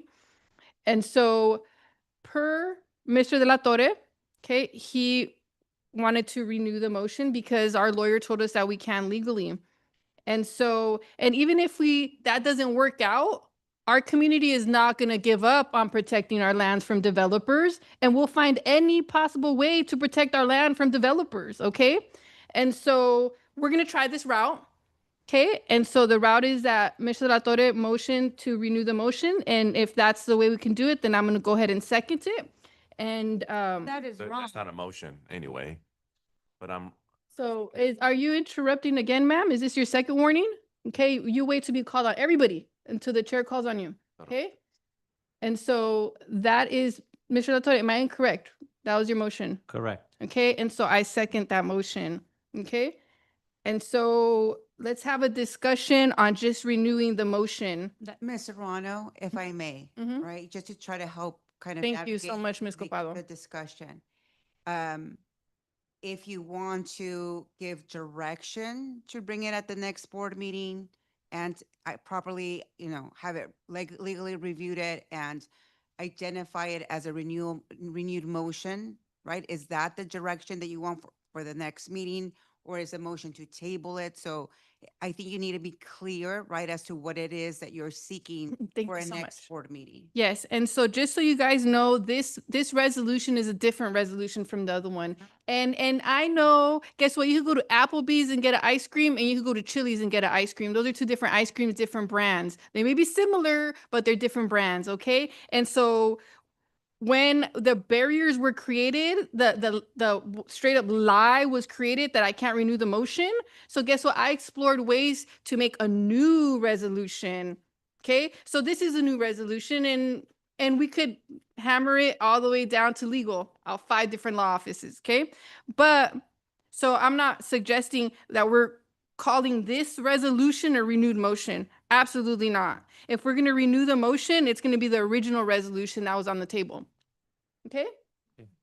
Okay, so Mr. De La Torre, you have a motion to renew the original resolution, and I second Yes. that. I second that, right? And so now we have a discussion on that item specifically. may I? Next. That's not what she said, okay? What she said was that you can make, or if there's a consensus, to have direction to bring it back, or you could table it for the next board meeting. In other words, you cannot bring it here as a motion because it's not in the agenda. So parliamentary, you cannot do that. Okay, wonderful. Thank you. So do we have the board majority to bring back the original resolution that two people voted against? Do we have board majority on that? Direction. Yes. Yes, I'm for that to bring back the original one. Wonderful. So bring back the original one that I was told and lied to that board members cannot bring it back. I'm really disappointed because that seems like an additional barrier. We wouldn't have been in this situation. So let's go ahead and move on. We got clear direction. Well, I actually was trying to speak, but I think Ms. Capata wants to speak, but I would like to have my opportunity to be heard. I just want to make sure that if there's anything different in terms of a legal analysis or anything, I will ensure to provide Dr. Jimenez an analysis, right? So that you are all aware before the next agenda is posted. Yeah, and just so you know, that we're not discussing this resolution. There is the original resolution that we're bringing back. I understand. That was, I believe, already vetted, but I would love a second pair of eyes. And so we have a majority direction on this, but I will still respect my teammates and go ahead and share what you got to say, Mr. Kwok. Oh. Well, actually, that was it, right? That there's going to be a legal opinion with respect to that. And the other thing that I want to say is that you can say all you want that we're in favor of developers because we're not, okay? And I had already stated clearly what I was concerned that it was going too far and that there is another kind of shadow government behind this. But I've never said I was in favor of selling it or anything like that, right? But again, waiting for the legal because they have to vet it. And if there might be something different, there might be something different. There may not be. But again, just with that proviso. Thank you very much. I yield back. Yeah, so we could do a call to I had question. my hand up. Well, we could do a call to question, but guess what? I'm a team player unlike you. So go ahead, Ms. Loera. That is rude. Question all the time and are absolutely rude to No, me. And I'm not- showing not you, that part. and I'm showing you that I'm not like you. Go ahead, Ms. Loera. Okay, so the issue that I had with is not the selling the lease. That is what I'm not gonna sell lease. I don't want to do that. Commercial development, I'm not okay with. I've said it many, many times. What I did, if you would take out that, like the workforce housing, that part, because I don't know, I've seen some from CSBA, from things like that. That's the only part that I have an issue with. If that was taken out, and then we let the community, that everybody discuss whether that's what they want to do or not, then that should be up to the community, because that would be good for the community. But if you would take that out, I would vote yes on this right now, on any of these resolutions with the properties. I don't want to sell properties. I don't want to lease them. I don't want commercial development. I don't want that part. But I don't want to take out the workforce. I know you went to a training that Monday when we started at 7 o'clock. I was there too. The CSBA was for it. They did a great presentation, which could benefit the district. So I don't want to take it off the table right now. Maybe later on, once we get more information, something the community doesn't want, something our staff doesn't want, fine, take it out. But not right now. So Okay, so we're gonna do a call to question. Ms. Loera, we heard you in the first discussion and in this discussion that you're for workforce housing and that you are for development as long as it's for workforce housing. We got the point, but we already have a board consensus, so we're gonna move on. 7.0. that's not what I said. Okay, thank you. We all heard what you said. So 7.02D, Board of Education, approve resolution number 2425-43, commitment to preserve the former Valley Alternative Lomitas property for community educational use. Approve. No more discussion. Okay, so I think that we are in a pivotal point in our school Madam district. Superintendent, you must ask for a motion in a Oh, second before you can discuss this. Then a discussion. Where would we be without you, Mr. Kwok? Can we get a motion? Thank you very much. I'll take that as a compliment. I'll move. Okay, and then I'll go ahead and second discussion. But you started. You'll go ahead. Yes. Oh, So, eh, eh, Actually, go ahead, teammates. Everybody will have a chance. I'll go Thank last. you. Thank you. Thank you. Appreciate it. Okay, as we know, the Lamita School has been vacant for a long time, many years. And if I may, I just think we can benefit from having this school site for other schools parcel, sites where they can grow their gardens, community gardens, recreational purposes. So the repurposing of this closed school we can build the community gardens, recreational spaces, and it's valuable opportunity for our school district to extend our educational mission and serve community needs. This initiative transformed the underutilized property into a welcoming community asset that promotes wellness, sustainability, and lifelong learning. Community gardens, I know we've discussed this. There's different places where they actually have community gardens. These former school grounds can provide hands-on learning activities related to agriculture, nutrition, science, and environmental stewardship. They support food security and encourage healthy lifestyles amongst families and students alike. In addition, these gardens can serve as living classrooms for neighboring schools and community programs.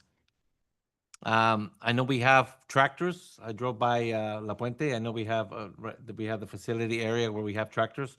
They can move the dirt and have these parcels for our schools. I know we talked about location. We're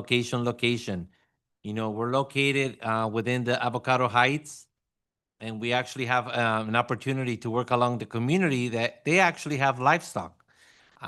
These are just some of the animals that I've seen. Horses, burros, goats, sheep, chickens, ducks. They can also serve as guardians or neighborhood watch on this site. I know we can build partnerships with Cal Poly Pomona. I know they have community gardens that we can introduce students to potential career pathways in agriculture, in environmental science. I know people that work at the universities too, they're beekeepers. They come over and they build these little tiny homes with, the bees, they do their jobs. They come over, we can sell that. Recreational use of these sites, such as walking pads. I know we have a building there, maybe a sports complex for volleyball, basketball. Physical health, this promotes physical health, social interaction, and safe, accessible public space for residents.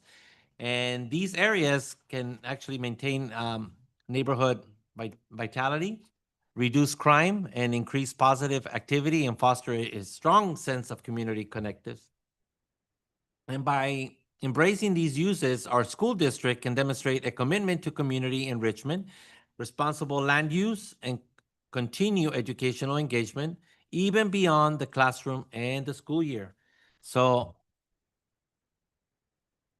I would love to bring these professionals, these people, from the universities to come over and speak to us. They have ideas. It doesn't cost us a lot.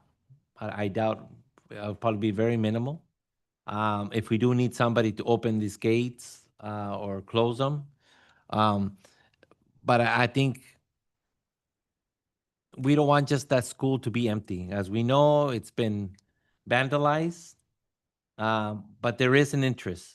There is an interest that they can actually come over, just like we've been talking about the Wedgeworth fields, that they can actually come over and fix it for us.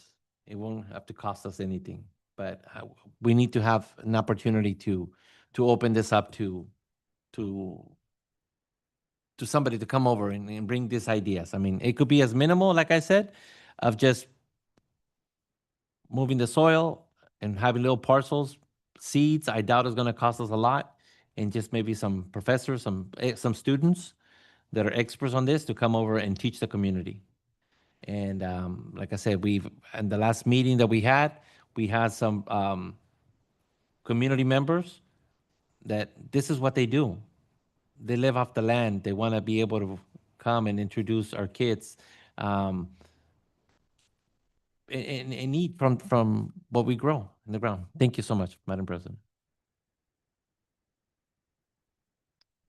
Well, we would have to fix the soil. It would probably be above ground beds. Miss Laura?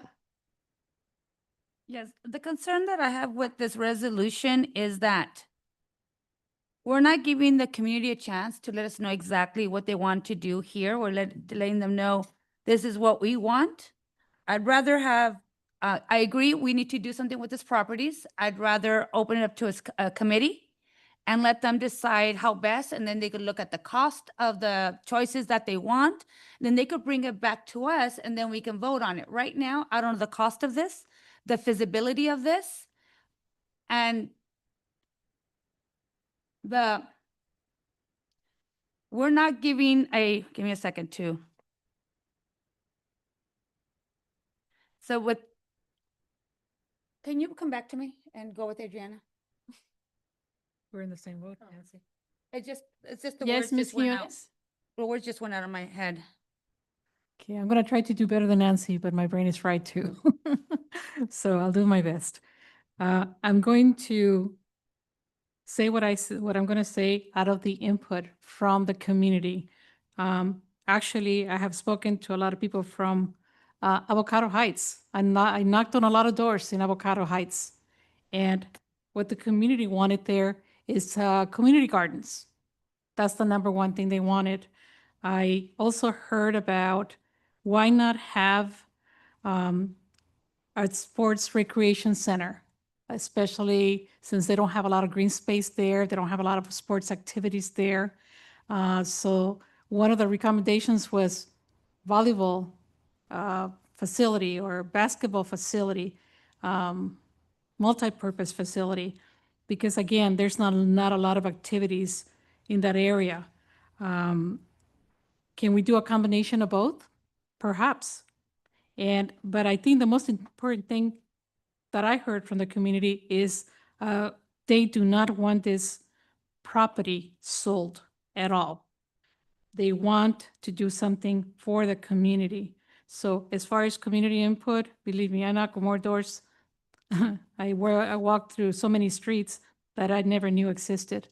But I do agree that we should also include other members of our community aside from Avocado Heights, because it should be used by everyone within Hacienda La Puente Unified School District.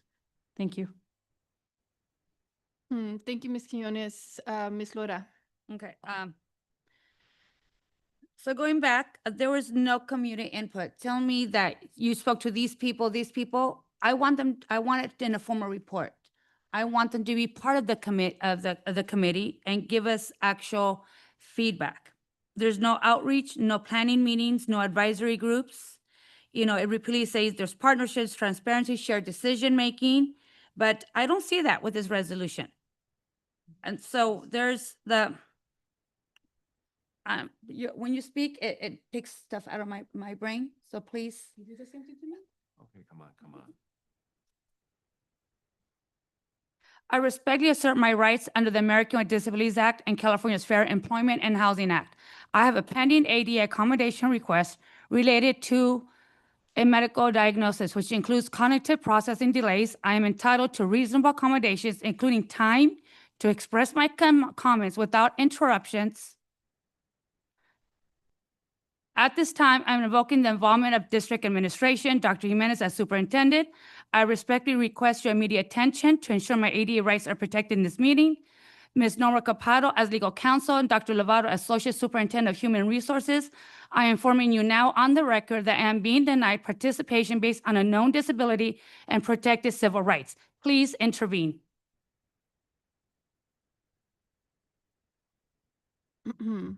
Dr. Jimenez, can you please let Ms. Loretta know that nobody's here is targeting her because of her disability?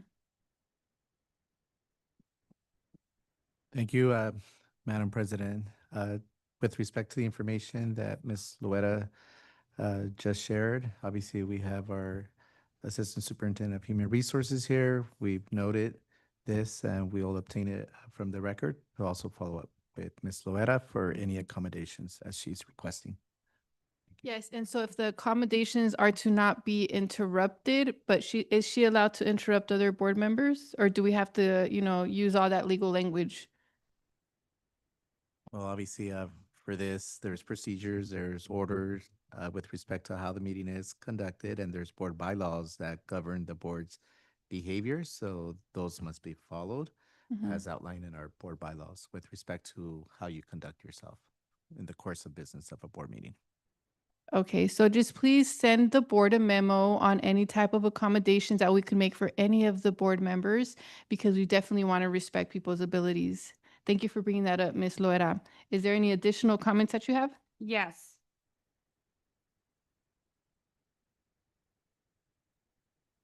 So going back, there was no community input, no outreach, no planning meetings, no advisory groups. The language in this resolution implies partnerships, transparency, and shared decision-making. I don't see that before us right now. You skipped the most important here is about public outreach.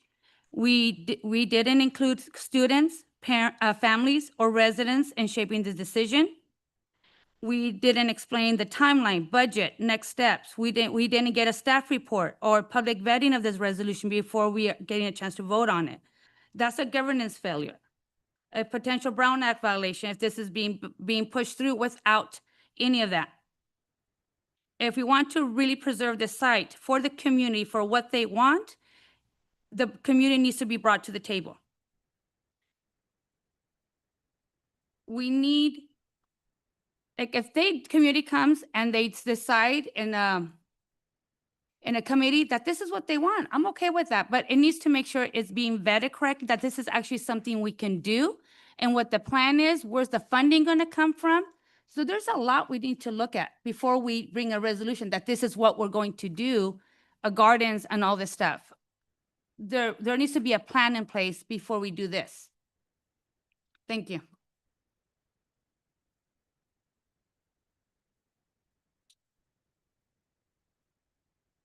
Thank you so much. Let me see, Mr. Kwok, you're next. I am next.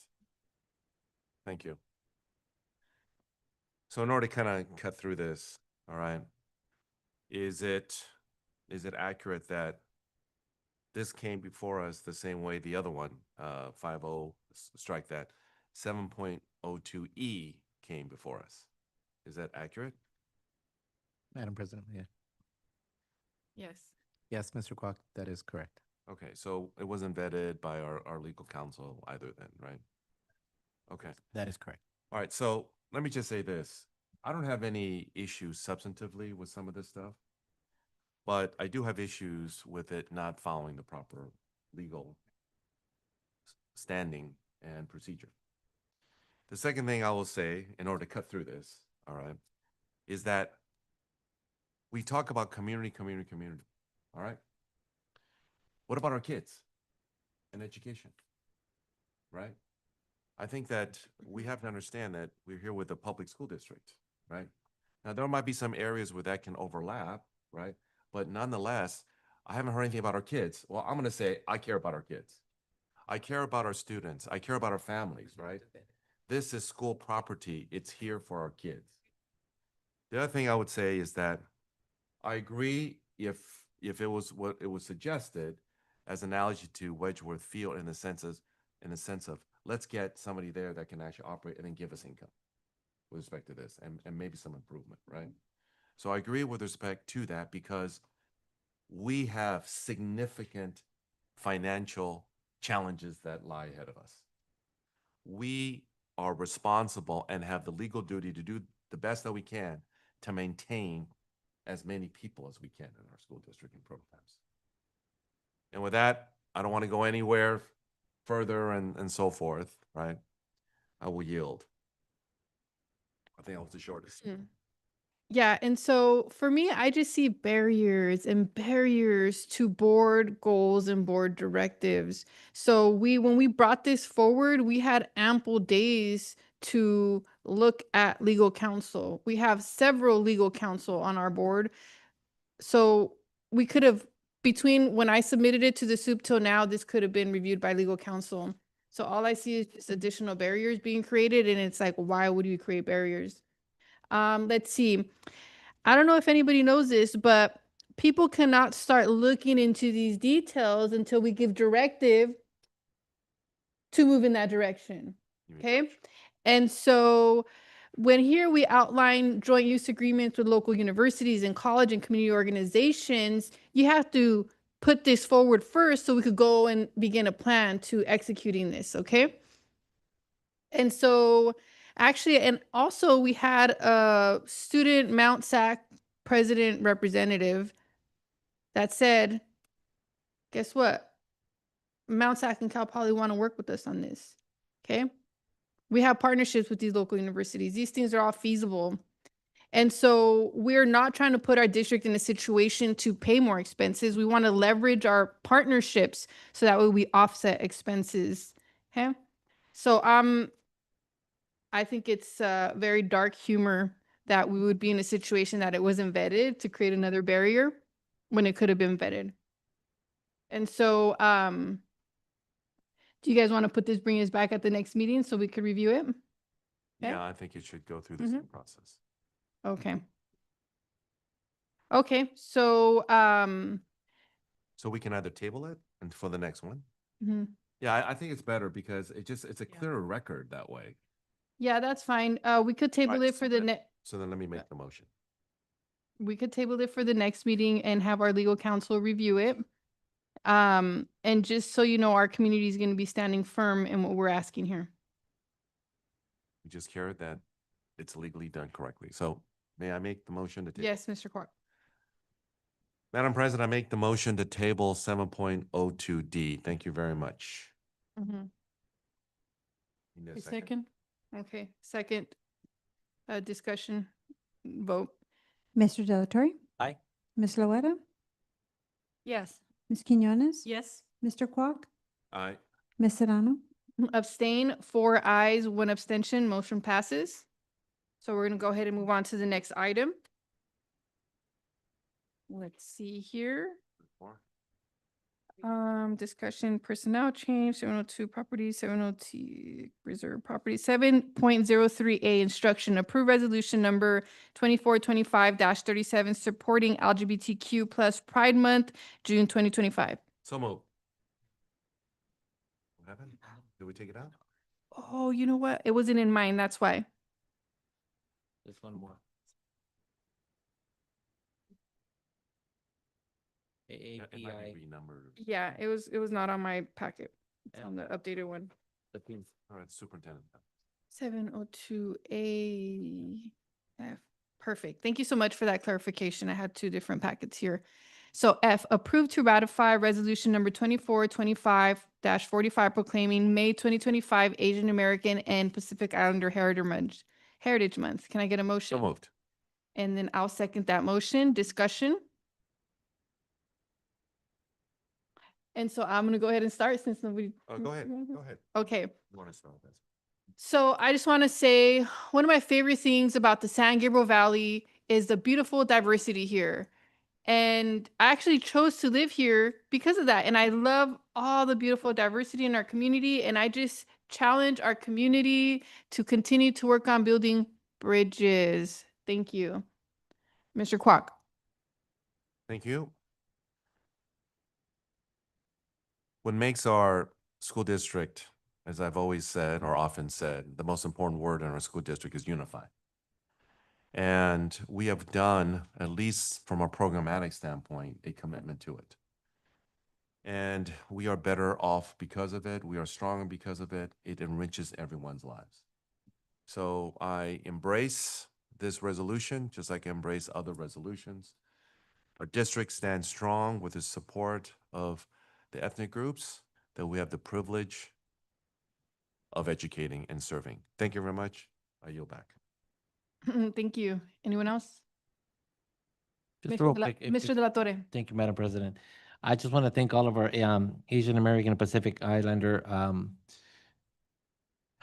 individuals that have made America what it is. And, we have so many, not just singers, actors, but we have educators, we have, and that's what makes America rich. We have a little bit of everyone. So it is with a great honor, that we proclaim May 2025 as Asian American Pacific Islander Heritage Month. Thank you. Thank you, Mr. De La Torre. Ms. Quiñones. What I love Hacienda La Puente Unified School District, again, is the diversity.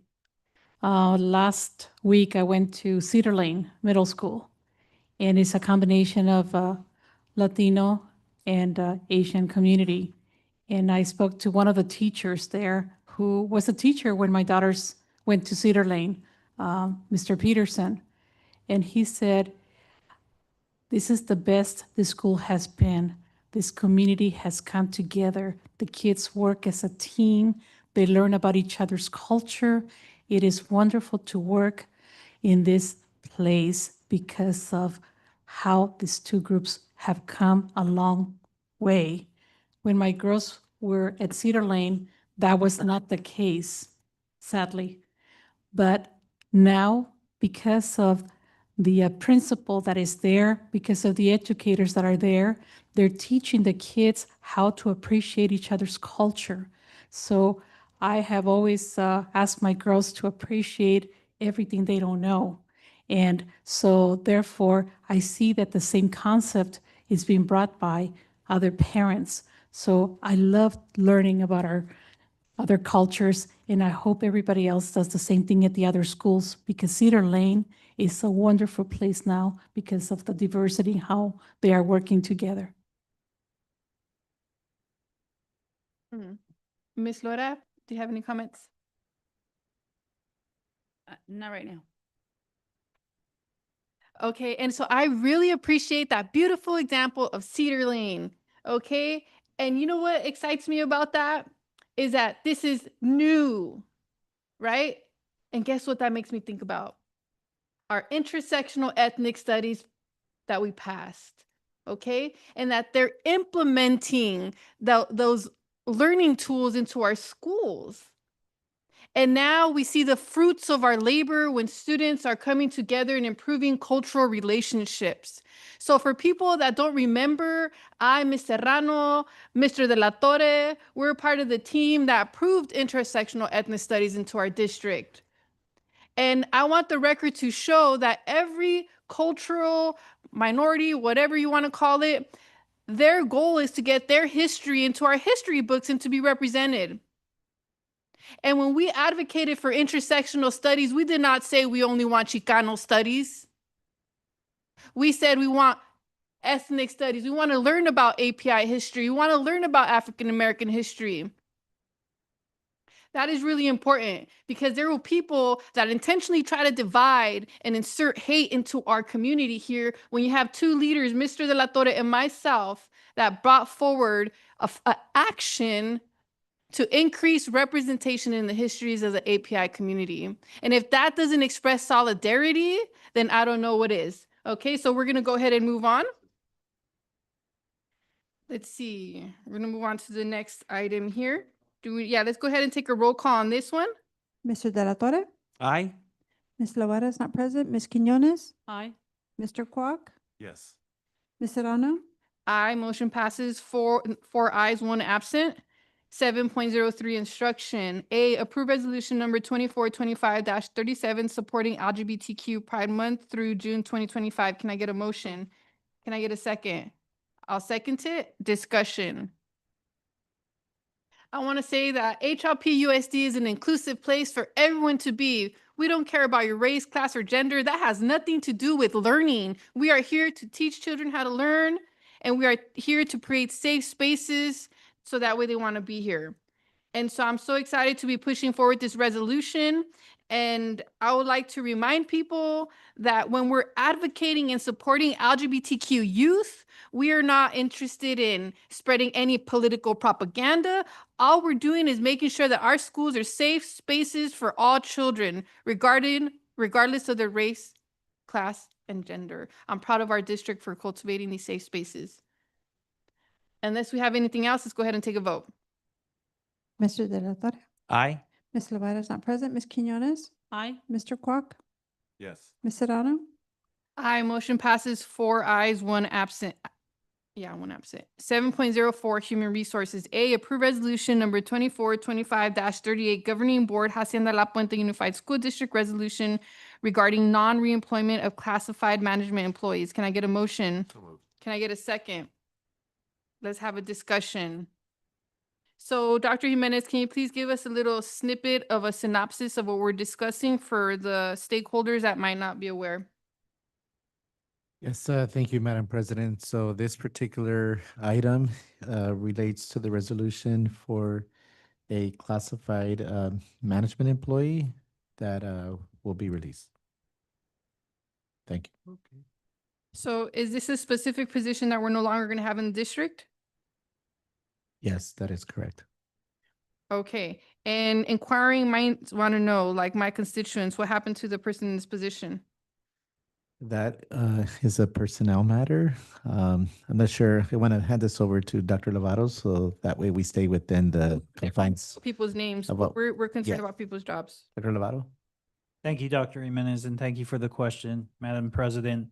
So I'm going to stick to the position rather than the person. Of course. So this is the Director of Risk Management. And so it's the layoff of that position and that the person that serves in that position. Okay, so these are very difficult decisions we're making as a team here, as a district. Let's open it up for discussion. Anybody want to add to this? No? Okay. So who's going to do this job? How are we going to make sure these jobs are being done? Like whatever they had to do, my constituents want to know. If we're taking away this position, which sounds extremely important, how are we going to make sure that we are in compliance with risk management? Dr. Lovato?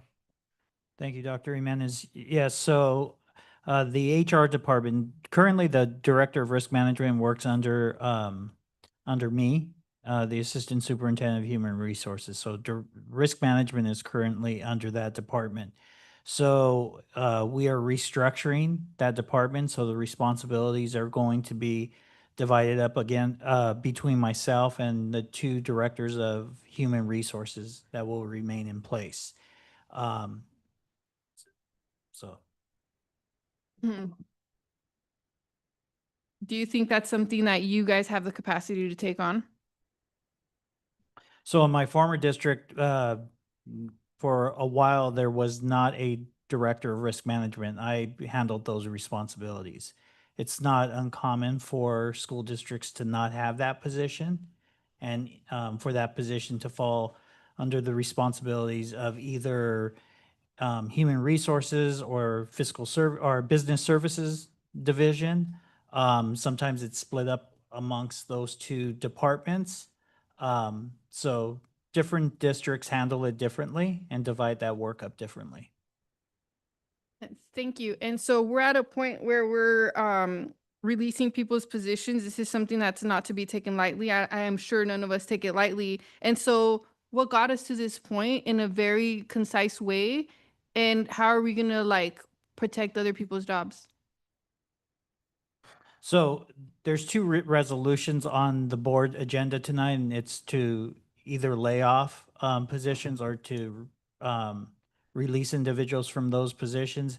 And part of that was, looking at different management positions and the district restructuring all of those positions and dividing up those responsibilities as a cost savings measure because of, the budget and so forth. And understanding that over the years with declining enrollment, we have fewer students to serve. And so the direction that was given to us from the board was to look at all management positions, both here at the district office and also at the school sites. Time check. Thank you. And so it is at 10:30 right now. No, well, yeah, 10:27. Okay. So we're gonna go ahead and we're gonna move on this item and then we'll do the time check after when we're done this item. And so I'm just concerned that when we talk about expenditures, like, oh, we don't want to spend XYZ on some sort of audit because it's going to cost people's jobs. But literally before us are somebody's poor decisions and now it's costing people's jobs. I'm concerned about that. And so we don't have to discuss this too much further because I think a lot of people maybe support this already, but that's my concern. Mr. Kwok? The only thing I would say is that I completely disagree with your characterization of this completely. And this is unnecessary. This is what this thing is. Let's go ahead and call for the vote. Well, this is people's jobs, so I will fight for people's jobs, and that's definitely not Then unnecessary. vote against it. And that's definitely not unnecessary. So I'm actually asking questions about very important matters. But I see that some people don't care to ask questions. That says a lot about people's characters. Also a mischaracterization. This is not a political platform for you, which is exactly what you're doing. Call the question. Okay. And so we all saw who is interested in questions. There's not. So let's go ahead and call to question. Mr. De La I Torre? object to that go ahead. characterization. That's fine. Yeah, let's go ahead and move on with roll call. Mr. De La Torre? Aye. Ms. Loera? Yes. Ms. Quinones? Yes. Mr. Quack? Yes. Ms. Serrano? No, motion passes 4 ayes, 1 no. Moving on. So I want to clarify. Did what we just vote for was for call the question, or did we vote for this resolution? Voted for this resolution. Is that what it was?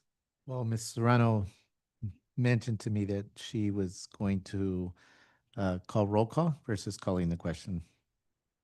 So if she, Yeah, we had already started roll call before Ms. Lora interrupted the roll call vote. And so then we went back to the roll call vote. Well, actually, before that, I said, I'm going to call the question. You can ask counsel, but Okay, yeah, so it would for just be confusion, easy. If you want to take extra steps to call to question, Yeah. go ahead. No, I already called the question. I would say that that's what's for calling the question. And now we can actually now vote for this resolution, 7.04A.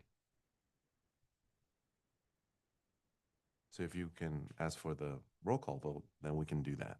Yeah, roll call. Mr. De La Torre? Aye. Ms. Loera? Yes. Ms. Quinones? Aye. Mr. Quack? Yes. Ms. Serrano? No, motion passes for 4 ayes, 1 no. And so we're gonna go ahead and move on to the next item, 7.04, human resources. Before you move on, you said you're gonna do a time check, so after that. Thank you. Thank you Sure. so much. So considering what is left here and then considering closed session items. So what we're gonna go ahead and do is we're gonna finish what's on the agenda here and then we will go back to closed session and take our time and that way everyone here could head out for the day. And I would call it at closed session once we go out there at midnight because I already know the way people like to talk here. But if we leave earlier, great. I have an issue with midnight. So do I. Sure, call it whatever you'd like. What do you think, Mr. De La Torre? 11:30? I want to say 11, but there's no way we're gonna be Right, that's why I'm trying to actually help. 11:30, and yeah. All right, I begrudgingly agree, although I vehemently disagree, but you get the idea. I begrudgingly agree. 11:30. Okay, well, I believe that the closed session items are not gonna be ended at 11:30, but okay, sure. Let's go ahead and do the 11:30 suggestion. So we're gonna go ahead and move on. Thank you. 7.04, Human Resources B, approve resolution number 2425-39, Governing Board Hacienda La Puente Unified School District Resolution regarding non-reemployment of certificated management employees. Can I have a motion? A motion, can I get a second? Okay. Second discussion. I'll just make a quick comment. I think it's unfortunate that we have to vote on laying off a couple people. It's something that we don't take very lightly. I think we have a budget deficit coming up, so we do need to make a lot of decisions.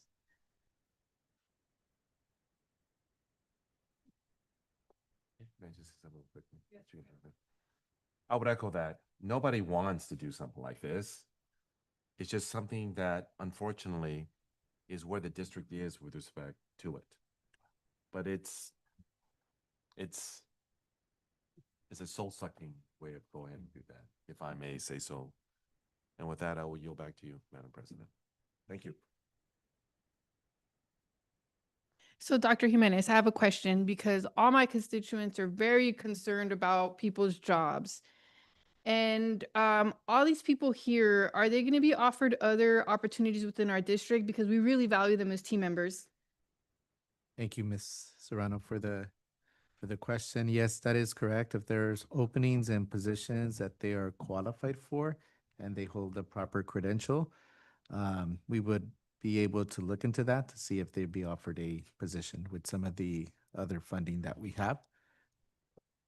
Is there any way that we can guarantee that these people will have an opportunity within our district? Like, whatever the opportunity is, hopefully it's, comparable, whatever it may be, but I just want to know that for sure these people have opportunity to still work in our district. The opportunity will be there, but it will not be in an administrative position because these are all administrative positions. There is some funding I know that our Ed Services team is moving forward on with respect to some of the positions with learning loss that possibly they can qualify for. But there is no 100% guarantee in any of this. Well, no 100% guarantee that they'll take it, but we're going to offer them. Yes, provided they hold the proper credential to hold the position. And is this where you guys are moving like some of the assistant principals to cover 2 sites versus 1? Yes, it's, Can you please explain that? I don't want to divulge the details of closed session discussion, but I think we have to focus just on these positions because a lot of our conversations happen in close. Yeah, but what can we disclose in terms of like how we're realigning the assistant principals our community needs to know? I think we could say there is a restructuring that we are doing in education services division, as well as ensuring that the ratios are respective to the capacity of the school sites. So therefore you see some reductions with respect to the assistant principals that are here. Yeah, I think that community needs to understand what's happening, not just us within closed sessions. And so that's my main concern. Just let's be transparent to the community as to we want to support these people here, the options that we're offering them, and how is this going to impact the schools? Like there needs to be absolute transparency. So that's just my feedback. So unless we have any additional discussion, let's go ahead and move for a vote. Mr. Delatorre, Aye. Ms. Loera, Yes. Ms. Quinones, Aye. Mr. Quoc, Yes. Ms. Serrano, No, motion passes 4 ayes, 1 no. Moving forward to 7.05, Business and Operations. A, approve resolution number 2425-40 regarding the education protection account for fiscal year 25-26. Can I get a motion? I'll move. And I'll second it. Is there a discussion? Regarding approve education protection account. Can you just really quickly, maybe in a elevator pitch, what is the education protection account for our community? Doesn't even work that way. Yes, and so I know Mr. Ray Chowdhury is not here, so I'll give it my best shot at it. But we annually must certify that, we are using our expenses for education. And so this is something that comes on here every single year, that we will be using our funds for education. And there's certain provisions, if you see the resolution, that talks about what some of those costs could be with respect to costs associated with providing education to our students. So there's a percentage amount. I know there's another item that relates to the actual percentage amount, but this just ensures that we are spending our funds from the general fund on our students and in the classroom. So that's something we have to make sure that we do. And this information obviously is very transparent, and we actually have to disclose how we're spending our funds on an annual basis. Thank you, Dr. Jimenez. And right here, it says that the initial one was, it passed November 2012. Have we have the exact same resolution every year since then? Yes, pretty much. It's the same standard language on an ongoing basis. We bring this every single year, right about this time. And from last year, the last 4 years, there's no additions to this, right? No. It's Okay. pretty much been the same. Sounds good. Thank you so much. And that's further discussion. Let's take a vote. Mr. Delatorre, Aye. Ms. Loera, Yes. Ms. Quinones, Aye. Mr. Quoc, Yep. Ms. Serranos, Aye, motion passes 5-0. 7.05, business and operations B, approve resolution number 2024-25-41 regarding the annual delegation of administrative authority to process routine budget revisions, adjustments, and transfers for the 25-26 school year. Can I get a motion? Can I get a second? Discussion. Dr. Jimenez, I imagine this is a standard yearly item, correct?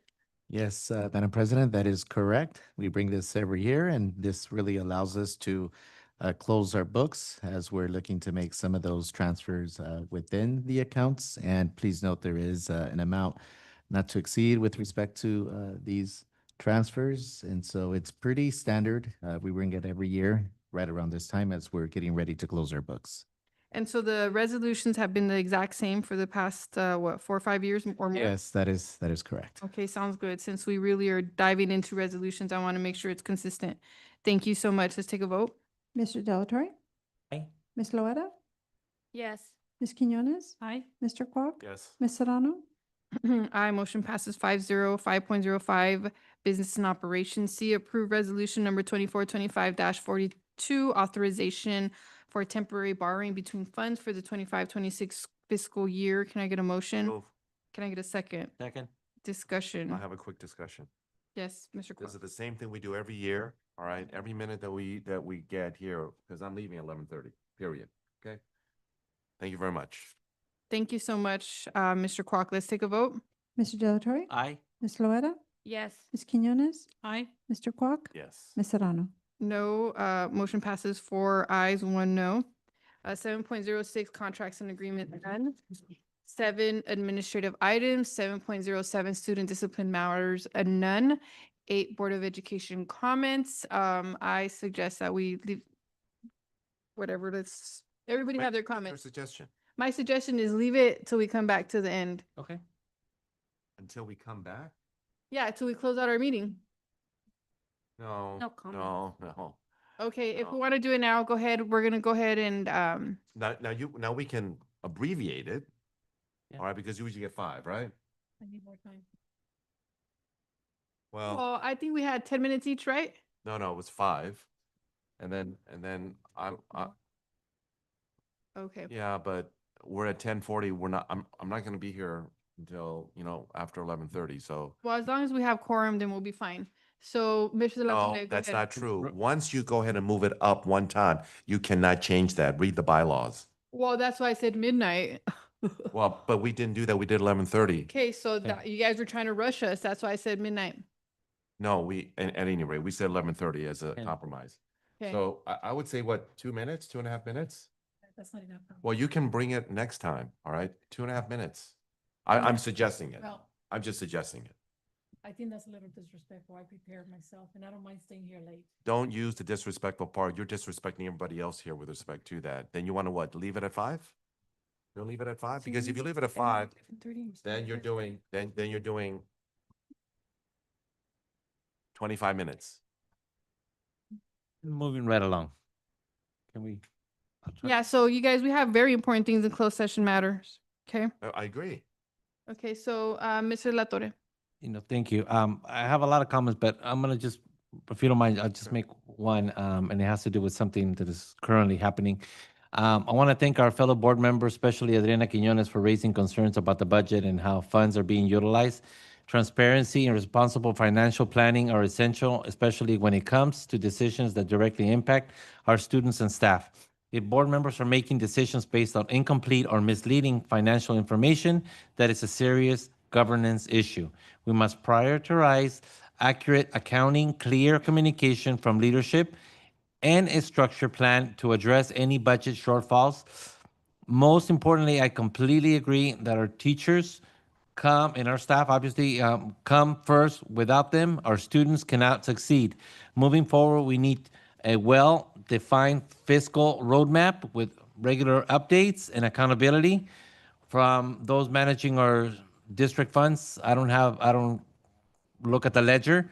Only with that clarity can we make informed, sustainable decisions for our students and schools. And just happy belated Mother's Day for all the moms out there. And I appreciate you and love you. Bye.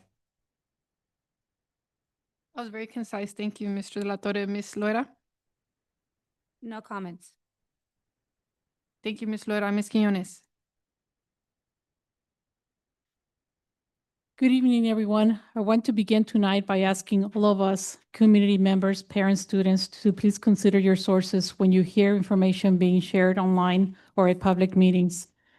During public comments at our last meeting, we heard claims that programs like robotics and Science Olympiad were going to be cut.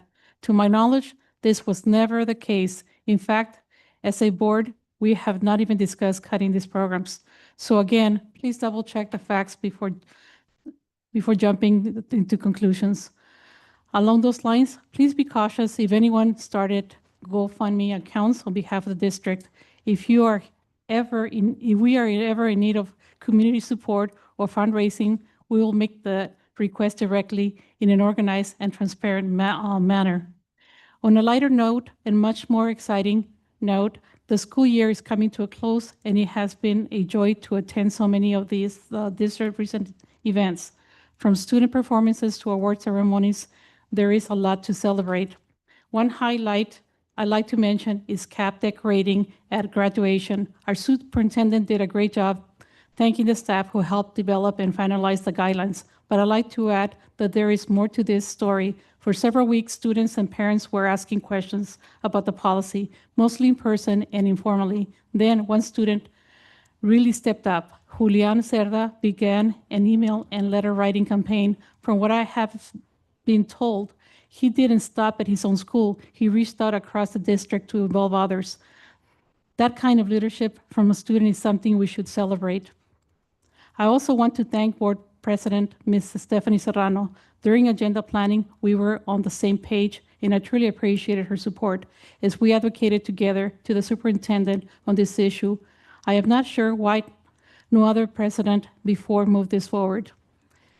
If possible, Superintendent, I would love for us to recognize Julian Cerda with a certificate to thank him for advocating for his peers. He showed advocacy, initiative, and maturity skills we need to encourage in the next generation of leaders. I also want to take a moment to congratulate all of our teachers and classified staff of the year. I'm already looking forward to celebrating with you in the fall. As of right now, I have not been given a list for the superintendent. This is coming soon, but I have seen some posted on social media. Your hard work and dedication do not go unnoticed. As the school year wraps up, I really want to make sure we are acknowledging more individuals, so I'm going to challenge myself to do this every month. I want to highlight Mr. Toe from Sierra Vista. He does so much for the STEM and robotics, but what really stood out to me was his passion, not just for getting students excited about science, but for mentioning them and helping them grow. I remember speaking with him for the first time and being struck by the excitement in his eyes. For administrators, I'd like to thank Mr. Barraza from Sparks Elementary. Thank you for going above and beyond, and most importantly, for always being honest and straightforward with me. I appreciate the trust and transparency you bring to your role. Lastly, Abraham Escobar. I have the pleasure of meeting Abraham and his amazing mother just last week. His joyful spirit lights up a room. He recently won both the 50-yard and the 100-yard Paralympic events at the CIF Swimming Championships for the second year in a row. We're incredibly proud of him. One more reflective note. Tomorrow marks 5 months since I joined the board, and while I'm proud of the work we've begun, I have to be honest, I'm concerned. And it's not just about the budget or the continuous attacks from the same small group. I would have hoped that by now our leadership team would have sat down with us as a board to talk through our shared vision, and even how we want to receive information moving forward. For example, when I ask for usage percentages, I don't mean how many people are using an app. I mean the actual percentage.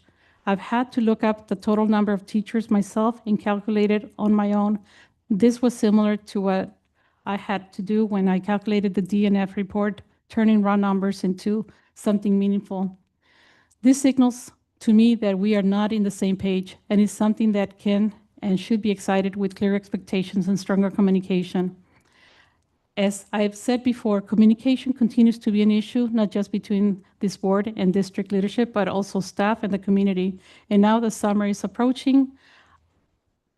I'm asking that we make the time to come together, align our goals, and clarify how we communicate with one another. We owe the clarity not just to each other, but to our students, our staff, and community we serve. Thank you. Thank you, Ms. Quinones. Mr. Kwok. Thank you, Madam President. Thank you, everybody that has listened to this and been to this board meeting. We started at 5:30 on Thursday, ended at around 10:30, and now we started at 5:30 this time. I'm going to end up yet another much later than that. I was very happy that, as always, despite whatever I have to do in terms of my occupation and so forth, I go to as many events as I can. I was very pleased to be at the Wilson Science Olympiad, to be able to go ahead and salute the dynasty that is Wilson. They've won 4 consecutive LA regional championships. They placed 3rd in the Southern California regional. And if you think about all the other high schools around us, and they're better than them, it really speaks a lot to them, the parents, the students, and of course, the high school. I'm very pleased that the district has been very good at doing the college workshops. I've done it for the first time ever for the rising juniors who are going to be seniors. And I want to give an assist to our Assembly member, Lisa Calderon, because I told her I was going to do this. She said it was a great idea because it goes ahead and segues into her college fair. I was also very pleased to do the 8th graders because they deserve this as well as they go ahead and do that. Thank you for all the parents that did that, and of course our district staff led by Nancy Reese to make that happen. Also, many thanks to Linda Sanchez because she has said that she will help them to the extent that she can fully with FAFSA. I also want to mention that, you know, we got to do the best that we can with our superintendent. We put him in such stress. And we have to be mindful with respect to that. I think he works amazingly hard and he's always there answering questions. So let's understand that, you know, he's a human being as well. I agree. There was some word with respect to Wedgeworth. I thought it was being canceled. It was not being canceled, right? However, I'm very pleased that they were there to even advocate for their program, regardless of the situation, right? So yes, C-STEM Robotics is not being canceled, but it was great to see them. I want to also mention something that really is very near and dear to my heart, which is that I went to the La Puente High School band fundraiser. And I will say this, my heart breaks for their students because they don't have instruments. And in that situation, I just don't understand this. And let me say why. Because number one is that this is equitable across the board. So our other high schools already have been funded, yet they haven't been funded. In their situation, my understanding is that the band director, Mr. Marshall, had put in the requisition too early, so it had to be waited upon. And then something happened. And how this can happen to these kids, it's staggering to me how this could happen to their kids. And not only that, they receive band instruments. Now they have to send them back. And then if they get them back, it's going to cost more. I asked this directly to somebody. I didn't hear it from somebody in our board meeting. I actually asked somebody there, right? Including employees there. And that is a real big problem. And I also want to thank Mr. Torres, who came from Wilson, who said, hey, it's all for one for all. He said, hey, if this is going to do this, maybe we're going to have to loan him some. He wasn't very specific, but that's what he was because he was so graceful and classy. He didn't want to call anybody out, but he was there that I'm here for them. Mr. Torres is Wilson. He's not La Puente, but he cares about all kids with respect to that. I think that should be brought back, but I cannot bring it back because I voted for it. But the other people that voted against it, I implore you to bring it back. Now, the other one that I'm also concerned is that why do we need to delay the youth cinema project? If there's an issue that, let's just discuss that. And whether it makes it or doesn't make, whatever the case is, it deserves its fair day in a school board meeting. It should be here. We should discuss it. There might be some other things with respect to it, but they deserve that. And that program, is my understanding, is a signature program at La Puente. Again, it's a senior program. Every high school has a senior program. I can tell you what the senior program, we can at Workman, aviation at Los Altos. And then we also have IB at Wilson. This is their senior program. Can we not give that a break and at least give them consideration with respect to that? I have more to say, but I understand it's time. And so with that, Madam President, I will yield my remaining time. Thank you very much. Thank you.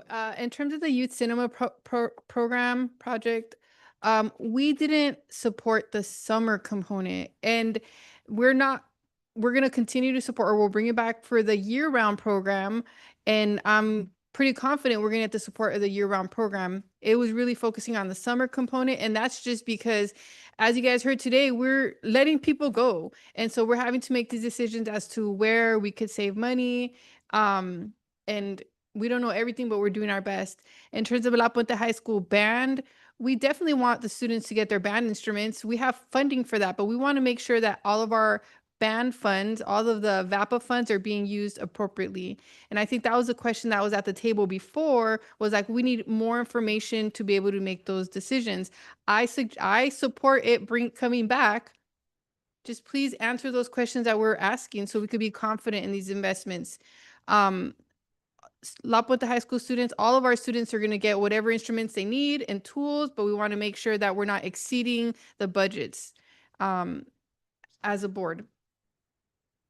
And so a ticketing system, I'm still advocating for a ticketing system until we get that, Dr. Jimenez.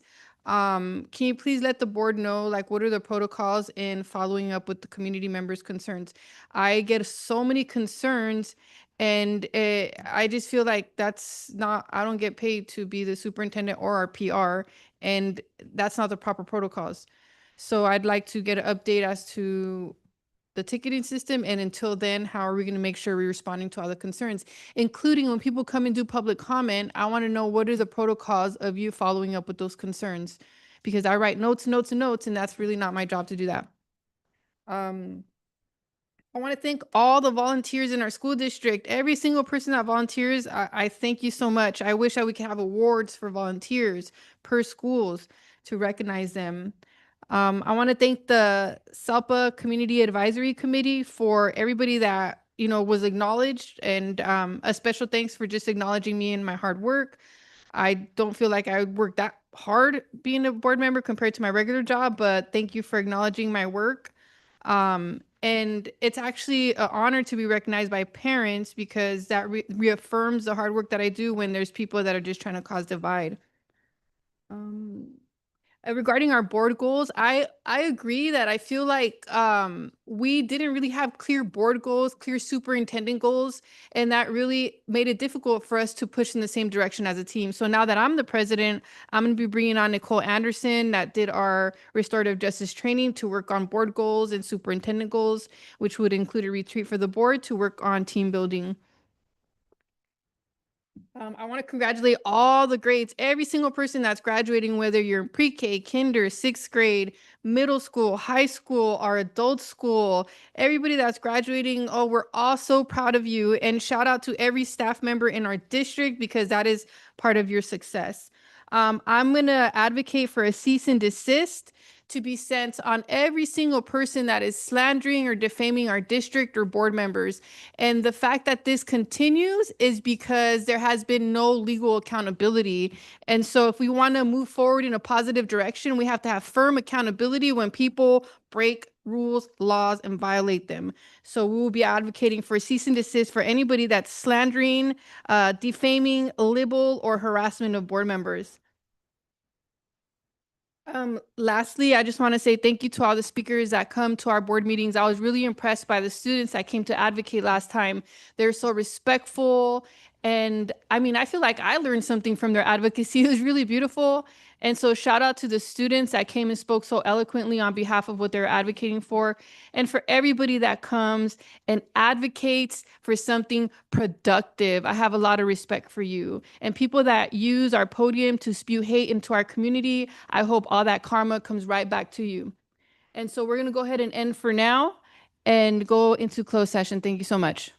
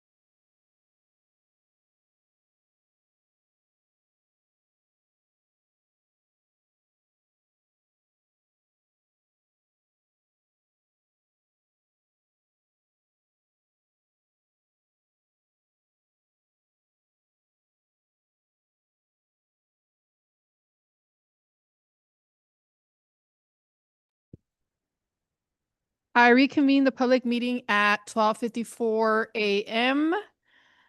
Can we report out actions taken during closed session? Yes, thank you, Madam President.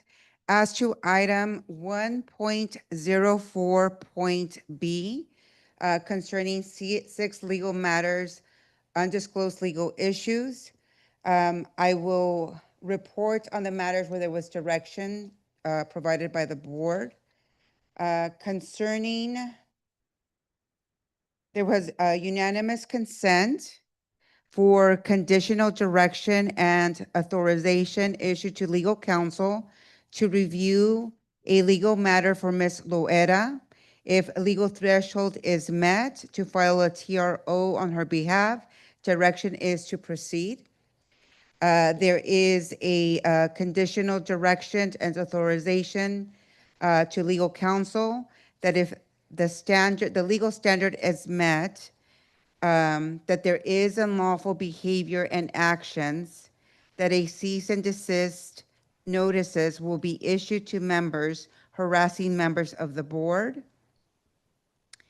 There was a majority consensus, or I should say unanimous consensus as well, to provide a legal opinion for Mr. Delatorre and Mr. Kwok on confidential matters. There was majority consensus with Ms. Loera and Mr. Kwok dissenting to move forward on a confidential investigation. And I will defer to Dr. Jimenez if there's any other matters that we need to report on. So that's it for now. Thank you so much, Ms. Copado, for your support. We now adjourn from a public meeting. Can I have a motion? Motion by Mr. Kwok, second. Second by Ms. Serrano. Any discussion? Roll call vote. Mr. Delatorre? Aye. Ms. Loera? Yes. Ms. Quinones? Mr. Kwok? Ms. Serrano? Aye, motion passes 5-0. This meeting is now adjourned at 12:57 a.m. Our next regular board meeting is scheduled for June 12, 2025. Thank you for joining us this evening.